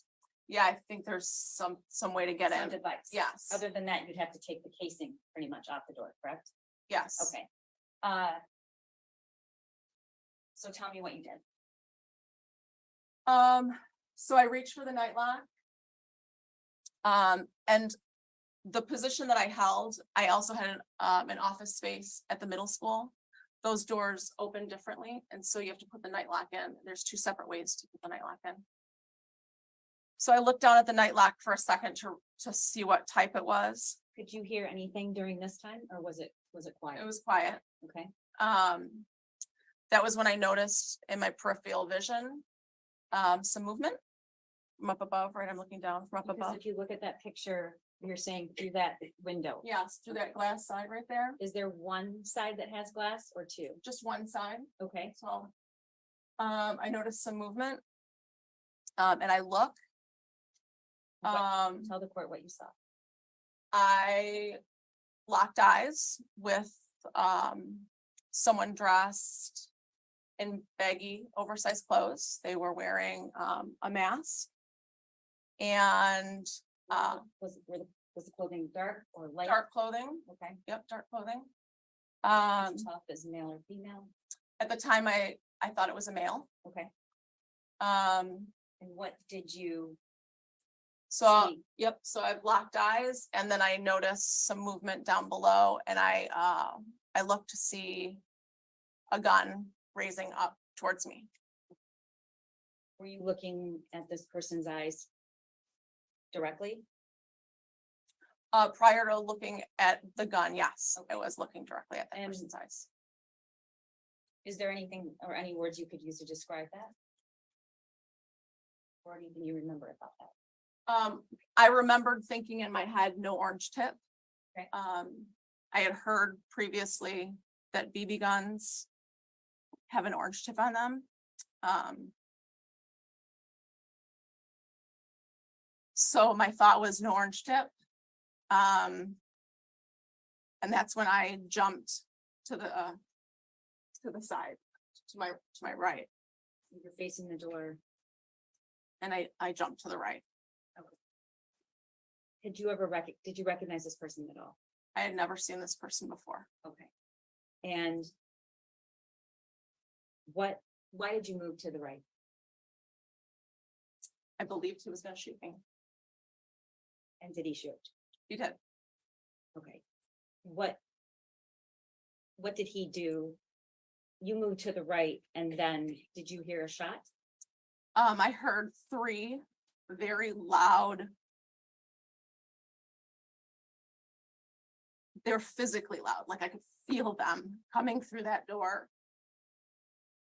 I like the power of it. But they were, it sounded almost like a pop, like a cap gun. Okay. When you moved to the right, did you just move aside or did you get down? I kind of jumped to the right and I felt my left shoulder move back. And it felt like someone had burned me with hot water. Okay, did you stop to Um, see what that was, or? I looked at my shoulder. At that point, I noticed my cardigan that I was wearing was ripped. I looked behind and I noticed a bullet hole in the glass of the office, like leading out one of the windows. Okay, so if we can go back, Yeah. you moved to your right, so you're over- over here. Yep. Okay, and you're facing the classroom, correct? Your Yeah, back I'm is to the- still facing the wall. Okay. Right, so if there was no wall there, I would be looking at the hallway. Okay, and at some point you turn around and you see what? I mean, I just turn around, you can see that bullet hole in the window up there. I noticed that, and I remembered thinking in my head, a BB gun couldn't do that. So Okay. What's through that window? that's the courtyard. Okay. What did you do next, Molly? Were you standing or were you sitting? I was standing. I have to ask you something. Was the night lock in your door at this point? No, Where was it? it was in my hand. Okay. At that point in time, I knew I needed to barricade my door. I was afraid to go back towards the door. So I grabbed one of those long filing cabinets Mhm. and tried to pull it back. Realized it was too heavy for me. Where was the filing cabinet? So right next to that door, there was a mini fridge. Mhm. Then there was a filing cabinet, and then there was a cart. Okay, now, there is something barricading the door partially. So. What is that and how did it get there? Yeah, so what happened was, after I realized I couldn't move that filing cabinet back. I got down on my hands and knees and I crawled back and I dropped the night lock in.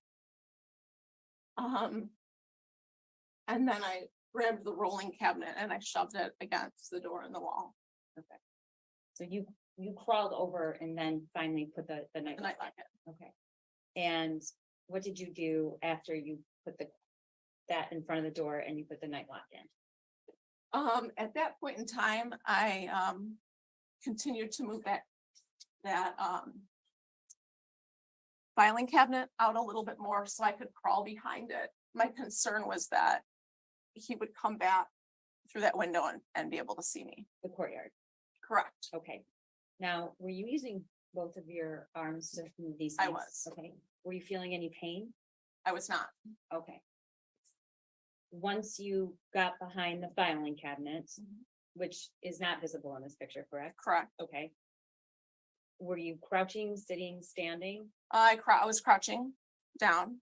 At that point, I had sent my husband a text message that just said, "I love you, active shooter." Okay. Did he respond? He did. What did he say, if you remember? He said, "Just get safe." What did you say? I didn't respond to Okay. that. That was about the time that I realized that I was bleeding. I could feel blood on my arm. And I knew we have a blood bag you can see on the wall. It's in red. Mhm. I knew I couldn't get back to the door. The wound is kind of back here on the back of my arm, so it was very difficult for me to see. So you saw blood, and is that when you realized you had been shot? I suppose, yes, I think I was still in disbelief that I had been shot. But what I knew was I was bleeding. So what did you do? I removed my cardigan and I used it to tie a tourniquet above the wound. And who taught you how to do that? We've had training videos on how to pack a wound and treat a wound. Could you see the wound at this point? No, I still had on another shirt underneath my cardigan. It was just blood stained. After you made the tourniquet, Molly, what did you do next? So that was when I started receiving text messages. Do you remember who you received the text message from? So the first one was, the ELA department, who I work with, said, I'm hearing active shooter. And I responded, I saw one. And left it at that. And then moments later, I received a text message from my daughter, And how old was your daughter at the 16. And where was she in high school somewhere else? She was at a high school in a neighboring district. What did her text say, Molly? She asked if I was okay, that they were hearing things. And what did you respond? I said, I'm safe. I've sheltered in place and I love you. You did not tell her you've been shot. I did not. And why not? Was trying to protect her. Did you text anyone and tell them that you had been shot? I did not. Okay, Well, not yet. okay. What did you do after you sent that text to your daughter? I had a moment where I thought, do I need to contact my other daughter who lives out of state and You didn't do that, but tell the court why. I didn't do that because I thought she won't hear about this yet. She doesn't have to know about this yet. I thought by not saying anything, I could keep her safe a little bit longer. And I know this is important to you, so that's what I'm gonna ask. You regret that, I do. okay? Tell the court why. Because she found out anyway. She made the decision to contact my husband because she knew if she contacted me and he could hear the phone, then he would know where I was. The shooter. Correct. Okay. What did you do? At that point, I called my husband. So you actually made a call. I did. Okay, and at this point, did you know where this shooter was? Were you hearing anything? Did you have any idea what was going on? No, it was complete silence. Like I could not hear anything. It's complete silence. And what did you say to your husband? I called my husband. I told him I had been shot. He asked me if I had a tourniquet on and I said yes. And then I kept wanting to tell him what was happening, like what I was hearing and what I was thinking. And he kept begging me to stop talking. Why? He was just said, please, like, shh, I don't want him to hear you. Okay, so did you eventually hang up? We did. We felt like it was the best thing to do. I would just want him to talk. So now you're not on the phone. I'm not on the You're phone. crouched behind the cabinet. Your arm is bleeding and Another announcement comes on.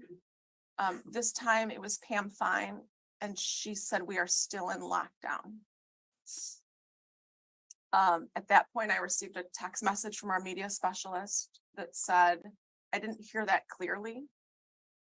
And I said, just, we're still in lockdown, stay in lockdown. I am starting to uncontrollably shake at that point in time. And I hear something different in the hallway. I'm hearing footsteps. So before that though, Yep. had you told anyone else that you had been shot? only my husband knew. Okay. So you're hearing a different noise and you say it's footsteps. Footsteps. I was waiting for a shift. I didn't believe that this was life-threatening. And so I was waiting for a shift to say, I've been injured, like once everything was taken care of. What do you mean when you say everything was taken care of? The shooter was taken into custody. And anyone who needed help, got help. You did need help. I didn't think that I needed help, no. Okay. At some point. You got out of that room. So, Do you know how long it was? 20 minutes, I would say. After the shift with the footsteps, I texted the teacher next door to me and said, I've been shot. She called 911 and there was another teacher in that room who texted our administration.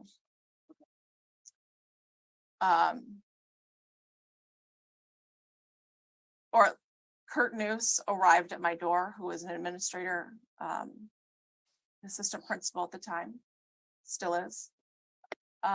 He arrives at the door and he says, Molly, are you in there? Or Molly, are you okay? Something to that effect. What did you do? I said, I'm here. But I was afraid to open the door. Why? I've known Kurt for 20 years. I know the sound of his voice, but I did not trust anything in that moment. So you weren't sure it was him? I wasn't. Okay. Within a few seconds or 10 seconds, 20 seconds, maybe. There were officers at my door. And I think that's when they asked, are you injured? And I said, yes. They, I said, do you want me to take out the night lock? And they said, yes. And then I said, do you want me to open the door? And they said, yes. Did they say what, that you were safe? Did they say that? I don't recall that. I opened the door and I was still really crouched down. And they kind of like scooped me up. And started exiting me out door 4. So they take me You out. walked all the way down the hall. Yep. Out of door 4. Do you remember what you saw when you walked out? What did the hallway look like? Was there anyone there? The hallway was completely vacant. They had me under the arms. There was 2 men with guns both in front of me and behind us. So they walked you out the door and what did you do? Where'd they take you? They walked me out and we just stood beside door 4 for a second. One of the officers went right back in. And the one that stayed with me said, I'm gonna radio for an ambulance. We just need to make sure that nobody else has a higher need than you. Okay. So how long did you stand there? It might have been 3 or so minutes. Okay. And eventually an ambulance came. There was one, yes, Okay. Yes. So they get you in the ambulance and where Yes. did they take you? to the hospital up here. Were you feeling any pain at this point? I could not feel physical pain, no. Some point you found out what your wound was and where it was, correct? So I knew I had sustained an injury to my arm. Can you tell the court what the injury was and? Yeah, I was shot through the fatty part of my arm, through and through.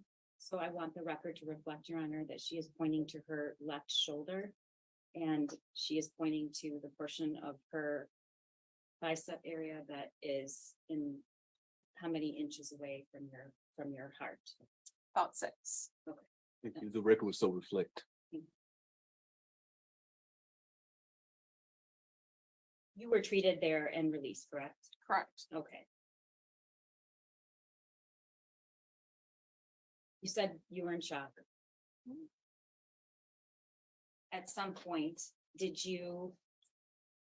were you told or did you see the door of your classroom?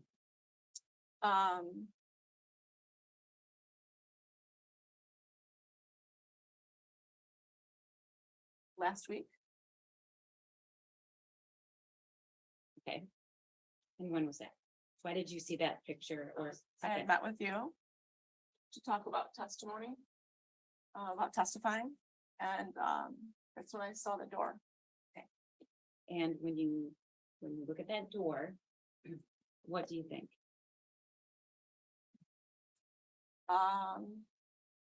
He was aiming to kill me. The top shot was intended for my head. And the 2 shots were intended for my chest. What point did you realize how close that bullet came to your heart? Would have been weeks later, I realized, oh, it is right in line with my heart. Okay. It was like a sudden realization. It was definitely after the new year. So if you hadn't moved to the right, it would have hit you. In my head or in my chest, yes. Molly, have you gone back to visit the school? I went back to visit my office at the end of January. And why did you do that? It was my hope to go back to the high school. You wanted to go back to do the job that you were doing before? Correct. Okay. And you didn't end up doing that, did you? I did not. Okay, can you tell the court what that was like and why? I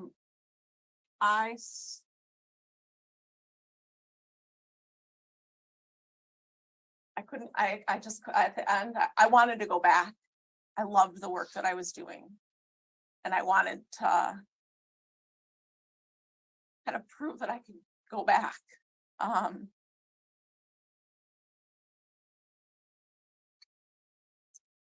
But it was just too hard to be there. It's like I couldn't access things that I knew when I was in that space.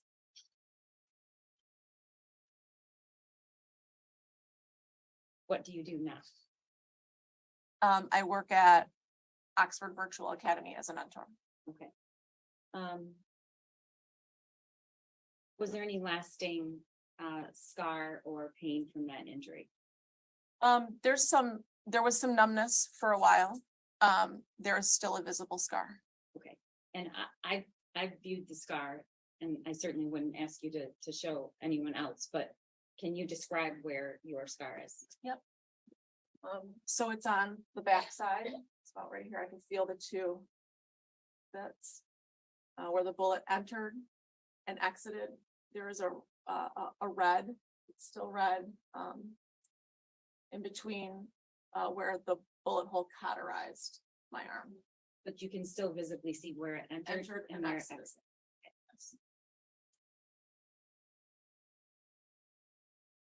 Molly, I asked you when you sat down why you wanted to be a teacher. And you answered that you love teaching and you love kids. That's right. That is true. Is that still true today? That is still true today. And the last thing I want to ask you is, you said that when you looked into the shooter's eyes, you did not recognize that person? Correct. Okay. Do you see that person anywhere in the courtroom today? I do. Can you describe something he's wearing? He's wearing glasses and an orange top. May the record reflect she's identified the defendant. So reflected. Nothing further. Thank you. Cross.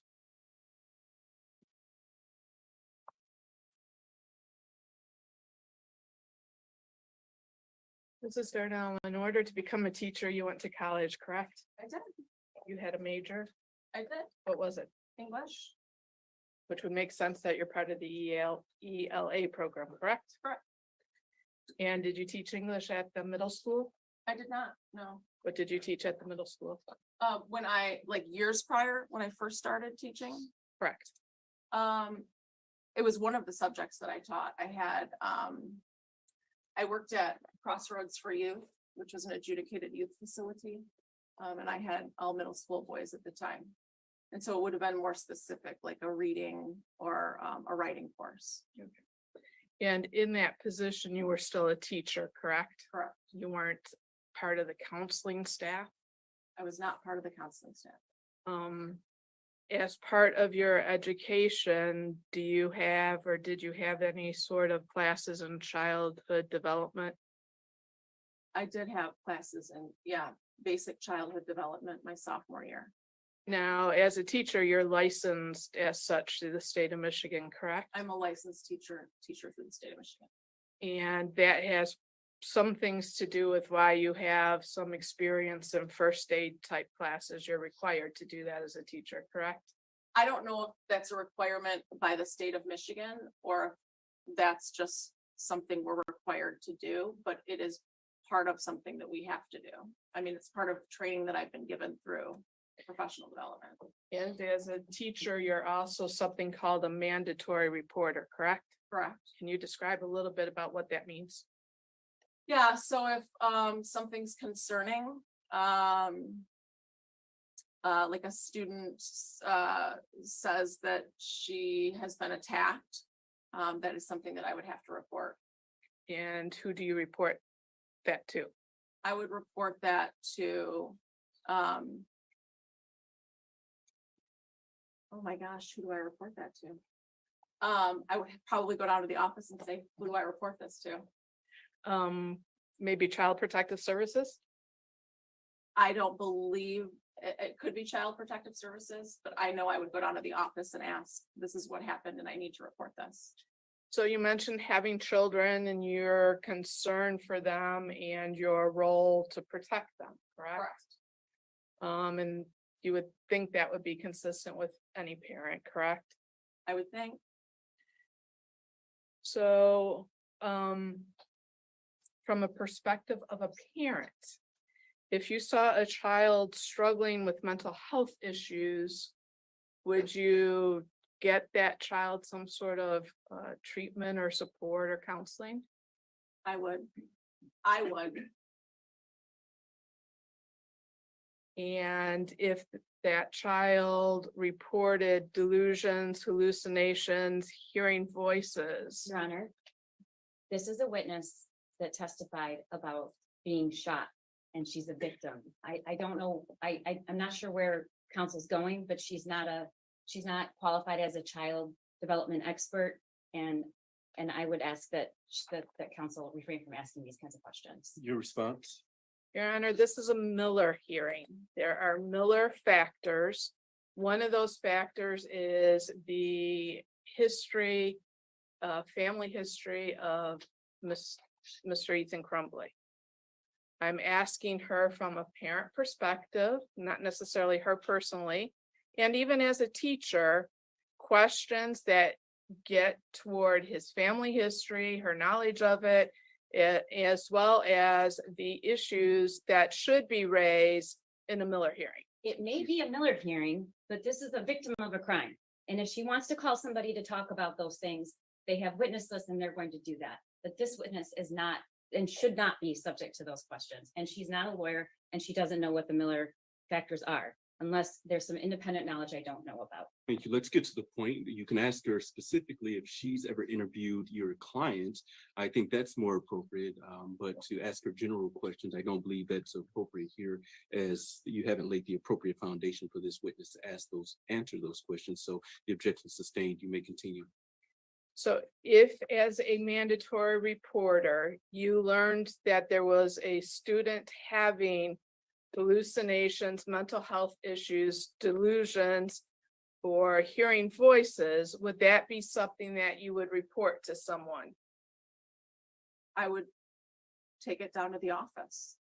Yes. And if you knew that a student had been left alone as an elementary student or a middle school student for hours during the evening and nighttime hours, night after night after night, would that also be something that as a mandatory reporter you would bring to the office's attention? I have never had that happen in my career. I don't know what I would do. That would be something that would concern you enough that you would have to think about whether you would be required to report it then. Would that be fair to say? Your Honor, she's answered the question. She said she doesn't know what she would do. Thank you. Respectfully overruled. You may answer the question, ma'am. Can you repeat the question?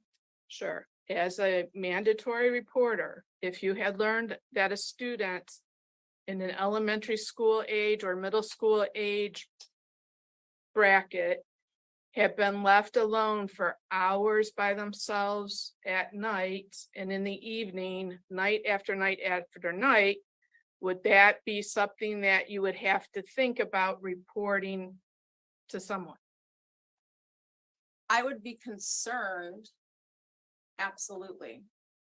I don't know the circumstances specifically. I would have to hear what the circumstance, like what are the circumstances exactly that are happening for me to know whether or not I'm reporting.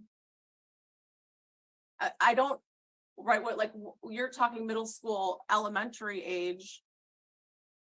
There is what's the age limit for kids to stay home alone? Your Honor, she said she doesn't know, please. Sure. And she's answered the question. You may ask your next question. That's fine. I was waiting for her to finish her response. What age group is in middle school? Well, they start in 6th grade, right? So you're looking at 11, 12, 13. In Oxford is middle school 6th, 7th, and 8th grade, That's correct. but not 9th grade. That would be high school, correct? Correct. Now, do you know what the Miller factors are? I have no idea. Do you know Ethan? Other than the moment that I saw him raise the gun to me, I have never seen him before. So you've never had a conversation with him, never had him in class, even in middle school, I'm sorry. No, You've never seen him at lunch. no. Now, as you sit here today and testify on your own personal knowledge, you can't tell us anything about Ethan's family life, correct? Do you know how hard it is to heal from something like this? I avoid everything I can to heal. This is learning about what happened is not part of my healing process. Do you know anything about whether he's been diagnosed with Your a Honor, mental health disorder? She has answered this question at this Objection point. sustained. Let's move on. She's already indicated she doesn't know anything about your client. She's never met your client. She has never met him in lunch, etc. Hasn't met him in middle school. And so she wouldn't know any or have any personal knowledge about your client. In fact, the witnesses just said she's tried to avoid everything as a part of her healing. The objection is sustained. I'm going to ask respectfully that you move on.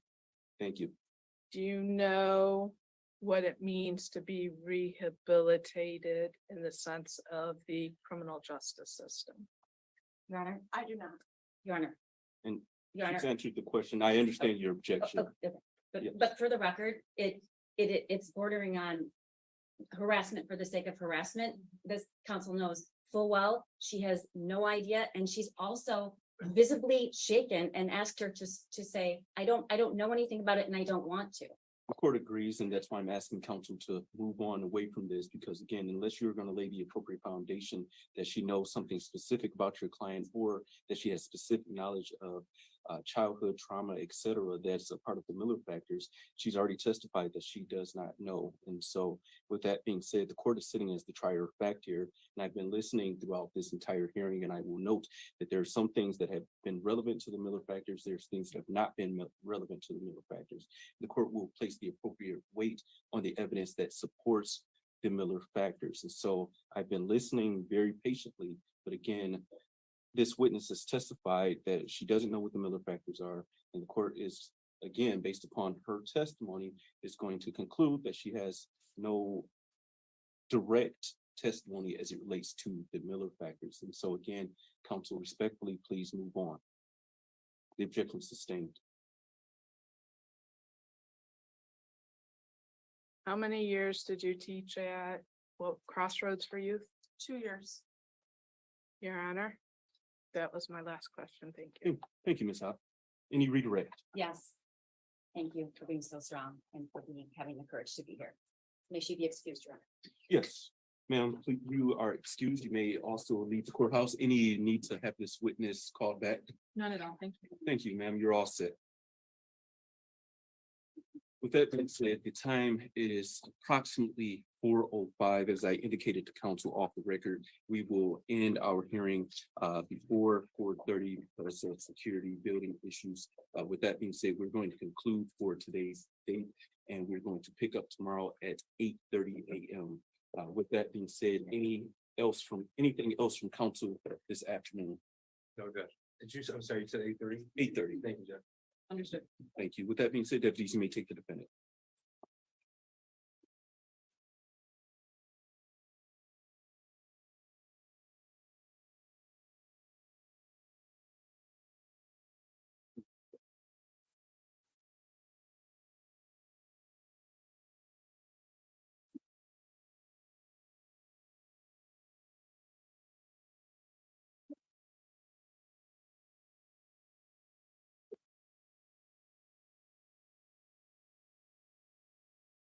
Thank you. With that being said, I'll see everyone at 8:30 a.m. The court stands in recess. Thank you. All right.